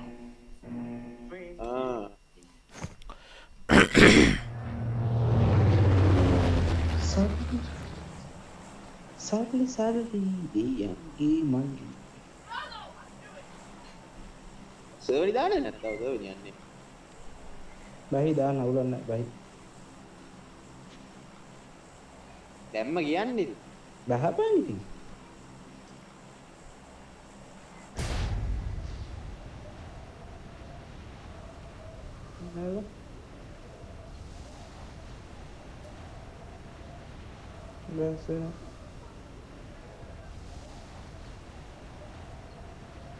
පේන්නේ සමහරලට බං ළඟ බහිනකොට මේ සොනික ආවට පස්සේ තමයි පේන්නේ. අර කණුව දිහා නේද අර ගජයා එළියට වැටලා හිටියේ අර කණුවක් පේන අර වතුරේ. අපෝ වතුරේ ඌ සෝන් එකනුත් එළි. සෝන් එකනේ මැප් එකනුත් එළි ඌ. නෑ කොහොමද කැඩි කැඩියා මම පිටියසර යනවා මෙතනට. මම මෙතනට ආවා. මම මෙතනට. මම පල්ලියෙන් ආ පැත්තට යනවා. පල්ලිය පැත්තට පිළිගත් කරන්නේ කාඩ් එක ගන්නවා. මේ පාකයත් එක්ක බෑනේ ඉතින් කරන්න උත්තර. කවුද මේ? මෙච්චර මාත් එක්ක ඉඳලා මාව කපනවා කියලාද කියන්නේ? දැන් තෝ ගුණවර්ප කියන්නේ බලයි එකකින් නෑ කපන්න නෙමෙයි ඉතින් ඔය ඇවිල්ලා ලූට් කරලා බෑනේ ඉතින් අපි දෙන්නට. කවුද උඹ මම ආවේ නෑ. නෑ වාඩ් නෙමෙයි මේ අනිත් එක කවුද මේ? දන්නේ මොකද්ද කියලා උනා. ජස්ටින් බීබර් බබා. ජස්ටින් බීබර්. ජුන් මොකද්ද කියන්නේ? ජයිල්. Hello bro. How are you bro? How you doing brother? Bro. How you doing? ඔය ගැප්ගෙන් කාර්යයක් මාත් එක කියවගෙන ආවද මං කොතට කියවද? Hello brother. How are you brother? ඌ නම්බර් 1 ප්ලේයර්ද කියලා අහනවා. මං කෝ ප්ලේයර් කෙනෙක් නෙවෙයි කොහොමද කො PUBG ගහන්නේ? කවද? පිස්සෙක් බං අයි. උඹලා දැන් ඉස්සලා මැච් වල? ඔව් කික් ඇෆ්ගන් කාර්යයක් ඌ නම්බර් 1 කරලා කතා කරා. මම yes I care. ඌ කියනවා you are a player ද කියලා. කො ප්ලේයර් කෙනෙක් නෙවෙයි කොහොමද PUBG ගහන්නේ?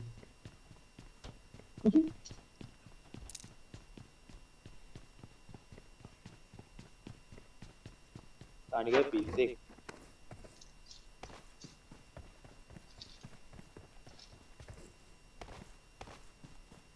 දැන් ඉතින් පුක ඉරායන ලූට් කරන්න වෙන්නේ.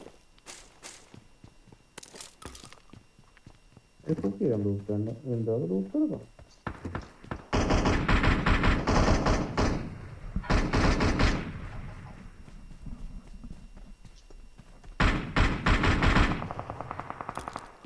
පොට්ට සද්දීප මොකක්ද ගන්න එක මම කනන්දක කඩලා ගියා.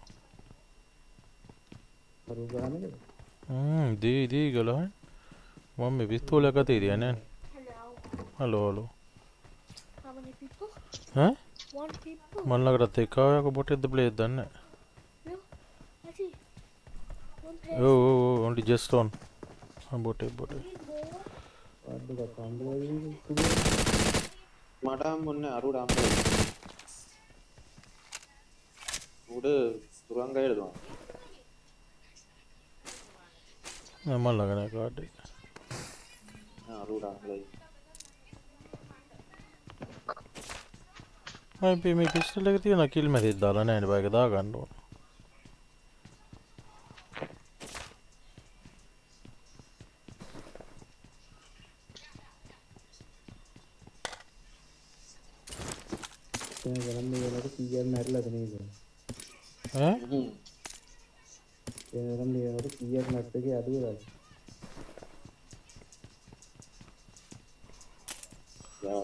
ලයිටි සේප් ගන්න එක. කාටද සුරංගයනේ ඉවෙන්ට් එක පාටක් ගාලා කුරුස් ගාලා ඉන්න කියලා ගන්න.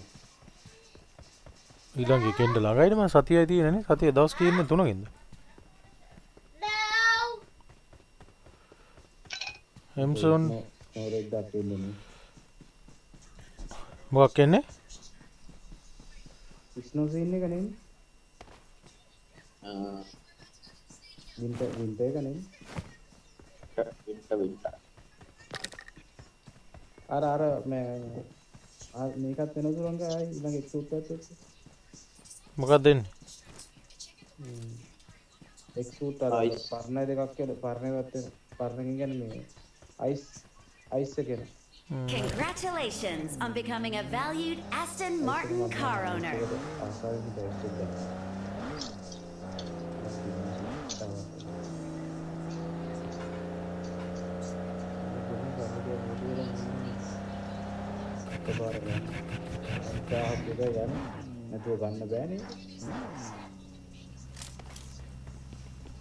ස්පේ කොයින්ස් එක වැඩි නැද්ද බං? මට ගන්න යන්න මේ තියෙන දෙක DBS එක. කොයින් මූත් 10ක් තියෙනවා එච්චර. මේ UAP එකක් අවුල ගත්ත මෙතන තිබිලා. DBS එකේ මොන මගුලකුයි තියෙන්නේ බං? මේ UMP 9 එකක් තියුණා මේ ටොප් එක මොනවද? මේ බයිගන් එකක් තියෙනවා. I got supplies. UMP 9 එක කියලා සුරංගේ මම මේ ගත්තා. ඒවත් එක්ක.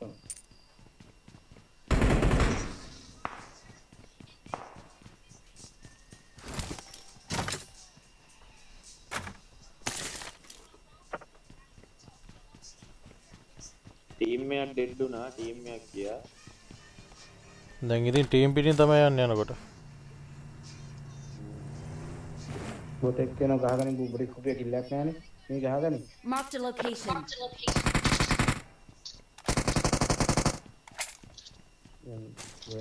මොනවද තියෙන්නේ බලවුලා?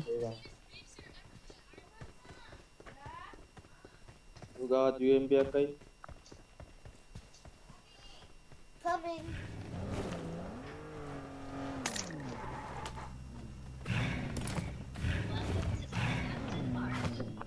Congratulations on becoming a valued Aston Martin car owner. දැන් නම් බැලුවෙත් නෑ. ඇරලා නෑ. Number 4. Let's go brother. Let's go bro. ඇරලා නෑ දොර මාකේ වෙන්නේ. ඇරලා නෑ. ආම නෑ. Yes, okay. girl කෙනෙක්. ඉතින් පොඩි එකේ මොනවද? නෑ කෙල්ලෙක්. පිස්සුද? ලොකු කෙල්ලෙක්.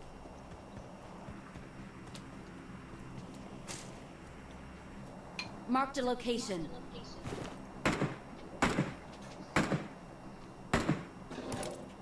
Mark the location. Watch out. මේකට තේරෙන්නේ නැද්ද කොහෙද? දන්නේ අහන්න. ආවද ඒක නෑනේ. ඔව් ළඟදී. Hello. Number 4. Open the number 4. You have key, bro. You have key. Watch out. You have key. Come in. Hello. Yes, what? You got a key for this one, you know, this one. Mark the location. Do you have Key for what? This door. Mark the location. You can take your back. I have a Take your back. That's it. Yeah. Thank you. Done, bro.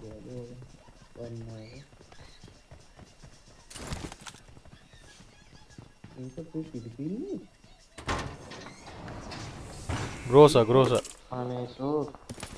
Number 4. Kahana dho bhai. Nike to hoने की done इतने. Watch out.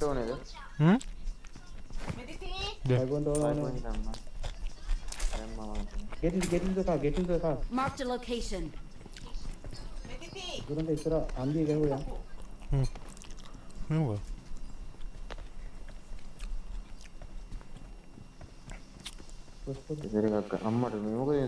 Congratulations on becoming a valued Aston Martin car owner. Come on, number 4. Let's go. Number 4, come on. What are you doing? Congratulations on becoming a valued Aston Martin car owner. तुम महान देखो तो काम कर रहा हूँ. तुम्हें पूरा है. तुम मंगा दी मेतन होती है हाँ दे तू ना. नहीं वे के लिए आता गिवर का क्या हुआ. हाँ मैं करना का. अरे मैं कहाँ रखी हूँ. Congratulations on becoming a valued Aston Martin car owner. Puluhan na.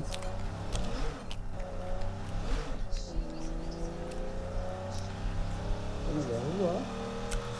तो ना तो हम आ रहा है ना हर बात करते हैं. कोई डब्बे दिन? हाँ उधर है. मैं बॉडी के इधर. नहीं बाइक की ना के होना बोटे तो बाइक के गया यार मैं बाइक हाँ वो अरे बड़ा गाड़ी.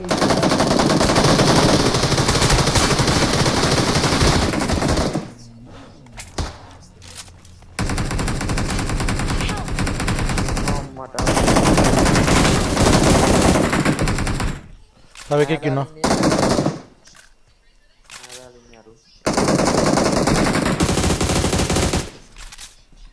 Awesome.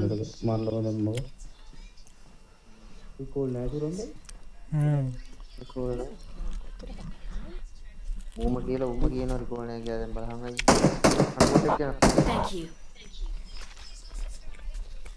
हाँ क्या? नरवा. Congratulations on becoming a valued Aston Martin car owner.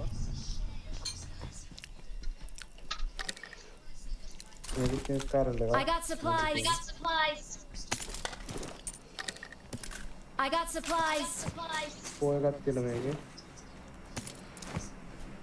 भाई पॉइंट तो मैं गन. Watch out. तो जो ना दिशे पनस पर है. ये जरूर. Gate tuna tina smoke katara tina very ne. Naka smoke katara tina. और इलान मकानो है. Congratulations on becoming a valued Aston Martin car owner.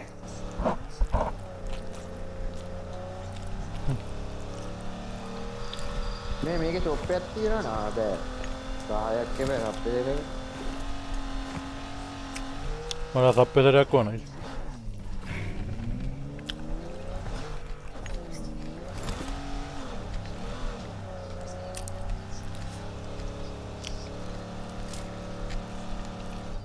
ये लो इस तरह वाला रोड पे है ना.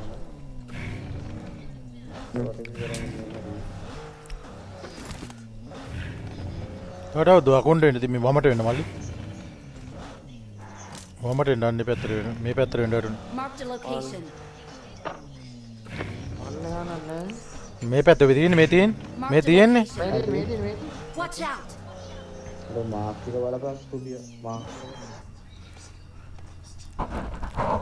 इनके एक टका थी. मानना. इसके कारण ही अपनी को बोला. ठीक है तो.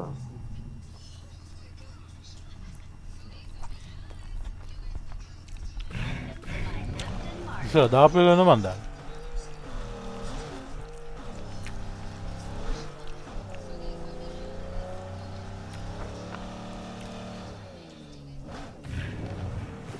මම තෙල් තිබ්බේ ගැහුවා. කරවල ගෙට්ටයක් තව ටිකක් ගන්න කරවල. නැත්ද? මොනවද? නෑ කරවල. ඔය කරවල තියෙන ලංකාවෙන් වෙනකොටද මම නෝල්ඩි කරන්නේ නෑ. කන් ලංකාවෙන් සුපිරියක තියෙන තලපත් තෝර මෝර කුඹලා බල කන්ට කරවල තමයි තිබුණේ.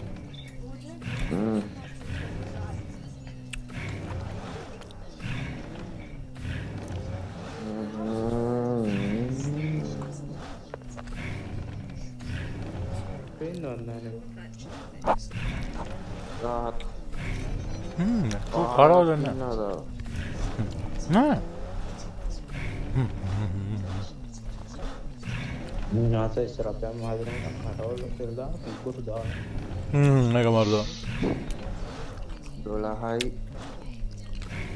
ना डोला हाई बिल्लू ना යම්බ අයි මොකද තියෙන්නේ අමාරු දැන් රෑන්ක් ගහන්න බෑනේ යන් ඉතින් අහුවලා ගහමු ඉන්නේ උන්ට රෑන්ක් නෙවෙයි ඒක තමයි ගහවල යන්නේ කියලා මේ කාප්පු මේ ටෝන් එක පිළිගන්න අපි හොය යන් ඉතින් යනකොට අහුනොත් යනවා ෆුල් ටයිම් තෙල් ගහගත්තා නම් මොකද කොහෙද දාලා තෙල් එක තියලා වරේ නේද ඉතින් මේකේ තියනවද දෙකේ මම ගත්ත ගැව්වා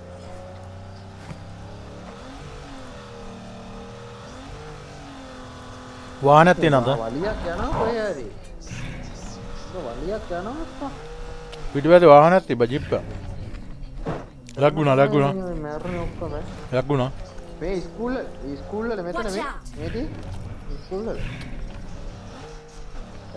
පාර වාහන කොට ඒකේ කරුණේ උතන ගහන්න අමාරුයි බං මෙතන තමයි වලිය යන්නේ ඉතින් ලග්ගුණා හැටි පල්ලයට යන්න එතන වෝන ගොඩ බා සක බුන් වෙන්න වලිය යන්නේ එතන අන්න ඩ්‍රොප් එකක් කරනවා Watch out. අඩුම ගානේ මොකද ඩ්‍රොප් හරි තියෙන ඒක ලූට් කරන්න යමම් බා පේට්ටි විතරයි මේ මිනිත්තු නෑ බා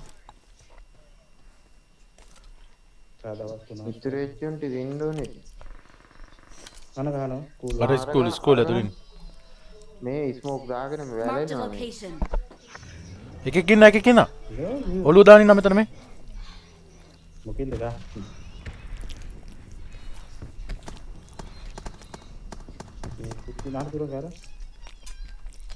Marked an enemy's death crate. ඒක එනිමි මේකක් එනිමි එකක් මැරලා එළියට මැරලා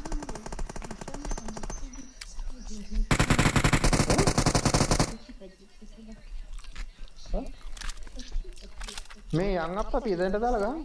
ඌ විතරයි ඇත්ත මම හිතන්නේ. සුරංගය. යම. තව 8යි ඉන්නේ. 8යි නෙමෙයි 5යි. තව 4යි ඉන්නේ 5යි යෝ. 5 ගැන දෙන්නෙක් මෙතන ඉන්නවා. Congratulations on becoming a valued Aston Martin car owner.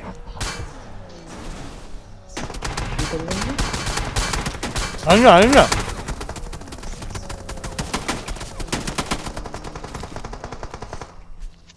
It's be a smoke. Ita mangana media ga. Amma. Bison ba? Mang berat dem. Mata.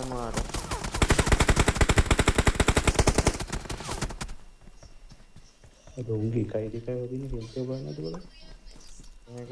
Watch out. Sekarang ini. Kau tahu? Mau market ke 5 hari orang market. සුරංගය වදිනවා මේ වාහනේ කරකෝලම දාමුද එතන මෙතන ඉඳලා ගහන එක danger මොකද දන්නවද Watch out. එහෙනුත් එන්න පුළුවන් ඔක පුපුරනවා බා අරුග වදින සුරංගය දුන්නේ මට හැපෙන්නේ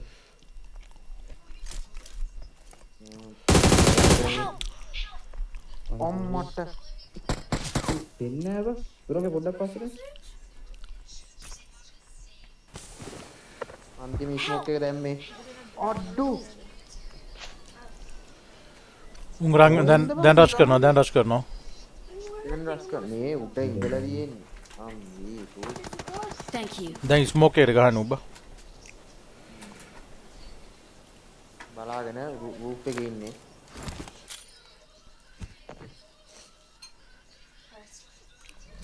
ඒ කරවල රසයි නේද On නිකන් කන. Apian surang apian. Thank you.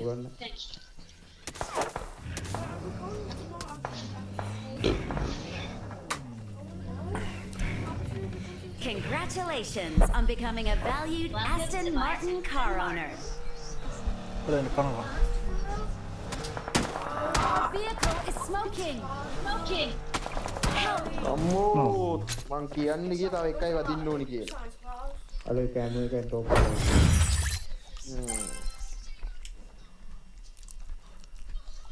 Kaya berbeda.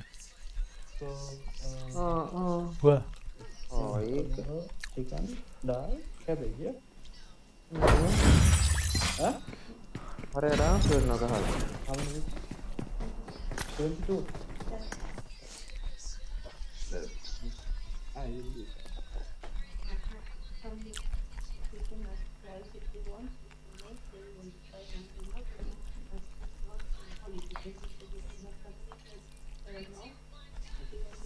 Who? Police studio? Yeah, but they asked before, okay, tomorrow. I don't think guys they will don't. We'll see.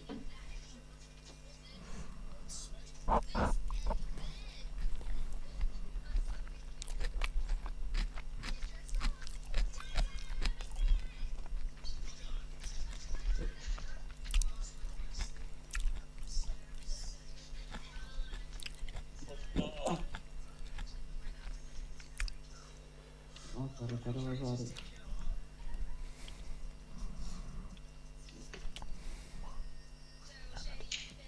Madam.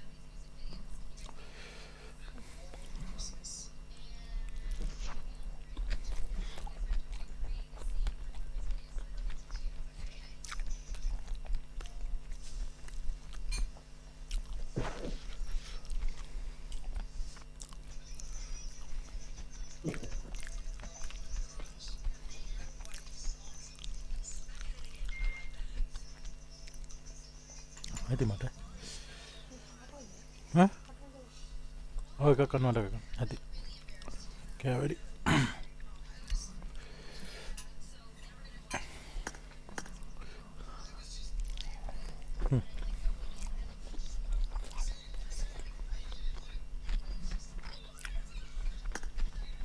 Ibu dapat catat juga. Soalnya dia keren juga macan dah.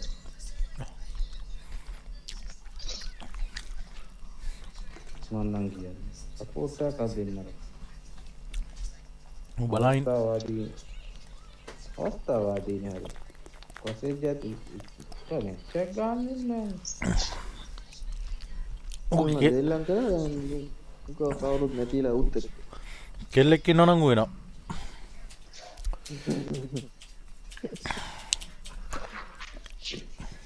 ඒකෙන් කෙල්ල දෙක් කරගන්න පුළුවන්.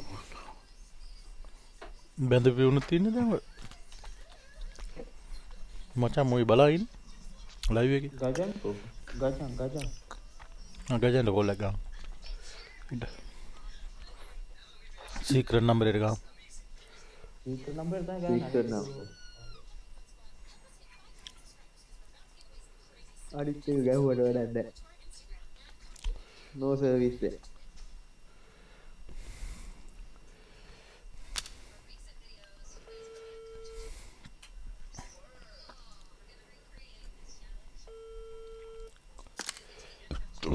ඔව් මට අරක ගන්න පුළුවන් බම් මං ගත්තේ නෑ. මේ හොල්මන.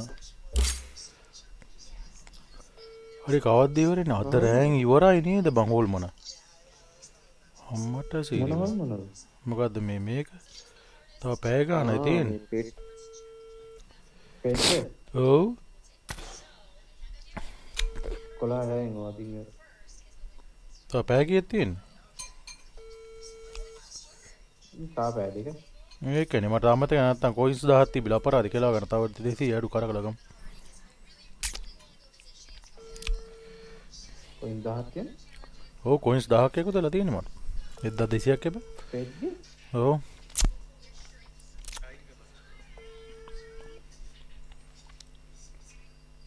ඔව් පෙට්ට කොයින් 1200 අයෝ නේ. අර උන් තුන් දෙනෙක් ඉන්න මොකද ගන්නෙ බං? ඔය තුන් දෙනා මට නෑ මං හිතන්නේ. මොකද්ද? පෙට්ලගේ. මන්නම් ආස සුරංගයේ අරුට.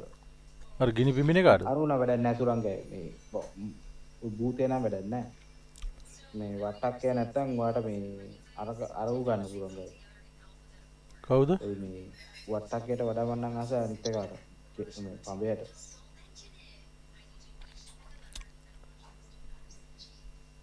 පඹය හොඳයි කෙනෙක් බා ආසම් පෙක් කෙනෙක් බා මට ගන්න කරලි කිව්වා. කෝකද ගන්න කියන්නේ? ඉන්න බං. ලයිව් එක බලන්න. පඹ පැටිය පඹය ගින්දර වගේ තියෙන්නේ. හැට් එක දාගෙන ඉන්නේ. උගේ වැඩක් ටිකක් තියෙනා නේද? අර මේ වට්ටකකෙදී නෙමෙයිනේ. නෑ වට්ටක නෑ වට්ටකෙදී තුන්වෙනි එක.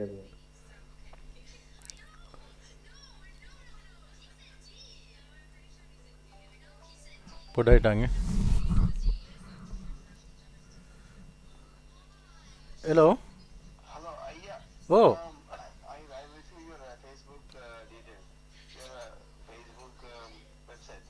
You do it for balloon decoration also. We have some people, but it's, you going to do the outdoor party or in the home? That's small, eh? I got one guys. They don't charge much. They do what year are you going to celebrate? 2 or 1? No? First year. I asked them tomorrow. A girl. Okay, they do the nice backside banner, not banner, and the balloon and everything. I asked. I think it's not much cost. You know the. Okay, because if you do the big one in the outdoor, is very expensive. You know, the home is little one. Okay. Yeah, I know. When you do the home is you can't put. Okay, I check in the tomorrow the guy. Yeah, check in the Facebook. I send the WhatsApp, but you don't watch. That's why. Yeah, check the WhatsApp. WhatsApp page. I send that through the WhatsApp. Okay.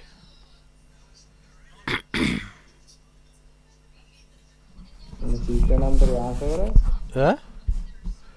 Secret number answer करो. नहीं answer करे ना.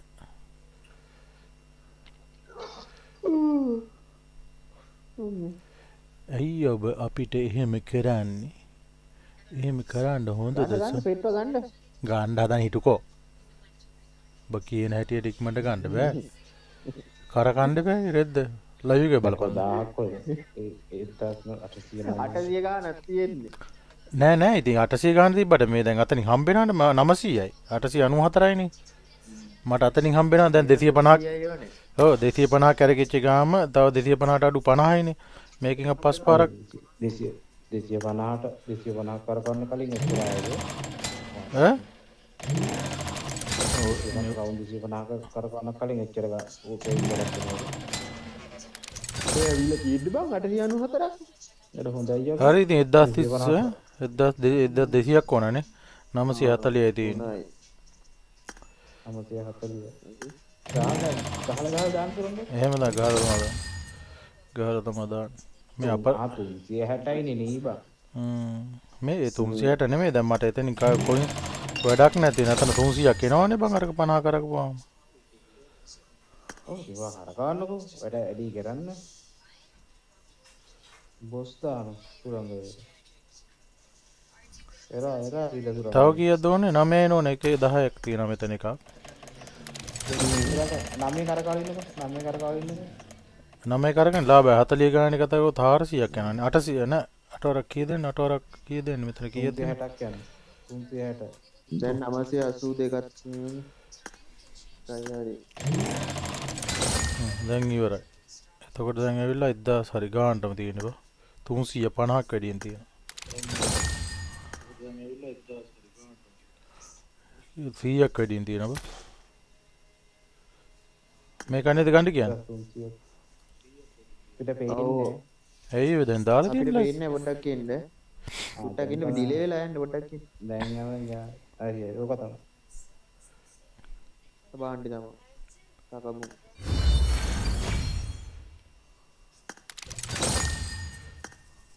තව 100 ගණක් වැඩියෙන් තියෙනවා. මොකද ඒකට කරන්නේ? ඒකට වැන්නකො සුරංග ඒකට උඩට වැන්නකො 100 ගන්න ඒකට උඩට වැන්නකො මොනවද තියෙනවද ගන්න ඔන්න ඒක කොයින්ස් එක ගන්න සුරංග එපා කොයින්ස් 60 ගණක් තියෙනවා. මේ 60 70 මේ වෙන 10ක් ගමුනේ. ඒකෙන් 10ක් ගමු. බොක්ස් 10. බොක්ස් 10 කියන්නේ මේ ප්‍රීමියම් ක්ලාසික් රේට් 10. ඔව් ක්ලාසික් රේට් 10.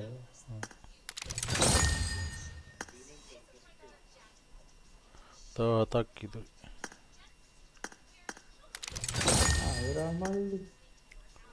ඒ රාමල්ලි මොකද කරන්නේ? කතා කරපන් නැත්තම් එළවන.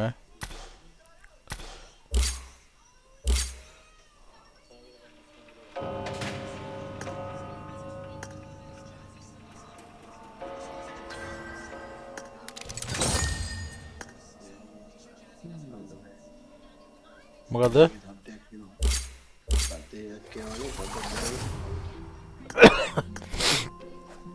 කාගේ සද්දෙන්ද? මගේ නෑ අපිට නම් ඇහෙන්නේ නැහැ ඒක.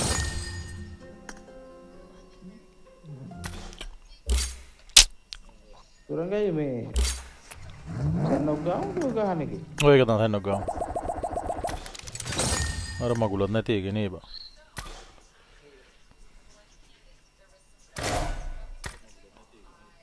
කාර් එක කවුද ඉවරෙන් සුරංගයි කාර් එකත් අතින් ඉවරයිද? හා? නෑ නේ. නෑ නේ තව තියෙනවා. ඉවරයි කවුද? ඉවරයි අද ඉවරයි. මෙතන තව 1000 ගන්න කම්බිලා දෙන පර්චේස් රිවෝඩ්.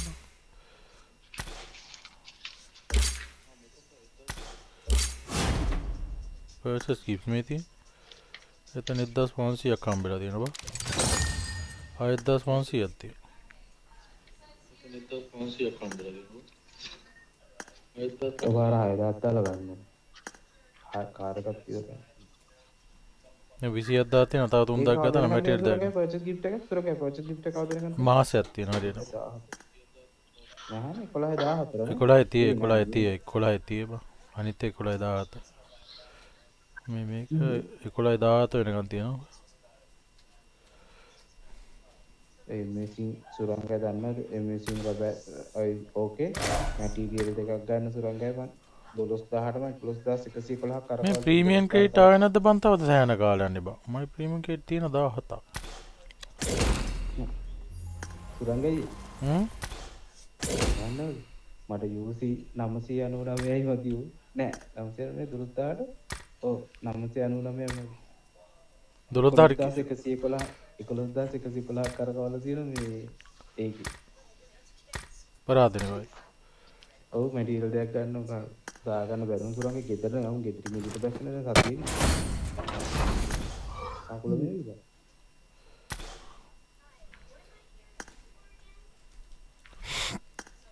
අකුල කැඩලා ඉන්නේ මම මේ ගෙදරට කකුල කැඩලා නෙමෙයි නේද ඇඟිල්ලක් කිරි වැටිච්ච එකක් නේද ඔය ඔව් අර අත්තාසින් යන්න බෑ නැගිටින්න බෑ නේද චුටිමනික අපජිට මේක දෙන්න බෙහෙත් එක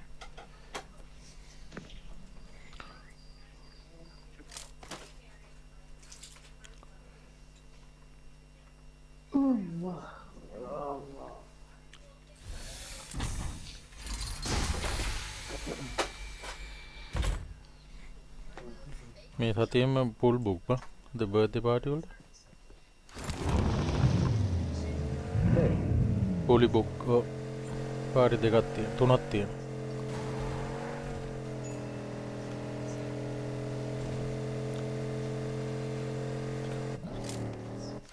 මේ මොනගේ වගේ කොළ පාට එකක් දාගෙන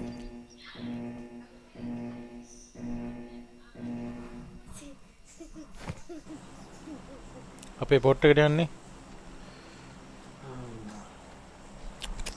room පයින්ඩ දා පයින්ඩ ස්කෝපි පයින්ඩ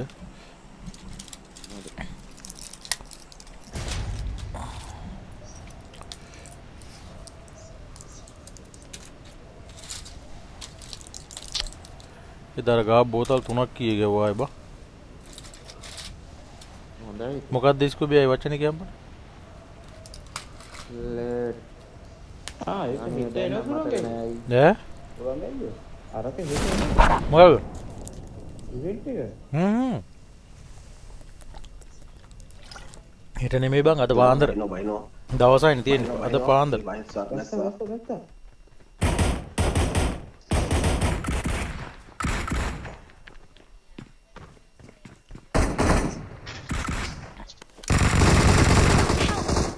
ඒ ගන්මනේ තියෙන්නේ බං. ඒ ගන්මයි තියෙන්නේ බං.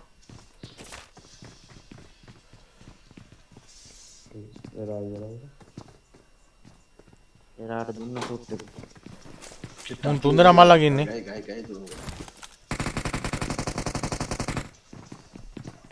මම වට කරලා ඉන්නේ.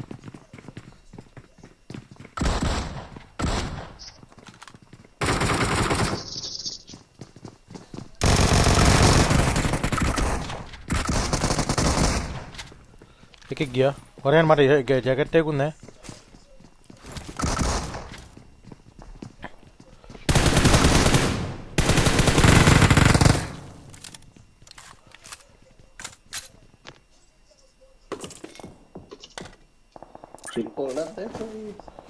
මොන රීකෝල් දිවරු රීකෝල් දිවරුන නෑ ඉතින් බලා හිටපන් පරිස්සමට ගහන්න ඕන මේක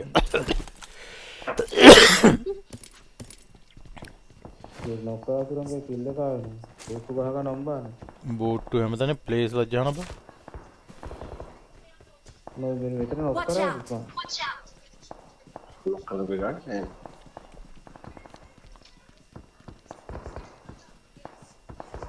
බොට්ටු කොට බලන්න මම එන බොට්ටු තලන්න බොයිස් රූමර් ප්ලේ ගෙවුවා අන්න ප්ලේ ගෙවුවා බොටට ප්ලේ ගෙවුවා ඔය ගන්න අර දින වාහන ට්‍රිවිල් එක කර ඔයා ගිහිල්ලා අම්මෝ සෝන්ත එන්න ඉතින් අරකට මැරිලානේ ගහම රස් එකේ ඉතින් මොකද කරන්නේ අරුත් මල අපිත් මල ට්‍රිවිල් එක බග් වෙලා හඳේ පේන්නේ ට්‍රිවිල් එක සොරගේ ඉස්සරහ ඉන්නවා ඌ බොටා බා නෑ කල්පෙට ඉන්නෝනේ ඌ බොට් මේ අනිත් පැත්තෙන් මේ ඔය ට්‍රිවිල් එකේ මේ ඇවිල්ලා තියෙනවා මේ රිඩවුන් දාලා තියෙන අම්බෝ මේ මගුලේ මට පේන්නේ නැහැ ගියාම කෝ බං ගෙවල් එහා පැත්තෙන් ආවේ ඇයි ගෙවල් එහා පැත්තෙන් ආයි නෑ මේන්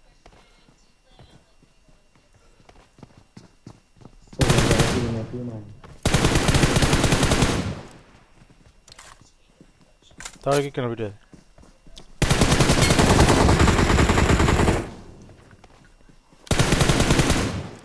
මොනුන්ද බම්මේ අඩෝ උඩ වැදුනා මගෙන් මගෙන් වැදුනා උඩ නර කොළ පාට ඇඳුම ඌ ඩවුන් දැක්කා මගේ බුලට් තිබිලා නැහැ කැවුනේ බං ඉවරයි රීලෝඩ් Thank you රීලෝඩ් වුණා ඒකයි ප්‍රශ්නේ මම පල්ලා මං වටෙන් ගියේ මේ අර ඇතුලේ නොක් කරපු එක මරුවද කොහෙද ඒ ඇතුලේ ගේ ඇතුලේ නොක් කරා මුට ගැවුණා ඒක බෝට් පාරක් දැන්නු හරිය කපුට එතන රටේ කරකුණාපම ඔය නු කොහෙරි ඇංගින් ඉඳලා ඇවිල්ලා ගිහින් මාර ගේ ඇතුලේ එකකුත් නොක් කරා ඒකෙමුගේ මං විතරත් එක්ක තමයි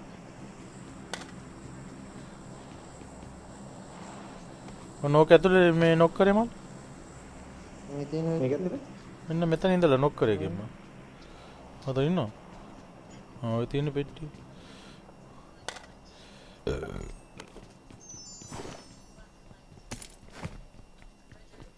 එරා වැඩ පටන් ගත්තද එරා එරෝ මාස දෙකක් ඩුබයි වල මාස දෙකක් ඩුබයි වල දැන් ඩුබයි වලට යනවද ඔබ දැන් මම ඩුබයි ඉන්නේ අම්මට එහෙමද අය ජොනාලාකටම ගියා කියන්නේ නේ ජොනා ඩුබයි නේ ඔයටි දන්නේ නැහැ ඌටත් පොඩි ප්‍රශ්න ටිකක් මේ දවස්වල එන්නේ නැහැ මල්ලි උකට මොකක් හරි ප්‍රශ්නයක් තියෙනවා මොකක් හරි ඔය ගයක් හදන්න පටන් ගන්නවා මොනවා හරි සීට් ගොඩක් තියෙනවා සින්කොන් ගොඩක් බා මැච් එකට එන්නෙත් නැහැ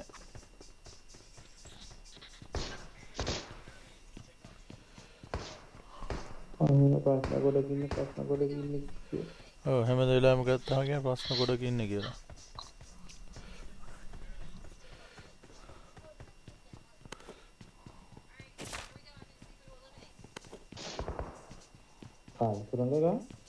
මම නේ බං කවුද දන්නවද ගන්න මේ ඇස බොටෙක් ගන්න ගියා වතුරේ ඉඳන් මට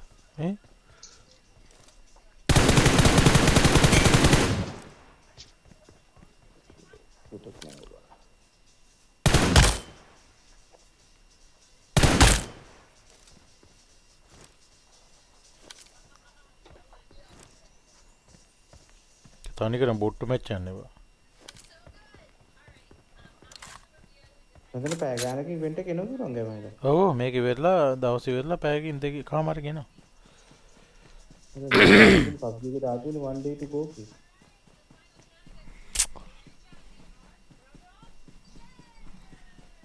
පැයකට කලින් පෝස්ට් එක දාලා මේක ඇවිත් නේද කවුද කවුද එරා ඕකේ ලයිව් එකට ගිහින් ලයික් එකක් දානවා ලයික් එකක් දැම්මා ලයිව් එකට ගිහින් බල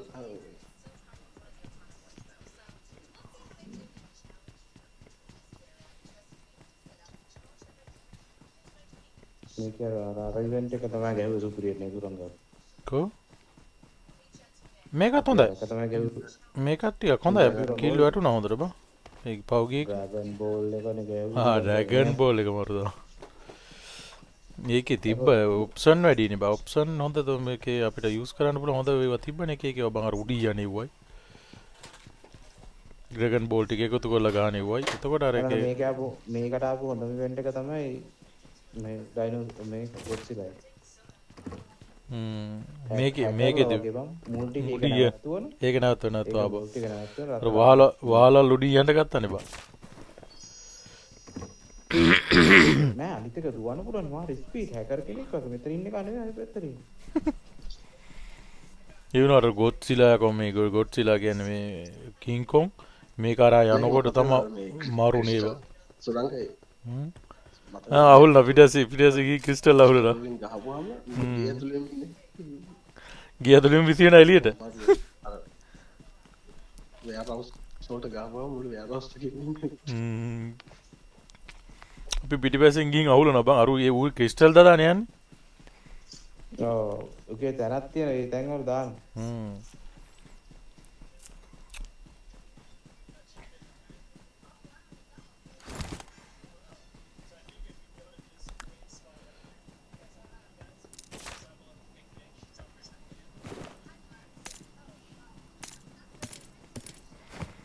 මම මේ බුලට් 30ක් තියාගෙන යන්නේ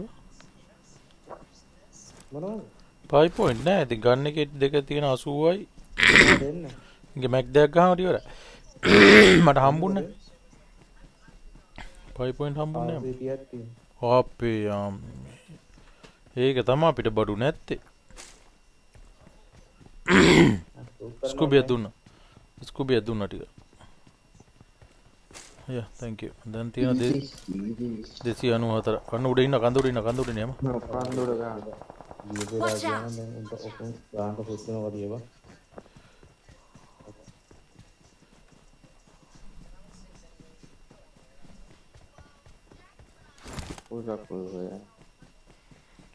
පුරේ හඳට පෙමින් බැඳුණු තාරක ලඳුන් මරත් මැග් ගන්න නැතු ඉන්නේ මැග් එකක් වැඩිින් තිබ්බ තරම වරේ මල්ලිය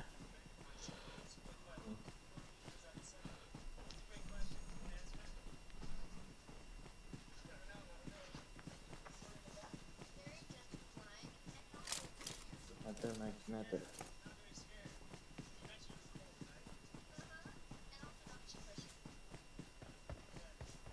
ආතත ගම් ගහනත් අම්ම රුට්ටෙන සුරංග ඇවුලට න ගහමුනේ යනවා ගහ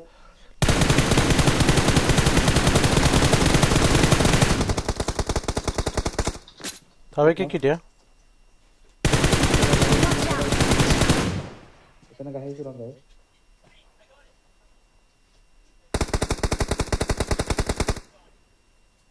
මගේ වාක්‍යයේ තියෙන තැන Marked a ගහ. location. පල්ලෙහාට දුවන්න එන්න එපා.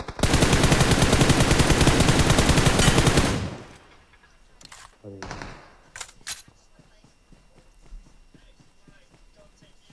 ස්මෝක් කරන් යන්නද කි? ස්කුබියට නැවිතලා වුණාට ගැහුවා ඌ දන්නේ මං ගහන කියලා ඌ දැක්කේ නැහැ.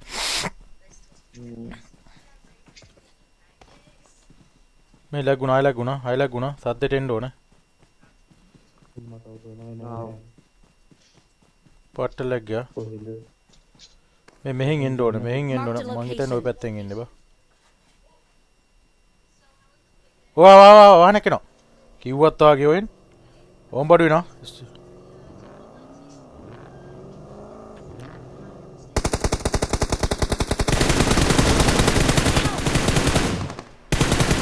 මුවන ඔක්කුණා ගියාහන්කෝ. මූ කීල් කරාන් අයියෝ.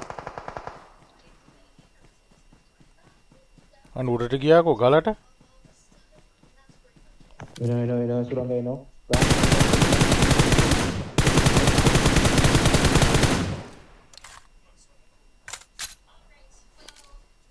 Thank you. උන්ගේ නොක්කිච්ච කල්ලනවා. මයින් නොක්කිච්ච එක. ඔව් මයින් නොක්කිච්ච කල්ලන උඩ.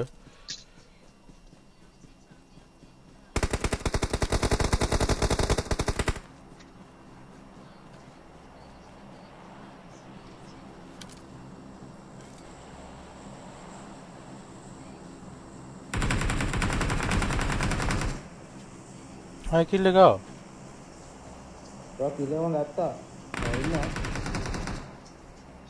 Ibarat ni? Ibarat.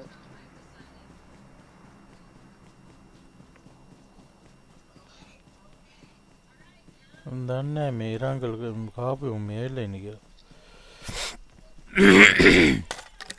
මොකද්ද? මොකද්ද අයියේ? උන් දන්නේ රංගල් කාපු. අපි මේ සෙන්නක් ගහවට රංගල් කාලා රංගල් කාපුවනේ මේක ගහන්නේ ලේසි බං. රංගල් කාලා යන්ද? ඔව් වාහනේ නැද්ද? මුංගේ වාහනේ කෝ.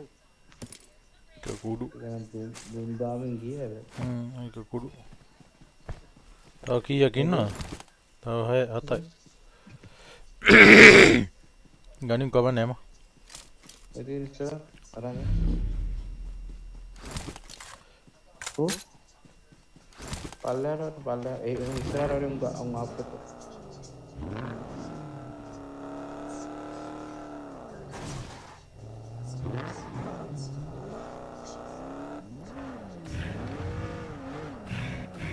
නගින්ඩු ඕන දෙනවද පයින් යනවා.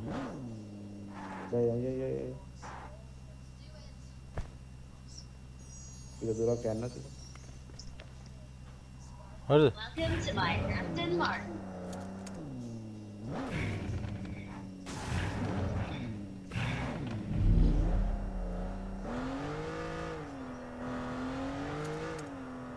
ඒක එන්නනවා ගමන්.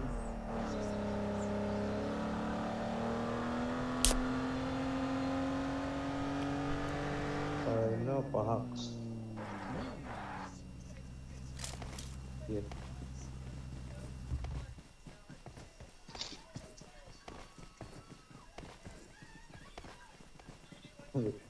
අතන නොක් එකේ කුඩිය උඹ නොක් එක අල්ලලා මම අර ගැහුවා නේද? වෙන එකට ගහපෙකට බලෙන් ඔලුව දාන්න ඔක්කොනද? ගහේ හිටපේ ගහනේ. ගහේ ඉඳලා ගලට පැන්නේ ගහනේ. ගහේ ඉඳපේ කලේ පෙරපරයි ගැහුවේ.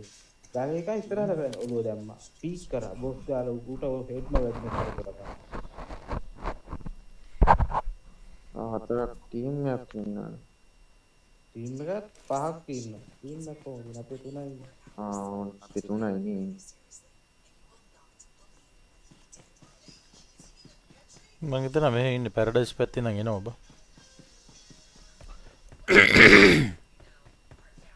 මේ මොකද්ද මේ? ගල් දෙකක් තියෙනවා. කපන්න තියෙන කපපු දෙක.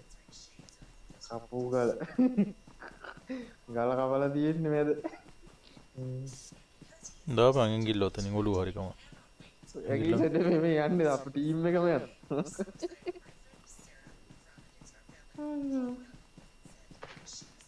පොඩ පැරඩයිස් පැත්ත බං මේ මහරින් ඒක තමයි පැරඩයිස් පැත්තේ පොඩ අවසල ගනින් තව 3යි ඉන්නේ අවසම ගහවා මිස් කොල්ල කෝල් එක මිස් කෝල් ලු මිස් පායර එක මේ ඩ්‍රොප් එක මෙතන මගේ ඉස්සරහ හරි මිස් කෝල් එකක් කිව්වත් වරදක් නැහැ ඉතින් මරලා නැහැ ඒක ආතල් වචනේ ඉවරයි දු විතරයි බීට් එකේ ගානේ ලෝ තව 4යි අයියෝ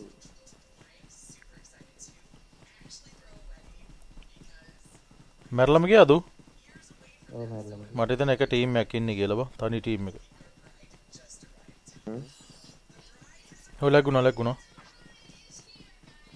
මකරස් බෑවිච්ච ටීම් එකක් එන්නේ දැන් නම් බඩ ගාන ඉන්න සෙට් එකක් ඉන්නේ මේ හරි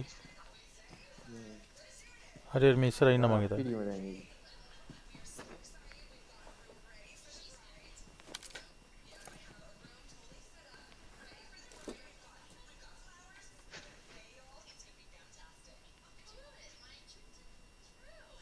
උරංග ඉස්සරහ ඉන්නෝ මම හිතන්නේ පැරඩයිස් පැත්තෙන් ඉන්නවා මල්ලි ඒ වුණාට ඉස්සර මේ වගේ නේද බඩ ගාගෙන ගනේ යාන්ටර හිරෝ කගියාද Okay. Awesome. ඉස්සර එරා බැනුම් අහන තරම් මා ඉරයි හැමදාම ගහයි මා ඉරයි තිලයි නේද තිලත් හිටියා පිලත් හිටියා අය කවුද හිටියේ බා Okay. උට කතා කරන්න විදියක් නෑ මොකක් හරි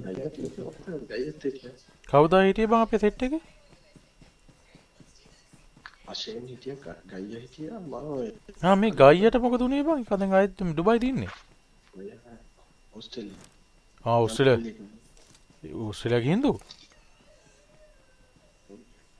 හොඳයි නේ අපෝ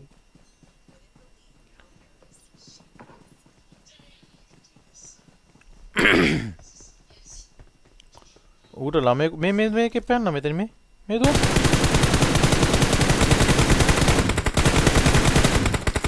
ඔරේ කදුවන දියා ගහපියව වැදලා තියෙනව මගෙත් වැදුනා බං එකට පාට්ට විදියට මම නොක්කුන්නේ නෑනේ බං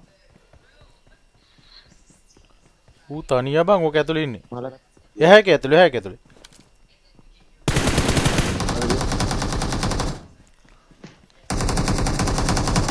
නොක් විතරයි යා අර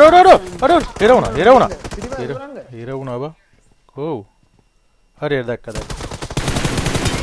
අඩෝ වැදිලා දින 1 HP ඇතුළට අර හොම්බරේ ඌ බලා හිටියේ ඩවුන් දාලා බා ඌ තනියා බං ඉන්න උඩ එක මුගේ අනිත් එක මම දැක්කම කළා ඩවුන් දාලා ඉපඩ හිටන් මං කියලා දාන්න ඕගෙන පිටිපස්සෙන් නෑකෝ ඔයා පිටිපස්ස අනිත් එක අපේ පිටිපස්ස ඔව් මෙන්න මෙහෙ හරින් ගෑවේ Marked a location. ඔය ගලේ දාපන් කල ඉවරයිනේ තව එකයි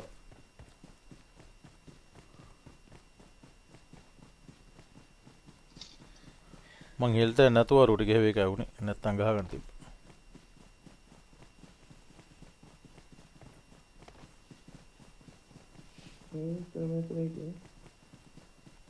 ඉඹුරෙක් ඇත්තේ දැන්න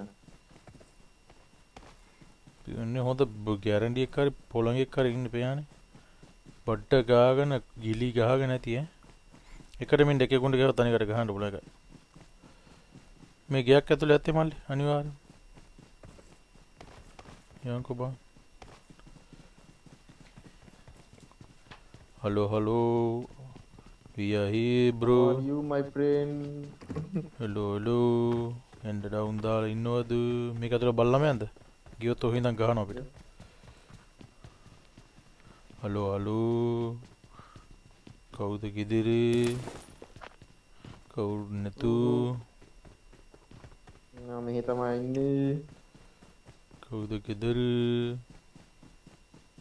මේ තාප්පේ පිටිපස්සේ මේ හරි වගේ කවුද ගෙදර? How are you? හවාරු ගලෙත් දන්නේ උඩත් දන්නේ. නෑ බා උඩට යන්න උඩ සමහරට බලමු උඩ. කොහරි ඩවුන් දාලා ඉන්නවා. ඉතින් අපි එනකම් බලාගෙන දැන් කොහොම හරි අටවාගෙන ගහන්න එකෙකුට හරි. දැන් කේ පේන්න නැත. හවාරු අර හිටපු පැත්තෙම දුකද බා? ගිලියෙක් ඉන්නේ. ඔව් ගිලියෙක් ඉන්නේ. හිටම් බලන්න. පේනවද මෙහෙම පොළේ ඉස්සරහට මට.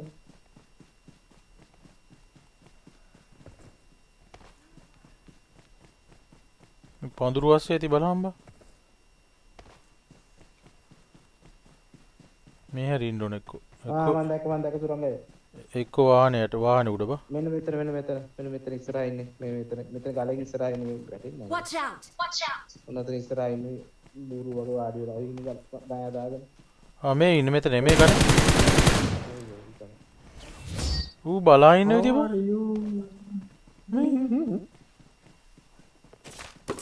level 3 බඩු දාගෙන එහෙම ඉන්නවා මෙතන ලයි අර අලුත් ගන්න එක අරගෙන.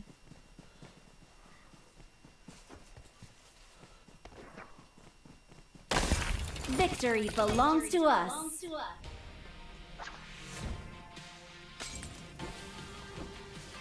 මම බැලුවා වාහනේ අරන් එන්නේ මොකಾದ කියලා බා. තවත් එනිම ඉන්නද කියලා.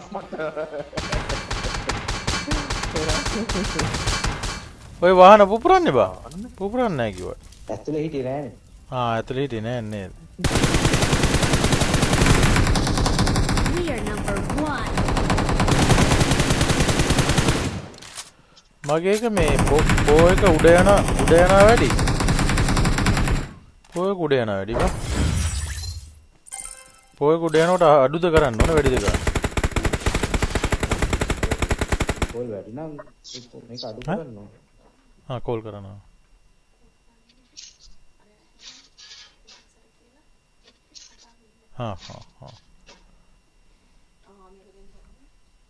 මොකද්ද?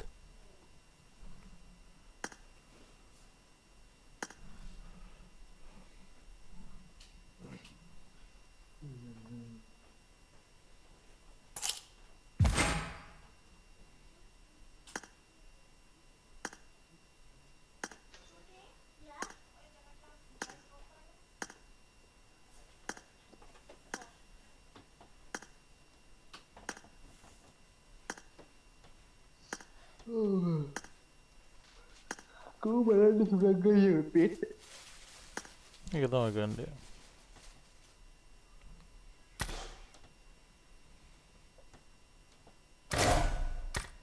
ඒකේ තියෙන වැඩ මොනවද? නම්බර. ඉත බඩු ගෑල්ල.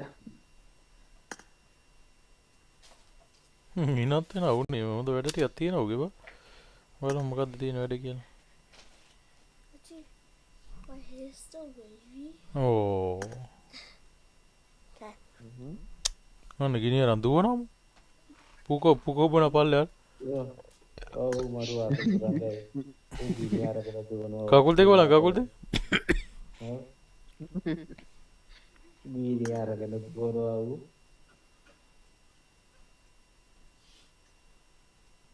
ස්කූබි ආතල් ටිකක් තිබුණා මට එවන්න බං. හැදෙන්නද? මේ ගිනිය අරන් දුවන එක තමයි අමාරු ඈ හොං ඈ. ඒක තමයි මම ආවේ. අපට ඒක දුපිරිය. සෝනික් වගේ.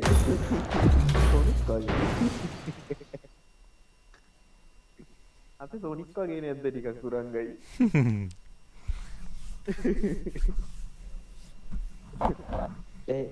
ස්කූබියා.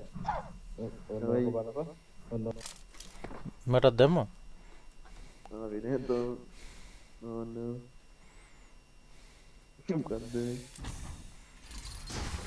අම්මර පැස් බරා.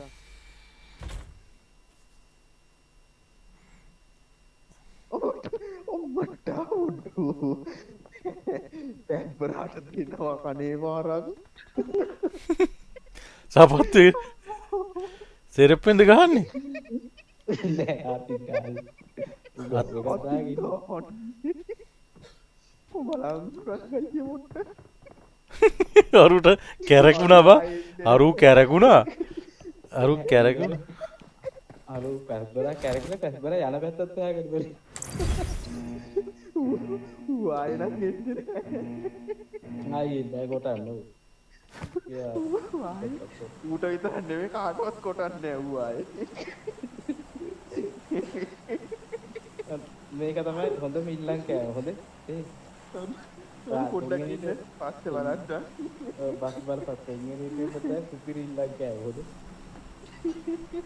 අරු බෙල්ලෙන් අල්ල ගන්නවත් දෙන්නවා අත පුරෝට එල්ලෙන් අල්ල ටිකක් කළා ඉඳලා හොඳට පුරෝලා අර ගන්නකොට දෙන්නේ හොඳේ අත ගොරට තව පේන්නේ ඇගේ වීර්යය දාලා let's go එන කණේ පාට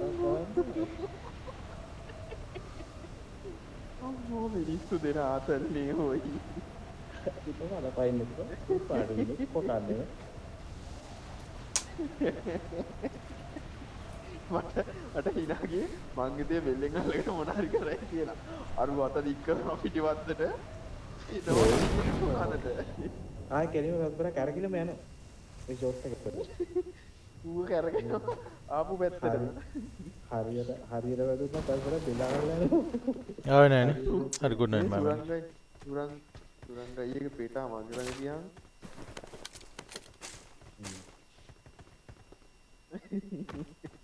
Ambo baru udah itu ya. Udah dia udah. Perlu kena kantor no. Makan terus. මේ ඔග්ගේ අයින් කරලාද බං? නෑ ඒක අයින් කරන්නේ. මේක අඩුව ඇති දුරන්නේ. ආ මේ කීනකොට තිබ්බා බං. කියලා දශමයක්වත් ඉස්සරහට යන්න මොනේ බං? උඩ ඉන්නවනේ මේ. එනිමි ඉන්නේ. උඩ. මේ පැත්තේ ගවලුනේ. Marked a location. Marked a location.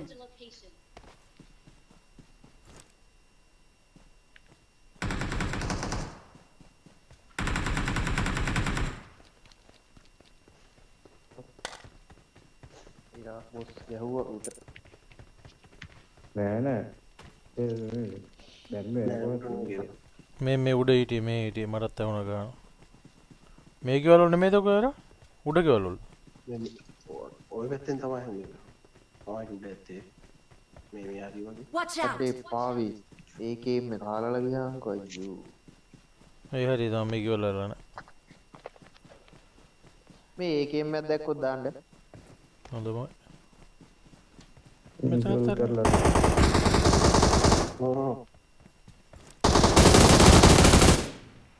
ඔයින් හැංගිලා හිටියේ නේ? පාවි හැංගිලා හිටියා. තව එකෙක් ඉන්නෝ නෑ. තනියෙන් නෙමෙයි. එරායි ඒකෙන් මැද තිබ්බ දාන්න.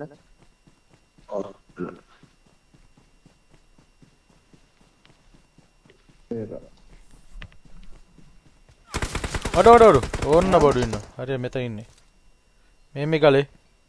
මේ ගලේ අං එකක් බගයක් උඩට ආවා කාර් එකක්. මෙන්න මේ ගලේ එකෙක් ඉන්නවා. මේ ගලේ එකෙක් ඉන්න උඩ ගහන්න වටලා. ඌ ඔළුව දාන ගන්න බා මේ මෙතන මේ. මෙන්න මේක ගහපලා උඩ බගයක් ඇවිල්ලා තියෙන උඩට.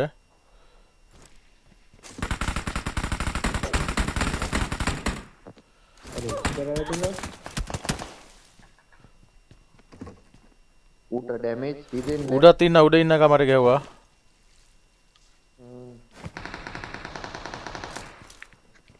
මගේ උඩ ඉන්නවා.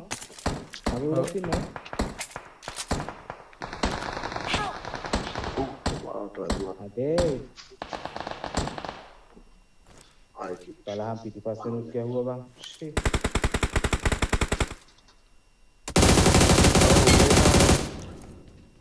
දෙකානෝ උඹෙන්නේ මගෙන් නොක්කුනේ නේ.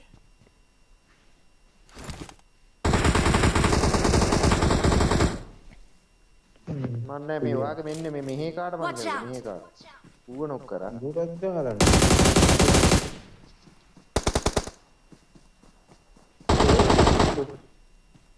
පියතුටාවා වරෙන් රස් කරන්න බං ඔය හිටියට වැඩක් නැහැ. රෙද්දෝ මේ ළඟ එකේ ඉන්නවා. ආයෙත් බහිනවා මීට මම මේක බලා ගන්න.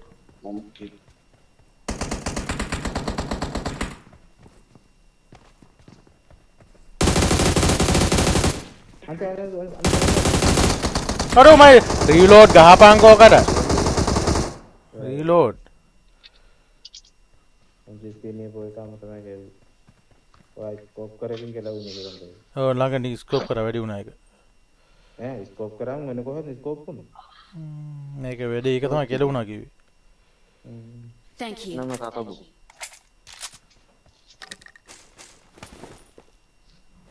එම්පෝ දෙකක් ගහන්නේ කොහොම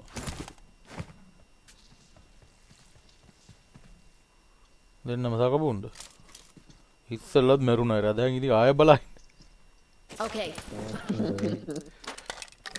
ඒඩාක තනියට වාත් තියෙනවා මම මෙතන ඉන්න නුඹ ඉඳ කටවට බලලා දෙන්නම් එම්පෝ එක ගන්නට මේකේ නුට්ටියක් ගහමුනේ ලස්සනයි මේක කිල් මැද තව එකක් කා බොටේ මං ගන්න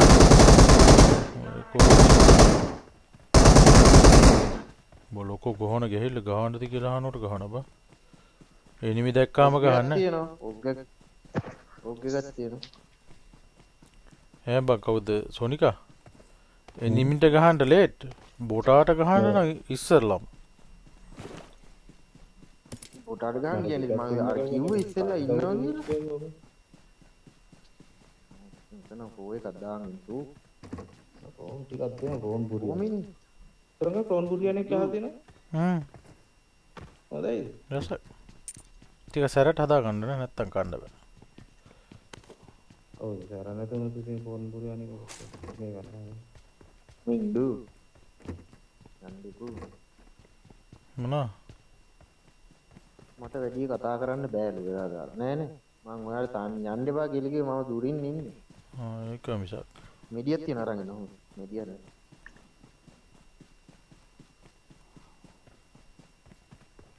කන්ද උඩින් ගියොත් හොඳයිනේ හරි කවන්නේ අයියා යන වැක්කේ මාත් වෙනවා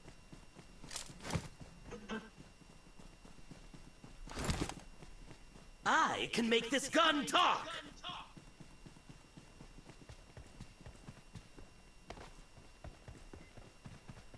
මේකගේ ගල්තලයි නගරක බලමු පෙටාගේ මේක පුක ගිනි ගන්න එක මම බලන් දුවනද කියලා පුක ගිනියනංග වාංග මචං හං ගිනි ගත්තා දුවනවා ඕංග ස්කෝප් කළ බලන්න නෝකට ඌ මාරුනේ ස්කෝප් කරාම ඔෆ් වෙනවා නෑ නේ ඔෆ් වෙන්නේ නෑ අපේ නමද ඌගේ ඔළුවත් ගිනි ගන්න ඔව් ඔළුව ගිනියනම් තමයි උදුවන්නේ උඹලා ඔළුව හැපතන නෑ ගිනි ගන්න ඌ කොණ්ඩේ පස්සෙක් කොම් ගිනි ගන්න පස්ස විමෑන ගත්තා බීරේ වෙන පෙට්ලා ස්කෝප් කරපුවම පේනවනේ මේක පේන්නේ නෑනේ බම් මේ FPP ගා ඌ යනවනේ වෙඩිකා බූරා වගේ හතර වට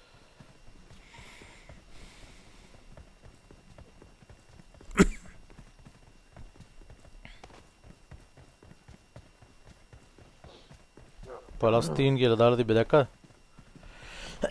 ඒකයි නම පලස්තීන්. මොකද මන් දැන් යුද්ධේ තාත්තේ බං අරුන් ගහනවද නැති වෙන්න අරුන්ට? නැවතුවාද? සීස්ෆයර් උන් කියලා තියෙනවා සාම සාකච්ඡා දැන් ස්ථිර වුණානේ. ඔව්. උන් වුණාට ඉස්රායල් කියනවා හමාස් නැති වෙනකන් ගහනකම් නවත්තන්නේ. ඔව් එතකොට සාමකච්ඡා එතකොට නෑ.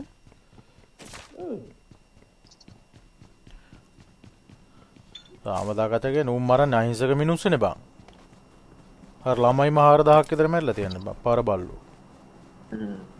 උන් හමාස් ඔය මරක වෙන වැඩක් ගහන්නේ මෝටර ගහන්නේ අර කඳවුරු වලටනේ බං. දසියෝ. ඒක තමයි කියන්නේ මන් දන්නේ. කොහේ යන්න ඉතානව කරනවත් දන්නේ නේ බං. ලයිව් එක හිටලා කියලා මම හිතේ නෑනේ. ලව් එකේ 2 ඉන්න 2 කවුද ලව් එකේ 2 ඉන්න 2 මම බලන් ඉන්නවා. උඹයි මම විතරයි. ගහන අපි විතරද ලයිව් එකේ ඉන්නේ ෂෝක් එකේ. ඔව් ඉතින් නිකන් ලයිව් එක කියන්නේ පැය දෙකක්ද තුනක් දැන් ලයිව් මම දාලා නිදාගත්තානේ.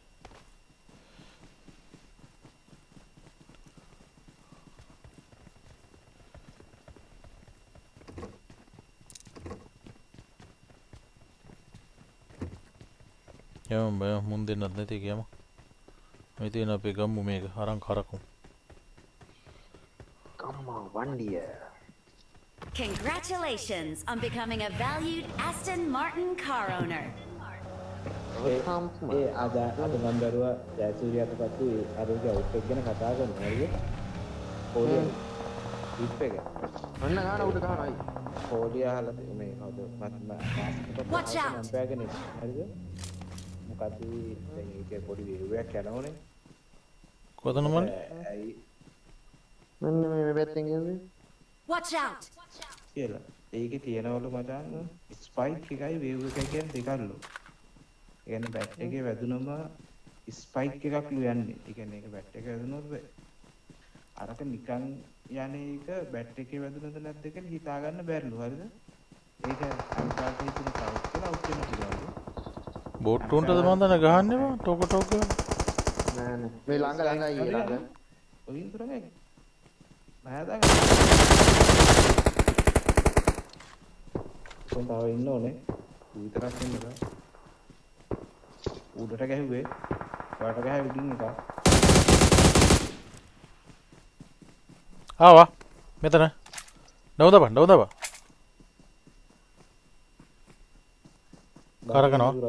කරකනවා රංගය දකුණේ හරි මෙන්න මෙතන ඉන්නේ මේ මෙතන ඉන්නේ Marked a location.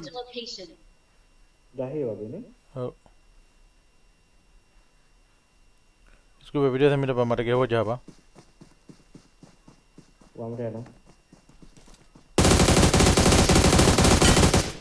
कोड तो फायर करा मैं तावे किक ना अरे रीलो बोटे बोटे बोटे वो कोड तो मंगा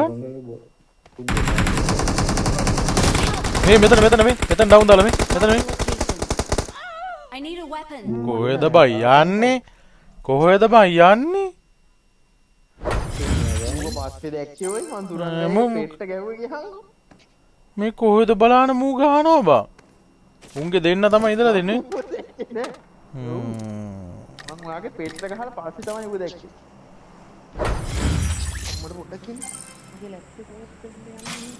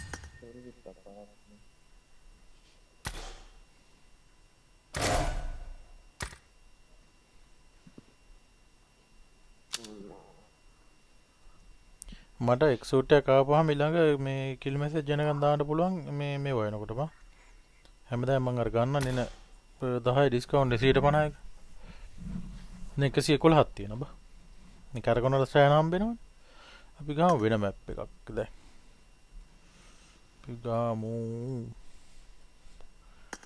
වීකෙන්ඩ් එකක් ගන්න දවසද ගන්න හිමේ එක ගැව්වෙම නෑ මම ඩවුන්ලෝඩ් කරලා නැද්ද ඔයද පොඩ්ඩක් ඉන්න බා අන්න කළා डाउनलोड कर दी हिमे गाम हिमे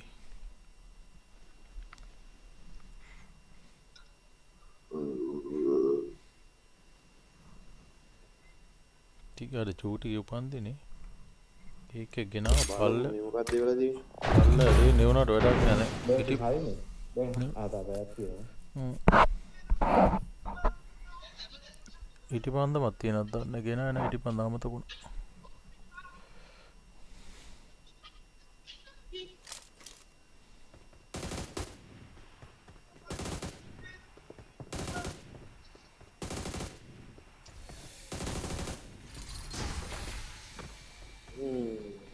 Ken.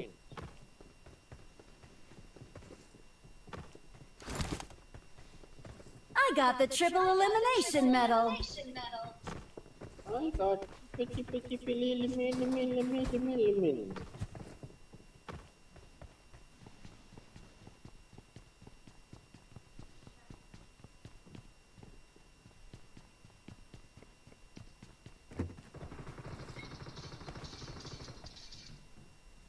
අම්මට හෙලිකොප්ටර් එකක් තියෙනවා මෙතන බං මම දැක්කේ නෑ. ඒ රාගේ ඇඳුමත් ලස්සනයි නේ. සුදු පාටින්ද තමයි අවුල.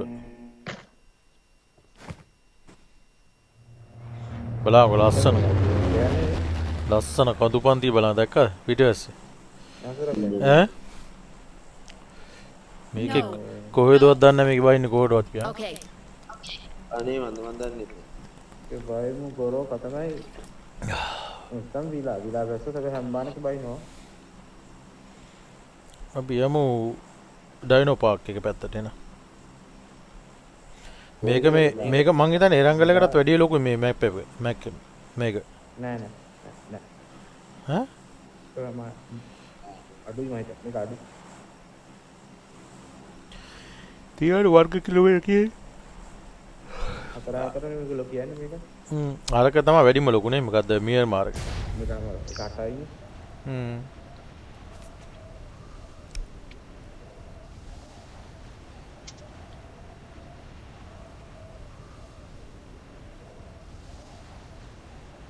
විලා බෑලා ගහන්න පුළුවන් හැබැයි මේ මැප් එකත් මාරු ෆිලිප් ගන්න පුළුවන්.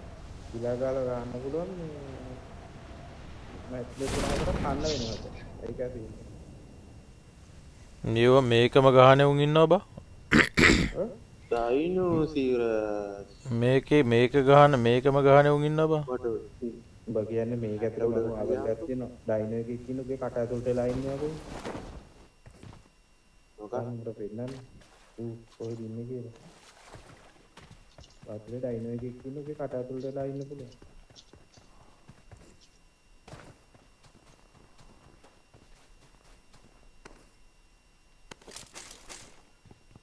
මේක ගෑව මේකෙත් ආ ඉවෙන්ට් එකක්. හරිද? මේ උකුළු කප්පඩු වෙන්න. ඕ මේක ඇතුළ මම එකපාර දෙපාර තුන් පාර මේක ගාල්ද මේක ඇතුළ ගිහලා අම්බාන්ට ඉර වෙලා තියෙන එන්න බැරි. යන්න දැන් ගියොත් ඒකම තමයි වෙන්නේ.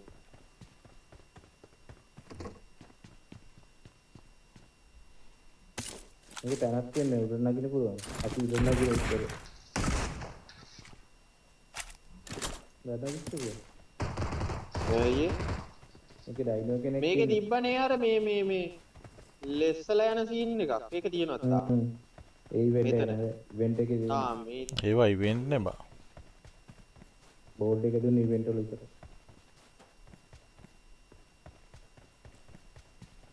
මේ බලන්න. මුන්ගේ ටිකක් මේ මුන් ලයිව් මුන්ට මේ ලයිව් දාන්න බැරිද දන්න මේව නේ බං ලයිව් ඉන්න විදියට. අවස් මේ ගේම් එක ස්ලෝ කරන්න මෙයා හදන්න.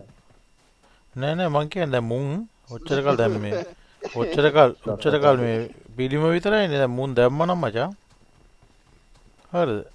මුන් දැම්මනම් මේ අපි ආයෙත් මැද ඉන්නේ බං. උන් දැම්මනම් තව ටිකක් ග්‍රැෆික් වැඩි වෙලා අපිට හැමිලා යනවා. Marked a location. අපි ළඟට බොට් එකක් තියෙන අරුණ ළඟට නෙන්නේ බා. නෑ නේ අයියා පාස් කරන් ගියා ඌ ආ මං ගියා. බලහන් ගිල්ල කරනකො බර ගන්න. ලයිට් එක වැටලා වෙන්න තිබා. විහාර වල ලයිට් එක ඔන් මොනවද මේ වෙලා. ඔෆ්ලයින් ගේ. ඉන්න සුරංගයි ආරේ ගිල්ල මෙයත් ආරේ ගිල්ල. ඔය වැඩක් නෑ ඉතින් ආව අපි මේ පැත්තට. බොට් එක කොතවගන්න. ගන්න මේකේ අන්න දැම්ම තකුණා. මේකේ තිබ්බනේ ගුහාව. අර වාහනින් අප්පලා කඩන්න ඕන. තියෙනවද? තාම තියෙන එක. ඉස්සර එකට හරියට නෑ ඩ්‍රොප් තියනවා කියලා.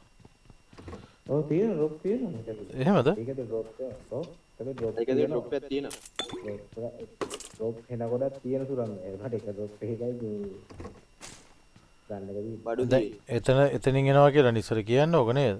ෆ්ලයිට් එක ඔතනින් අරන් එනවා කියලා. දැන් මට මතක නැහැ මේ හැටි තමයි තියෙන්නේ. ඩ්‍රොප් පාටවන් එතන කියන්නේ ඉස්සරහට මේ මෙහෙම මේ මෙන්න මේ ලෑලි උඩට ගොඩ වෙන හරිද? මේ හැටිද කොහෙද තියෙන්නේ? මෙන්න මෙතන මෙන්න මේ ලෑලි උඩට ගොඩ වෙන ඉස්සර. මේකේ බුදියා ගන්න ඊට පස්සේ බං ඔන්න ඔහොම කරලා අන්න ඇල්ලුණා. ඕකේ හිට ගන්න ඕනම එල්ලිලා. කොහෙන්ද නගිනවා බං ඉස්සර අපි? මෙතන නේද? අන්න ඔතනින් කොහෙද නගින්නේ? නෑ ඔළුව වදින තැන් වලින් නගින්න බෑ මල්ලි. අනේ කෝබම් මොකෙක් වත් නෑනේ.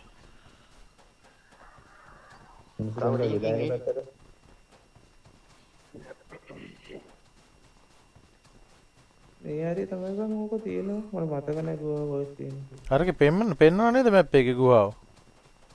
ඒ දොර පෙන්නනවා. ඔව් පොට් එක තියෙන සුරංගයි. ඔව් ඒකනේ මේ විලාක් කිව්වොත් තනිතලා පාරේ යනකොට දකුණු පැත්තේ තියෙන්නේ. පාරත් එක්ක. බොටෙක් කෙනා. කොහෙද මේ රදුවන්?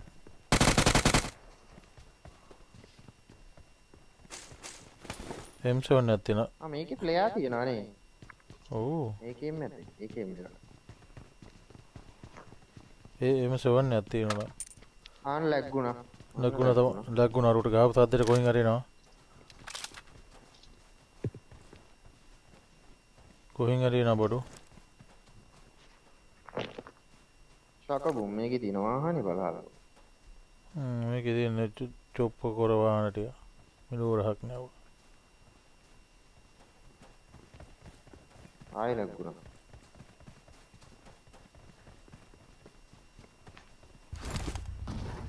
යාර මේක පට්ට ස්පීඩ් කියලා දන්නවා. මම්මට. කෝරු. යකෝ තිබ්බ ගමන් ගියානේ එළියට. ඇස්ලීරේ කකුල තියන්න විතරයි ඕනේ.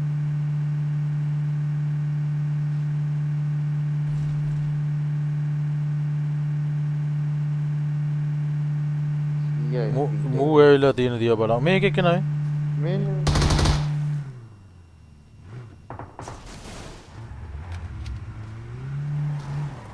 රිවර්ස් එක ඩොකබෝ බලන්න ඉම්පැක්ට් එකක් තියනද කියලා.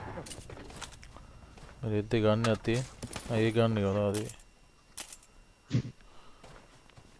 යකෝ මේක කියන්නේ මේ UC මේ බයිසනේ.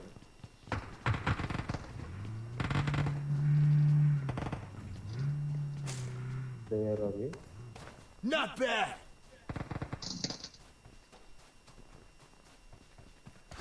මේකතර ඉන්නේ. Marked a location.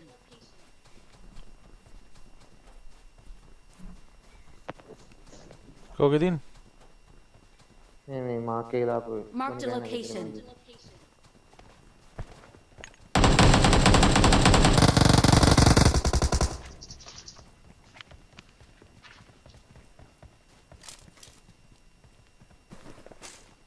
ඔව් මෙතන එකට ගහලා. අහරේ වාඩි වෙලා.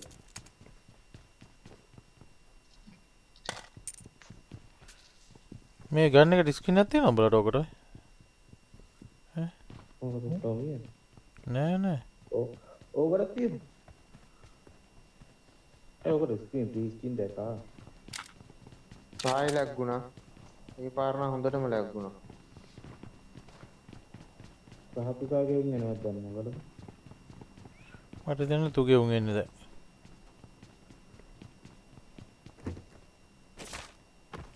ඒක ෆ්ලයිට් එක වෙන්නේ. එහෙම කියන්න බෑම. වෙන වහනක් එනවා. අපේ දාම. බය කරන්න එපාකෝ.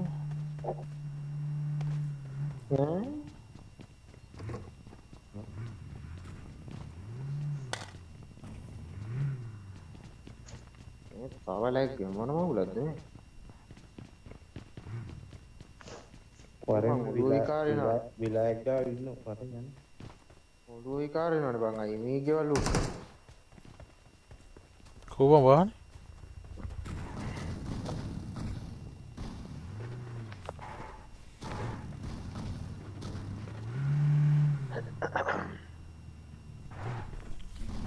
7ක් ඉන්නවා තාම. අලුත් ඉවෙන්ට් එක මොකද්ද කියලා බැලුවද මම බැලුවෙත් නෑ. ස්නෝ සීල් එකක් තියෙන පුළුවන්ද? එරංගල 39 ඒකේ ද? ගන්න එකක් එනවනේ. ඒකේ අර ස්නෝ වගේ හදන්න පුළුවන් ගන්නයක් තියෙනවනේ. අයිස් විදින්න පුළුවන් ඒක.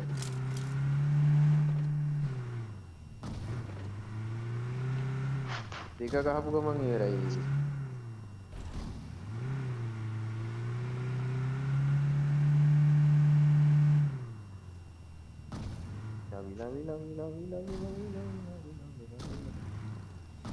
මේකේ මේ වාහන ගිය පාරවල් දිගේ එන්නත් පුළුවන් බා. ඉස්සර මම මේක හිටපු ගමන් මෙහෙම වැටෙනවා මම මේ වැහෙන්න. දැන් එහෙම වැටෙන්නේ නැහැ. ඔය ඉන්න ඉස්සර. මෙන්න ගහන මේ ඉස්සර ගහන කෙලෙම. ඔතන ගහන අන්න අතන ගහන. ඔය. කොහොම නැත කඳුඩින්ද ගහමු.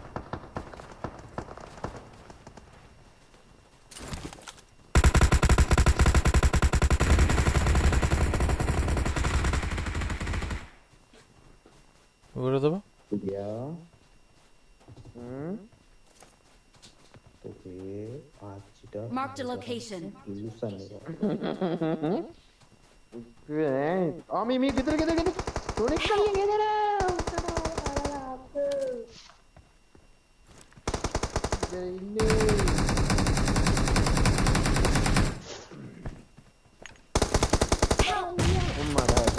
Watch out.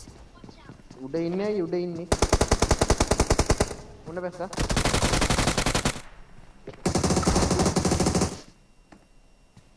ඔළුවක් ගියාද?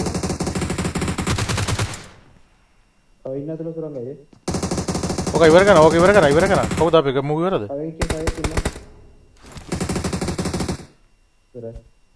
සෙට් එක මෙරයි. ඔව්. මම ගේට් එක දාලා දෙන්න අතුලට යන්න එපා.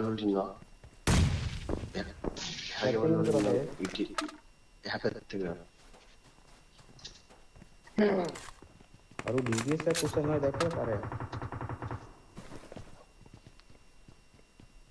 මම ඔක්කොමලා DBS නේ තියෙන ඉම්පැක්ට් හම්බුනේ අන්ත.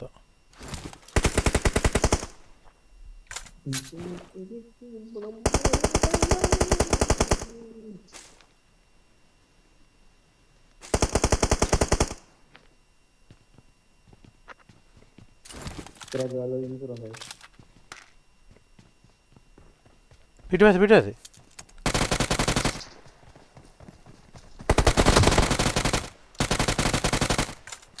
බෝටේ බං මතමලා රියකින් දෙන්නත් එක්කම වදියන් කි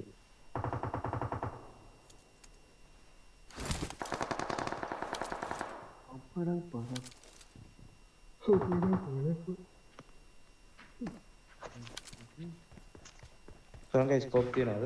ඔව්.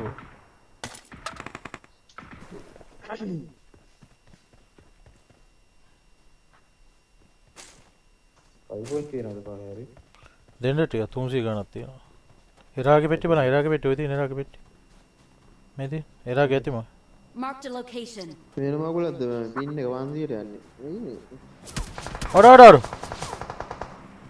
ඕන ගහන සුරංග. ඉතරෙන් ගහන්න ඔය ගෙදල් වල. ගහ. කවරෙන් එන්න එපා.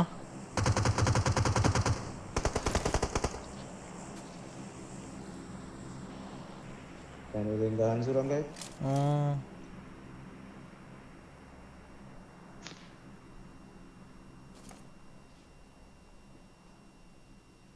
ජනේලෙන් නම් වයින් වුණාද?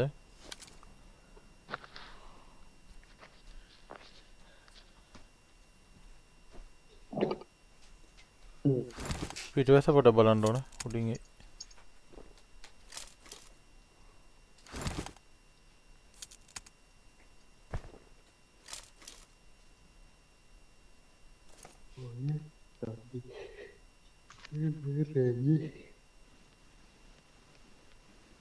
මෙතන වාහනක් තියෙනවා ඈ. ඔක කාරකනේ. ඔව් හිරලා තියෙන්නේ. Marked a vehicle.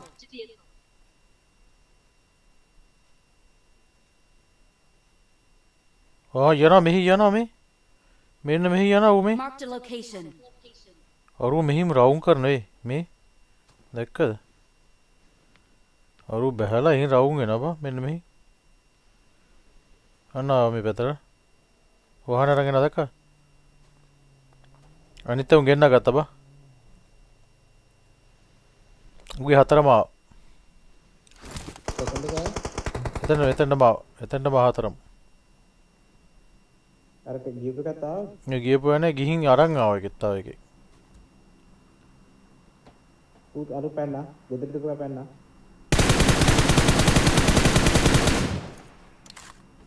වයි දිව්වා. ඔයාගේ නම ආයි දිව්වා.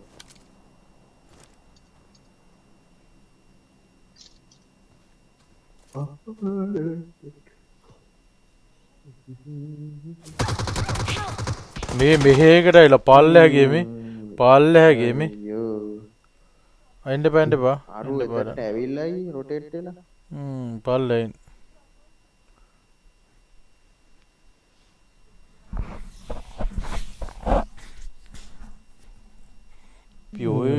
ඔය ඕපන් ගන්න බෑ මල්ලිනේ පරාද බලන් ඉන්න බෑ ස්මොක් ටික ගෙවන හරි ස්මොක් නැද්ද පහක් විතර මට එන්න පුළුවන් මගෙන් නයින්ට ඔයාලකට එන්න ඔහොමින් මුකුත් කරන්න එපා ඔහොමින් ගල්ට කෝල් කරලා හැකි මට ඔයාලට පුළුවන් මේ ගේ ළඟට එන්න Marked a location. එනවා කරන්නේ මට ආයි බෑක් කරනකොට මට වදිනේ හරි උඹ එකෙක් එනවා ඕපන් ගහපන් ඔය එන්නේ ඔව් එනවා ඉස්සරහට එකේ හරි ගෝල් ළඟේ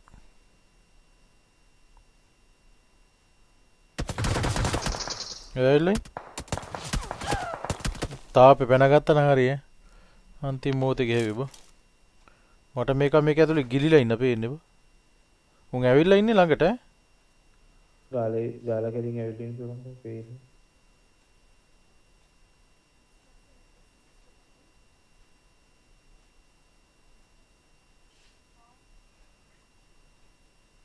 හරි නේද නිකන් වතුර යටට ගිහිල්ලා ආයි උඩා එහෙම තමයි මට අපේ එහෙම තමයි මට අපෙවුනේ වතුර ටිකක්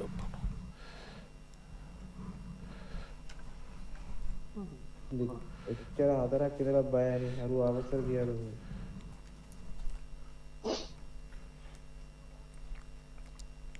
ඕම බස්සට කෑරගෙනවත් දන්නේ හතර දෙන හතර පැත්තේ යනවා නම් පේන්නේ වාහනේ ගන්න හදන්නකෝ නෑ උන්ට වාහනයක් තියෙන පිටුවේ බා උන් ආවර හතරක් යන එක වාහනේ ගා ඉන්නේ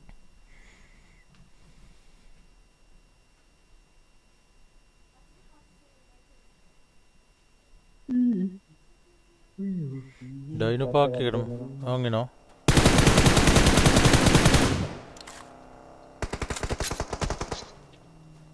බලහන් තනිය බැක්කම් එක්ක නැත්තම් කොහොර හරි බෑනේ අන්න පිටසේ ගල්ට යන්න පුළුවන් පිටසේ ගල්ට යන්න තිබ්බේ බා දැන් ඕක දැන් මොලිය එනවා නේ අපරාධේ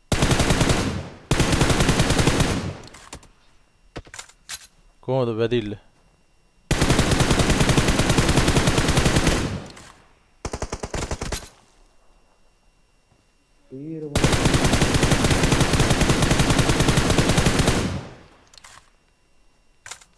උනට ඔබේ මේ 6 එක වැඩි උඩ යන්නේ. ආන් එනවා වමෙන් කරගෙන උඩි. ඔන්න ඔතනින් එන්න යන්නේ. අන්න ඔතනින් දාන්න ඔලු යන්නේ. හොඳද?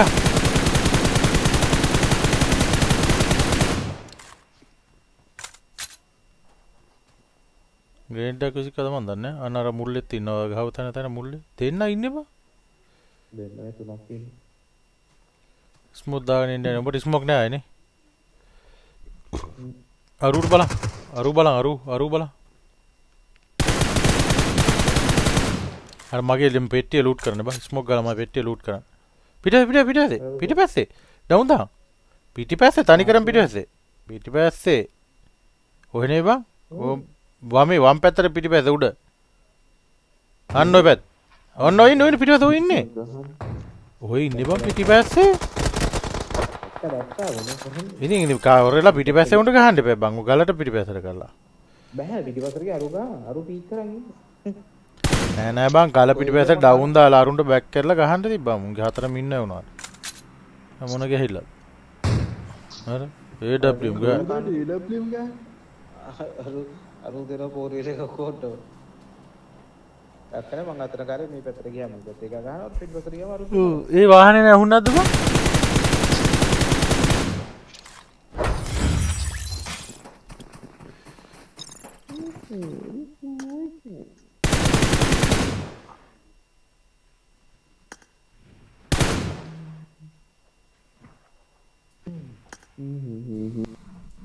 උඹේ බැලුවද අන්කල්ගේ සීන් එක?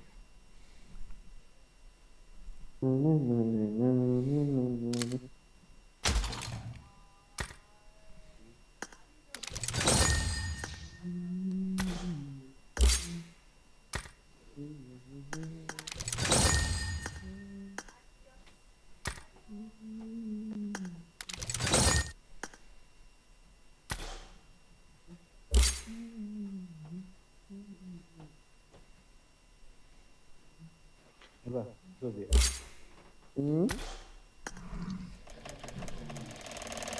Balik angkal ke sini. අන්තිම එක බලන්න මේ. යේ.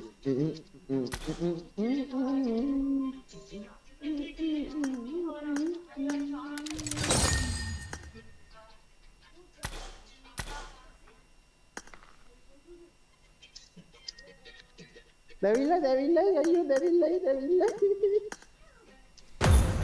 ඉදි වහලා වගේ. इसको वेरेट दाब वो नमक को लगा है नहीं ලන්දේ දිගේ හැංගි හොරා සැඳේ පාළුවේ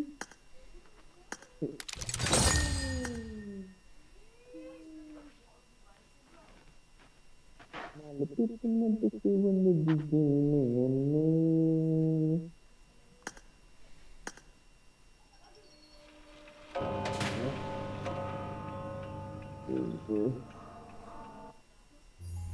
ඒක ගහලා යවුවේ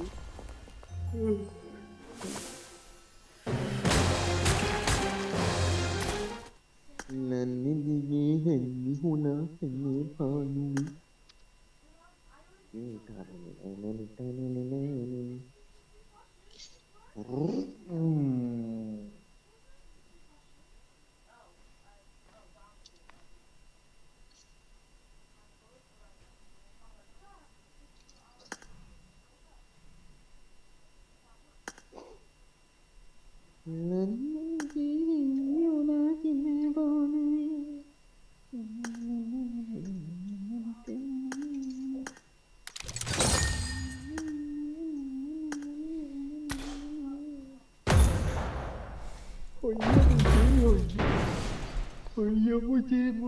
मुझे अम्मा ये මෙයා මැග් එකක් කරගත්තන්න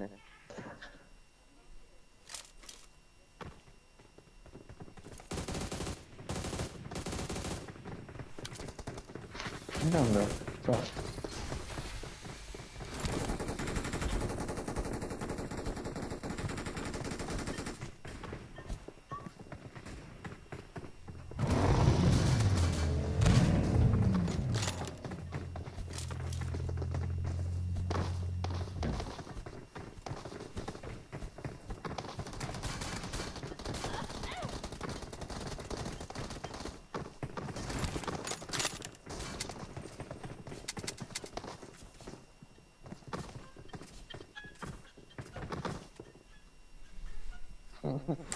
Oh, anjing.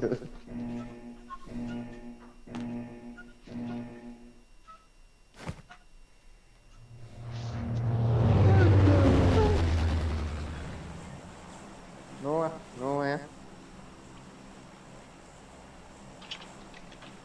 ngapain no? George pull down. Coaching kit. Military base.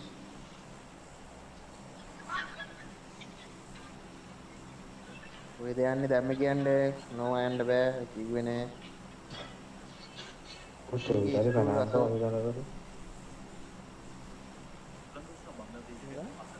බේ school වැවුවා loot ගන්න බෑ මෙන්ට වෙනවා මේකට වෙනවා ජෝර්ජ් පූල්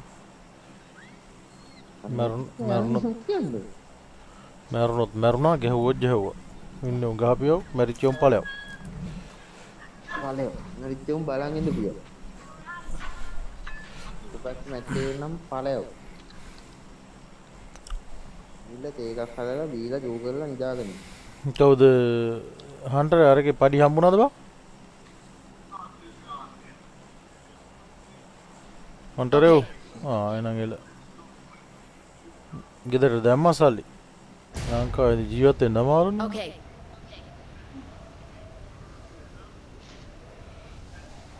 Thank you.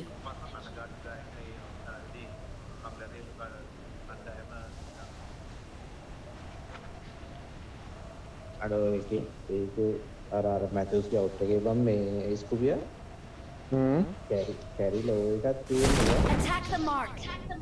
එකෙක් යනවා. Mark the location. ඒ වුණාට ඒකම දෙන්න ඉන්නේ. දෙන්න එතනින්. මම බොක්ක බලන්න පොටෙක් යනවා. මේ පොටෙක් ඉන්න ඉතර.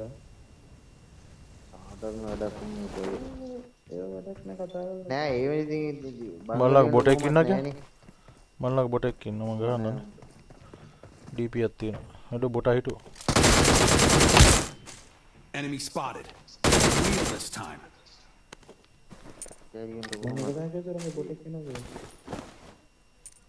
මාක්ස්වට ඉන්නේ උඩ දැන් මේ හැබතර බැස කරන්නේ. දෝස්ගේ බෑග් එකක් තියෙනවා.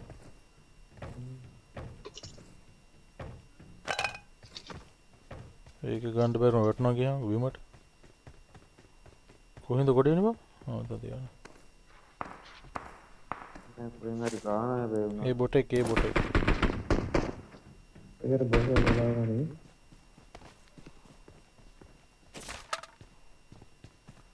බසාය බලාගත්තද? කො පිස්තෝල් ගහන ගියා බර. උඩ මිස්ටර් මොකද නම? මිස්ටර් කිං. උඩ.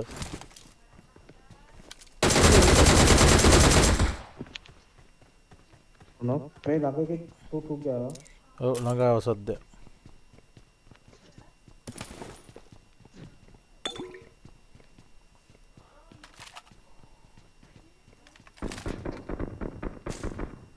පොඩි හෙල්ප් එකක් ඕන මේ පැත්තට, මගේ පැත්තට.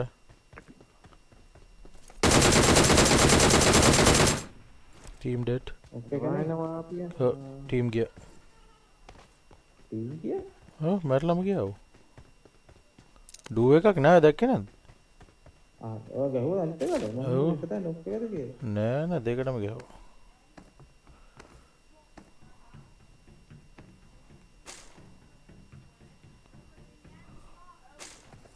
සොඳුරේ නුඹේ මගේ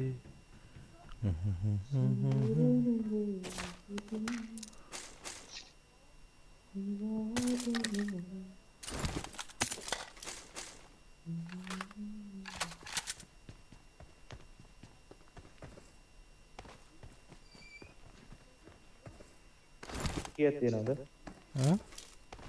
කොයි? බැලුවේ 56 චර කොහින්ද බා? ඌින්ද බං අය ඔච්චර හොයාගත්තා. මොනත් ඇවිල්ද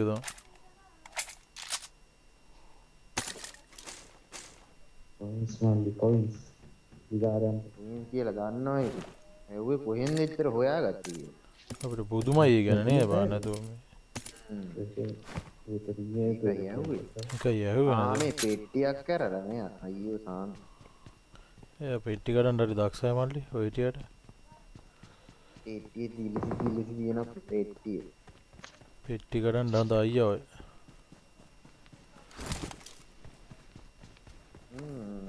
ඒකක් කියලා හිතුවේ. ඊයේ මායි මොල් ගහපු තරම මේ කුරුන්ද ස්කුබිය. අම්මට උඩු ඈ.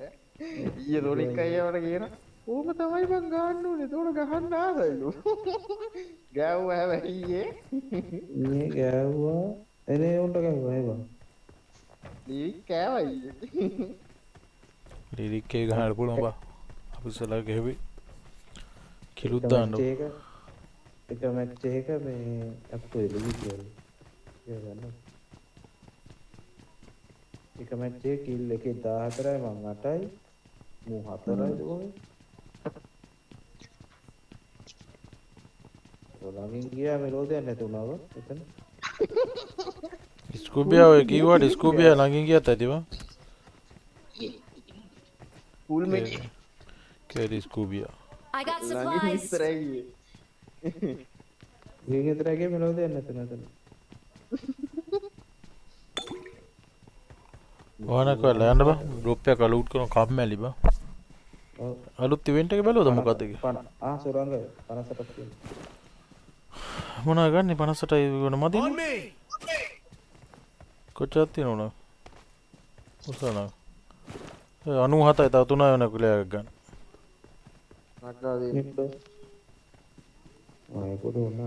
බොබි යවනේ කවුද ස්කෝප් යවනේ අපි ගිහලා අරගෙන ක්ලියර් එක මෙතන ගෙවුවා ඒක. කොහොද හුත් හොයන්නේ ඔය? බලහන් ඔබ ගිහින්. දාපන්. නගිනවා බහිනවා අයියෝ මන් දන්නේ. නගින බහින නේ ලෙඩක් වාට. මේ වාහනේ රන් කැන්ඩල් තියෙන කැන්ඩල්.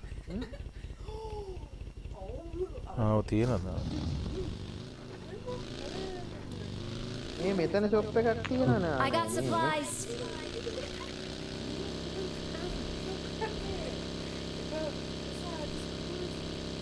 ඔක්කොම නේද? තියෙනවා දාන්න මාක්. මාක් එක දාලා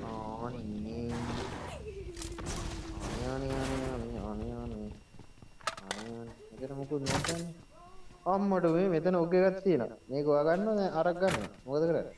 මම හදාගෙන යන්න මෙතෙන් කරා. කොයිද? අර තියෙන. මේ තියෙන්නේ. ඒකේ බුලට් කෝ බං බුලට් තියෙන්න බෑ මේකේ. ආ මේ 7 පොයින්ට් හෙළුවා. මේ බුලට් ටික නම් ආවයි. 7.200ක් විතර හෙළුවා. ආ ඉතින් ඒකනේ මේ පාරේ බලහන්කෝ. මට කොයින් දෙකක් දාන්න තියෙනවා නම් කොයින් දෙක. කොයින් දෙකක් නෑ.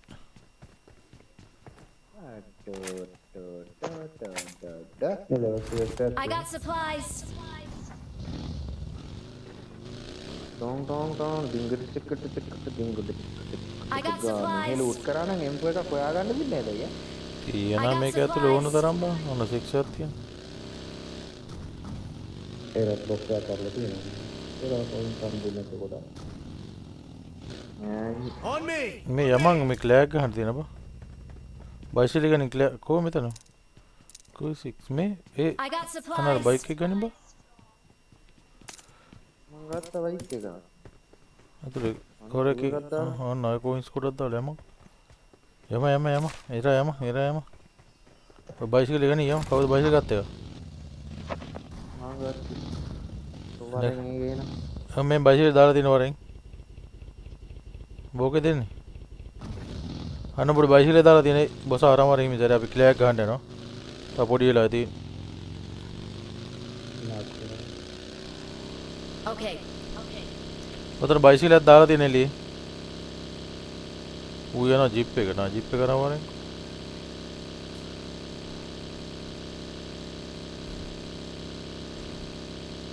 යන්නේ මේ කන්ද උඩට ප්ලේයා එක ගහන්නද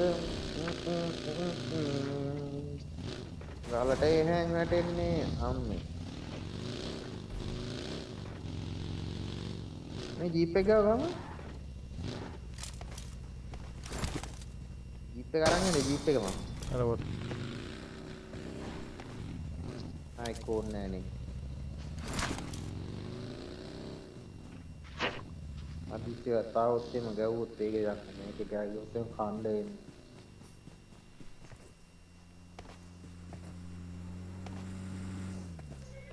තිරි ස්කෝප් එකක් තියෙනවද ගලඟ තිරි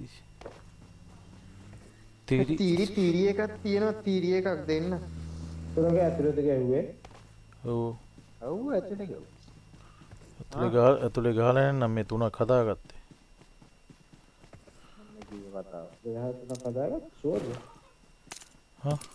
ඒකනේ කිව්වේ ඉතින් ඇතුලේ ගහුවද කියලා ඇතුලේ ගහන්න තු හොඳ ළමයි හැදෙට අන්න ක්ලෑක් අහරේ වැදුනේ මෙන්න මේ ක්ලෑක් වැදුනේ දැන් වැදුනේ අර කොයි හරියද KFC ගාරියනේ KFC හරිනේ ෂූටින් රේන්ජ් හරිය යම මේක ආවපු උන්ගේ මේ උන්ගේ හොයතර උන්ගේ මේ ෆ්ලයිට් එකේ නම උන්ගේ ෆ්ලයිට් එකේ නම හරිද අපේ ෆ්ලයිට් එක දැන් එන්නේ බලන්න ඒකේ ඉන්න තියෙන තරම් දුරින් දැන් මුන් යනවා ඔය යන්නේ දැන් ගාපේ මේ ඩ්‍රොප් එක යන්නේ නෑ බං මේ අපේ එක ගියේ ඔය නමන නැමිල්ල බලන්න නෑ බං ආ නෑ මේක නේද මේ යන්නේ ඒ තමයි අපේ එක ගියේ අනේ මොකක්ද මොකක්ද මන් දන්නේ නැහැ. දෙක මාරු වුණා දැන්. දෙක මාර වාහන කරන් එන්නකෝ යන්න අපි අරුන්ට ගහන්න. ලූට් කරන්න කවුද සංජීව? ඉස්තලෝ බලෝපා. ලූට් කරන්න. Enemy Sanjeeva loot spotted. කරන්න. For real අම්මට this උඩ වෙන්න time. ඇවිල්ලා. බොටෙක් කරුගා. එම්ප එකක් තියෙන බා. ඔඩු ලැග්ගුණා. ටැගල් ලූට් කරා. ටැග් වුණා. හරිද? වුණා. ඉරංගයි ඔන්නේ කරකෝ ඉන්නේ. මෙහෙත් මුගාවත් නැහැ. වාහනයක් ආවා. උඩින් නැවතුව ගහපල්ලා. වාහනයක් ආවා.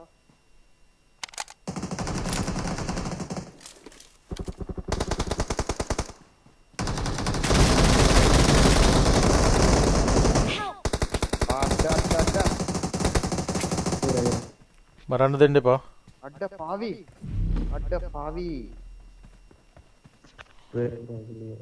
වංග මචං වංග. සුරංග බොසා ආම ඉන්න ඕකට එක. නම්බර් 6 එක දාගෙන. බඩු කෑල්ල ගාව. අද කොර වෙන්න බඩු අවුලන් ආවේදී. දෙගලන්ට වැදිලා ස්කාය. බෑනේ. වැදිලාට මොනා හරි තියුණානේ. මේගොල්ලෝ කාගෙන ටික කාගෙන ආවේ. මොනා හරි තියනවද බලන්න මම මේ හැම වෙලාවෙම අහන ගන්න එකක් එහෙම නැද්ද ඔය? නගින්න. බල්ලෙක් ගාව දෙක නෑ කියහන්කෝ. අර ක්ලෑග් පැත්තට යමන් ගහන්න දැන් හිටිය තරන්න. මට මේ තියෙන්නේ බම් බඩු මම ඉන්නයි පොඩ්ඩක්. ඉපතව. හරි. බෝ එකක් ගැහුවා ඉතින් කිව්වේ නෑනේ තිබ්බා කියලා. කෝත් තිබුණේ මං හිතුවා මට ඉතින් මම හැලුවා MP එක අතන මේක ළඟ. M24 එකක් කියලා. මේ ළඟ මේ මාන්දේ ගැහුවේ. ඔව්. බරස් එකක් තිබ්බේ මං. ඔය තියෙන අර කන්ද උඩ අර තියෙන. දැන් ඕක අරගෙන ඔක්කොම කරලා ඇති ඕකට. යම් බලන්න. ලෑස්ති වෙන්න ඔයාලගේ ආයුධ ලෑස්ති ගන්න බර ආයුධ ඔක්කොම ටික. මේ ගේම් එක තමයි ඉතින් බර එකකට තියෙන්නේ. ආලෙක් ගුණා.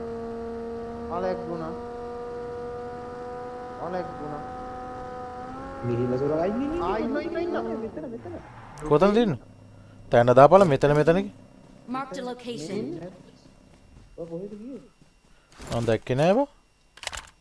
ඔබ යන්න ගියේ පිය බා සීන් එකේ නෑ වෙන දෙයක් ඇවිල්ලා තියෙන්නේ බං. Marked a location. කරනවා වගේ නේද බං.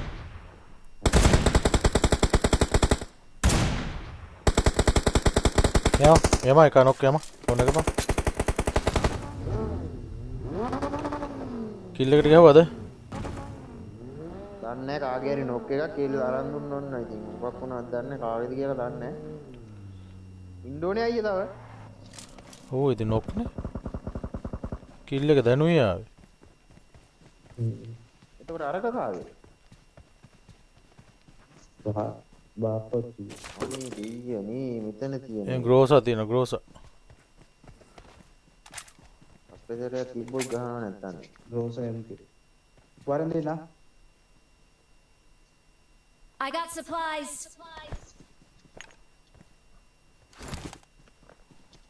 අපේසරයක් දෙනවා සුද්ද ඔයා මට. මේ දැන්නේ පොෂේ.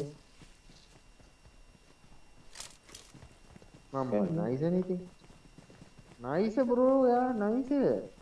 මේ මෙතන පෙට්ටිය තියෙන බල්ල එන්න මගේ. දන්නවා. උන් අර ඉස්සලා උන්ට ගහපු මුන් ඇවිල්ලා ගහලා තියෙනවා. ඒක එන යම. ඒකේ මෙතන යම.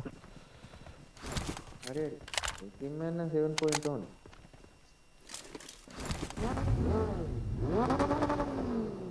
අන්න ඒකයි කියන්නේ ළඟයි විචාර කරනවාද? ඔව් තියෙනවා. අම්මට දුන්නා. තව 8 එකක් ඕනේද? මං ගාව මං 8 දෙකක් අහුල ගත්තා. අතන තිබ්බද? මං 8 එකක් තියෙනවා. I think මම තියෙනවා. දැන් M2 එකක් අම්මුනොත් ග්‍රෝස් එක හරනවා.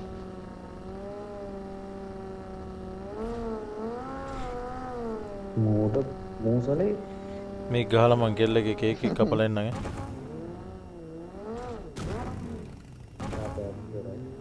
ඈ? පැයක් කොහෙද විනාඩි 15යි තියෙන්නේ. 2:44යි මේක ගහලා ඉතින් යමු ඕම්. එහෙම. ඔයාගේ එක කපලා ඉතින් අර ඉස්සතියක් යනවා. ඔව් ඒක නැහැ නැති.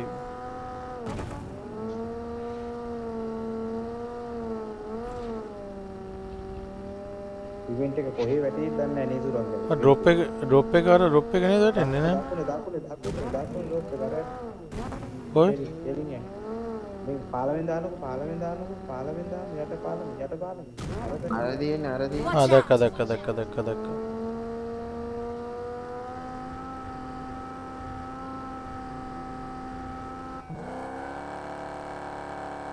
අම්මට ඒ මොකද එන්නේ ඇම්බියුලන්ස් එකේ ලාම්මයක් ඇහුවා.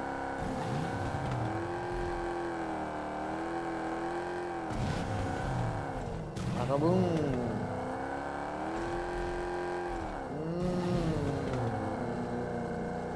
මේ ස්පීඩ් නෑ වගේ මාදි සීයේ නේ අරක 130 ඉස්සර තියෙන එක අනික ඒක පිකප් නේ බා. ඒක තමයි පිකප් වෙනවා. මේවා පිකප් වෙන්නේ නැහැ. ඇරලා. බෑනේ ගා. හැබැයි 2 wheel ගහන හැම වෙලාවෙම 2 wheel. අර උඩින් Watch out. ගොඩ කර කයින් කරමු. අර ඒක උතර ඉන්නේ ගාමුල. අපි ආව. ඔය ගහයි.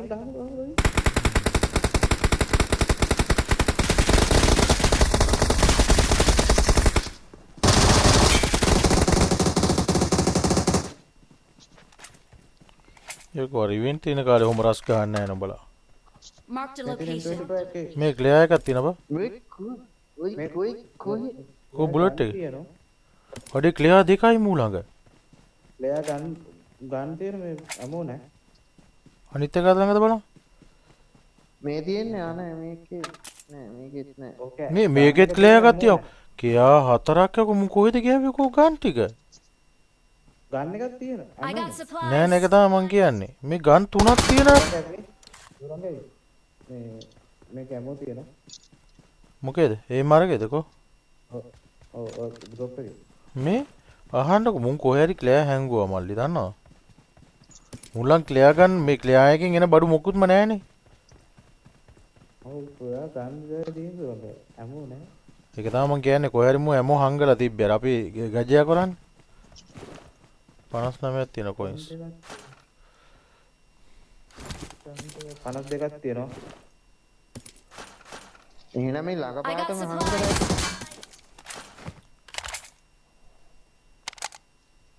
ඔයාට මේ බුලට් ආවද මල්ලි? මොනවද? ඒම්ආර් බුලට් කවුද නෑ මේ මේකට ගෙවෙමු. මම එම්ආර් එක ගත්තේ නෑ. නෑ නෝ.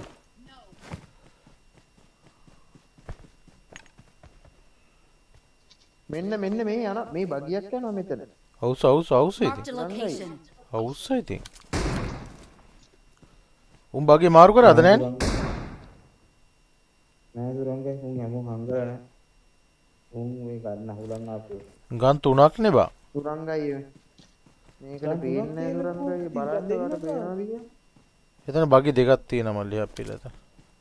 දැන් අර මේ පාරට ආපු බගිය දැන් අතර කරේ. එතන එක නෑ නේද? ගන් තුනක් තියෙනවා ආපු දෙන්න. ඒක ගන් තුනක් තියෙනවා. ඉතින් මේ තියෙන්නේ දෙකක් දෙකේ මේ පෙට්ටියේ තුනක් තියෙනවා. මේ පෙට්ටියේ දෙකක් තියෙනවා ක්ලියර් ගන්න. මේකේ බිම. හරිද? මේ මෙතන තියෙනවා. ආපු අහුලන් ඇවිල්ලා ගමන. මේ මේකේ එකක් තියෙනවා. මගේ මේකේ දෙකක් තියෙනවා. මේ බොක්ස් එකේ දෙකක් තියෙනවා බලන්න ඔය. ඔය අහුලන් වල දාලා තියෙන තුනක බිම දාපු දෙන්න. නෑ අපිනේ දැන් මම ඇහුලෝ. නියර්බයි කියන්නේ පිටි ඇතුලේ තියෙන එදී තියෙනවා. නෑ මම අහුල දැම්මේ මම ක්ලියර් තියෙනවද කියලා බැලුවා ඇතුලේ. මේ මෙතන එකේ තියෙන බං එකක් උඩ එකේ. මෙතන මේ ඈ මෙතන දෙකම තියෙනවා. මේක දැන් ඇතිනේ ඕක දැන් අපිට ඕකේ බුලටුත් නෑ මුකුත් නෑ මෙතන දැන් ඕකට බොරුවට ගන්න එකට මරා ගන්න. හරි කටම හිටපන් දැන් මෙතන දැන් තන අපි ඉන්න ඕනේ මෙතන මැදනේ තව කොහෙ යන්නද? මේ මෙතන ඩ්‍රොප් එකට නෑකට ගන්න. තව 11 ඉන්නේ. හරි මේ කල්පනා කරේ අර බගියේ සොනිකා ගියවරේ ඩ්‍රොප් එක කරනවා.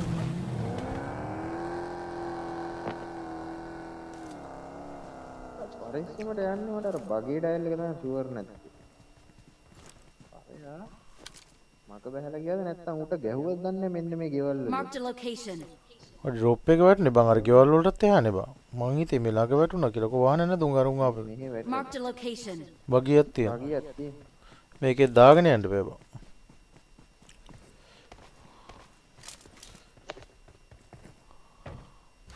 Marked a location.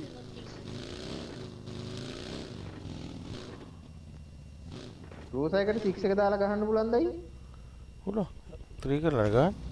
අර බාකි එනවා. අනු බාකි එනවා රොප් එක කරලා පාරේ.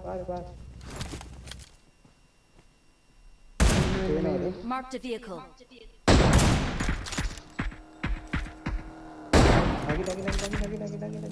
ඌට ගින් ගහම්බා. ගින් ගහ වර. අතන ගෙවල් ටිකට දැම්මුවා. ඩ්‍රොප් එකට එහා පැත්තේ ගෙවල් ටික තියෙන එතනින්.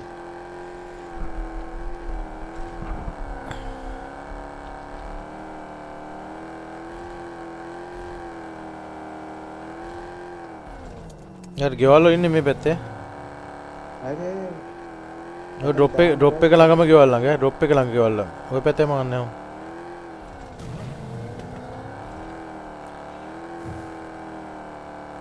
හරි නවින්න. ඔය ගෙදර ඉන්නවා. කවුද බං වදාන්? මුලි දාන්නේ කවුද? වැදිලා තියෙන්නේ. වැදිලා තියෙන්නේ බොස්. අමුහුව දූෂණයකට ලක් කරා පුතා. වැදුනා ඌට පුකයිරෙන්න. කොහොමත් ගහනවා. ඌ ඉන්නව බලාගෙන බං. ඌ දන්නා ඌට වටපෝරියල් කියලා. I got supplies. තවද 6යි ඉන්නේ. මොනවද තියෙන්නේ කරා? රස දේවල් තියෙනවා. අර අලුත් ගන්න එක වදිනා නේ පුකයිරෙන්න බා.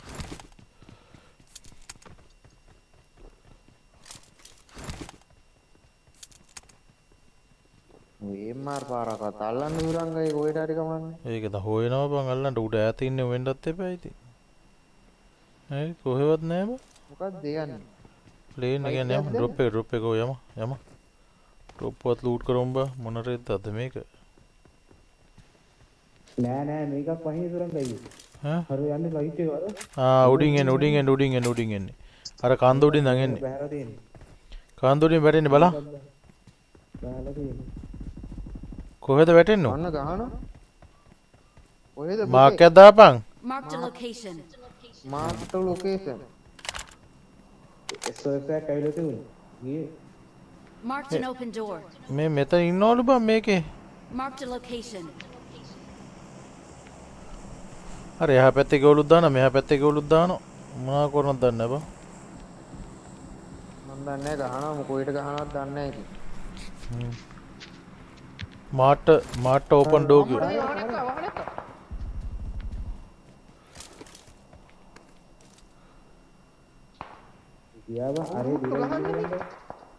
මේ මයි පැත්තේ ඉන්න මයි පැත්තට කරකෝ. මේ කවුරු හරි ගහනවද මේ? අර කෙවල් වලින් ගහන්නේ බං. මෙන්න මෙහෙට ගියේ බලාගෙන වානේ.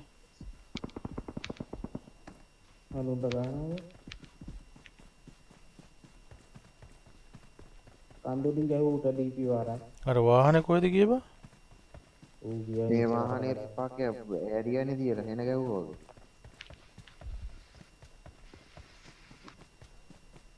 අරුන් ස්මෝක් දාගත්තා. උට ගැහුව උඩින් කික් ඇවිල්ලා බං.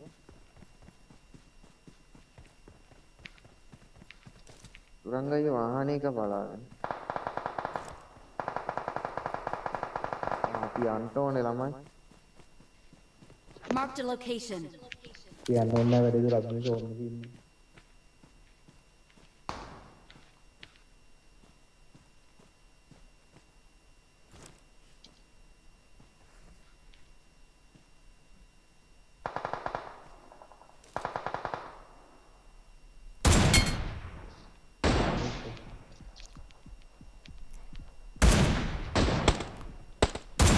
අරුව ගලකට කක් කරලා තින්න යෝනේ. මේ කන්දු දෙක.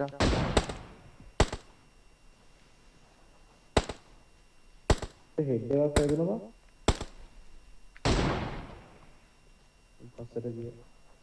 පස්සට ගියා. උඩ මංගාවේ හෙඩ් එක වැදුණා බං. මංගාව එකක්වත් වැදුන්නේ නැහැ. මංගාවේ වැටෙන හෙඩ් ෂොට් එක වැදුණා. කොතන මාක් එක දාන්න පොඩ. මේ කන්ද උඩින් රංග ඒ පස්සට ගියා. Marked a location. තේන්නේ නේද? ඊට පස්සේ කාර්කාරය ගියා. ඒකනේ ඌ කොහෙද ගියේ කියන්නේ නම් මට ප්‍රශ්නේ නෑ. ඕක නම් අපිට බෑක් සයිඩ් ගන්න ඊළඟ බලන්න. හිමීසර ඇවිල්ලා.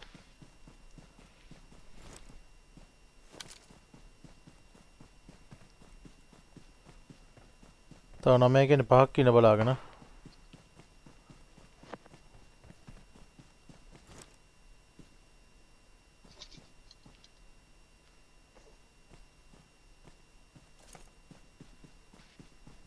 අර කියන්නේ. තනියව කැපුණා.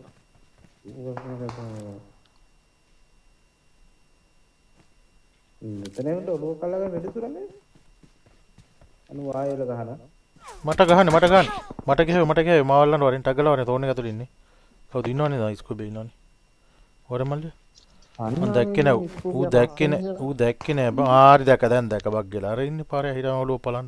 තා පොඩ්ඩක් මෙහෙට එන්න. තා පොඩ්ඩක් මෙහෙට වෙන්න ගැව්වොත් වාට නෑ පේන්න ගහපන්. Thank you. හොමිට. අර ගලේ ඉන්නේ පොඩ හිටන්. උඩම කන්ද මුදුනේ ඉන්නේ උඩ දාලා. Marked a location. ඔහේ මෙන්න මෙහෙ ඉන්නේ හරිද? මෙන්න මෙතන ඉන්නේ බං මේ හරි. Marked a location. ඒක තමයි මට ගහුවේ. අපේ ප්ලේස් එකේ සුරංග ගෑවුවේ. නැක. දැන් දැක්ක. කපුන් අයිය දැක්ක. ඉන්නේ මං ගන්න. මං ඔලුව වලන්න ඉන්න කොට.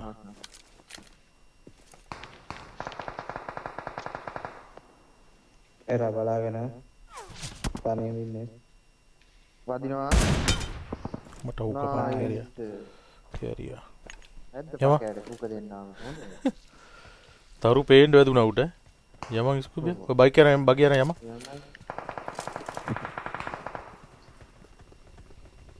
නැගපන්.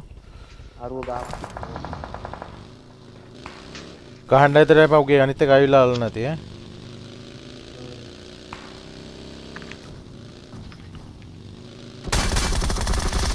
ගහපන්.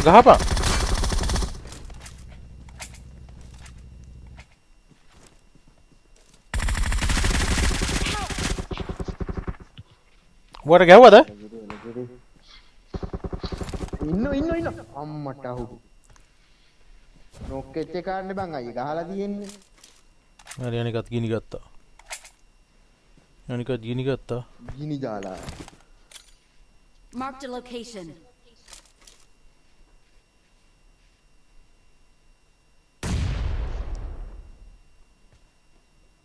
අම්මර මේ ඌ බඩ ගාලා. ඒකනේ ඌට මොලි වැටලා නෑ බං ඌ බඩ ගාලා. හරිද යන් ඒක තමයි. ලෑති කනු පල්ලකින් කේක් ටික අරන් එන්න උඩට.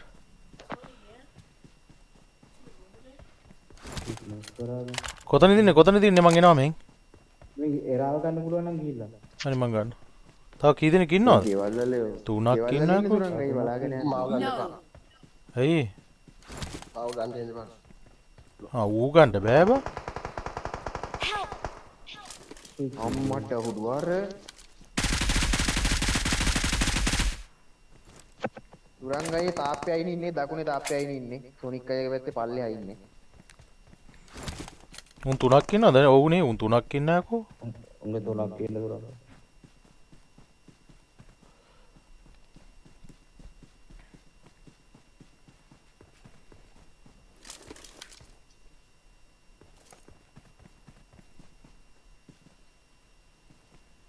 එන්න ඕනද? අන්න බෑ අල්ලන්න බෑ මොන. ඔය විසු. ඔය සෝන් වෙන්න ඕන කොහොමද? සෝන් නම් එන්න ඕන යන්න.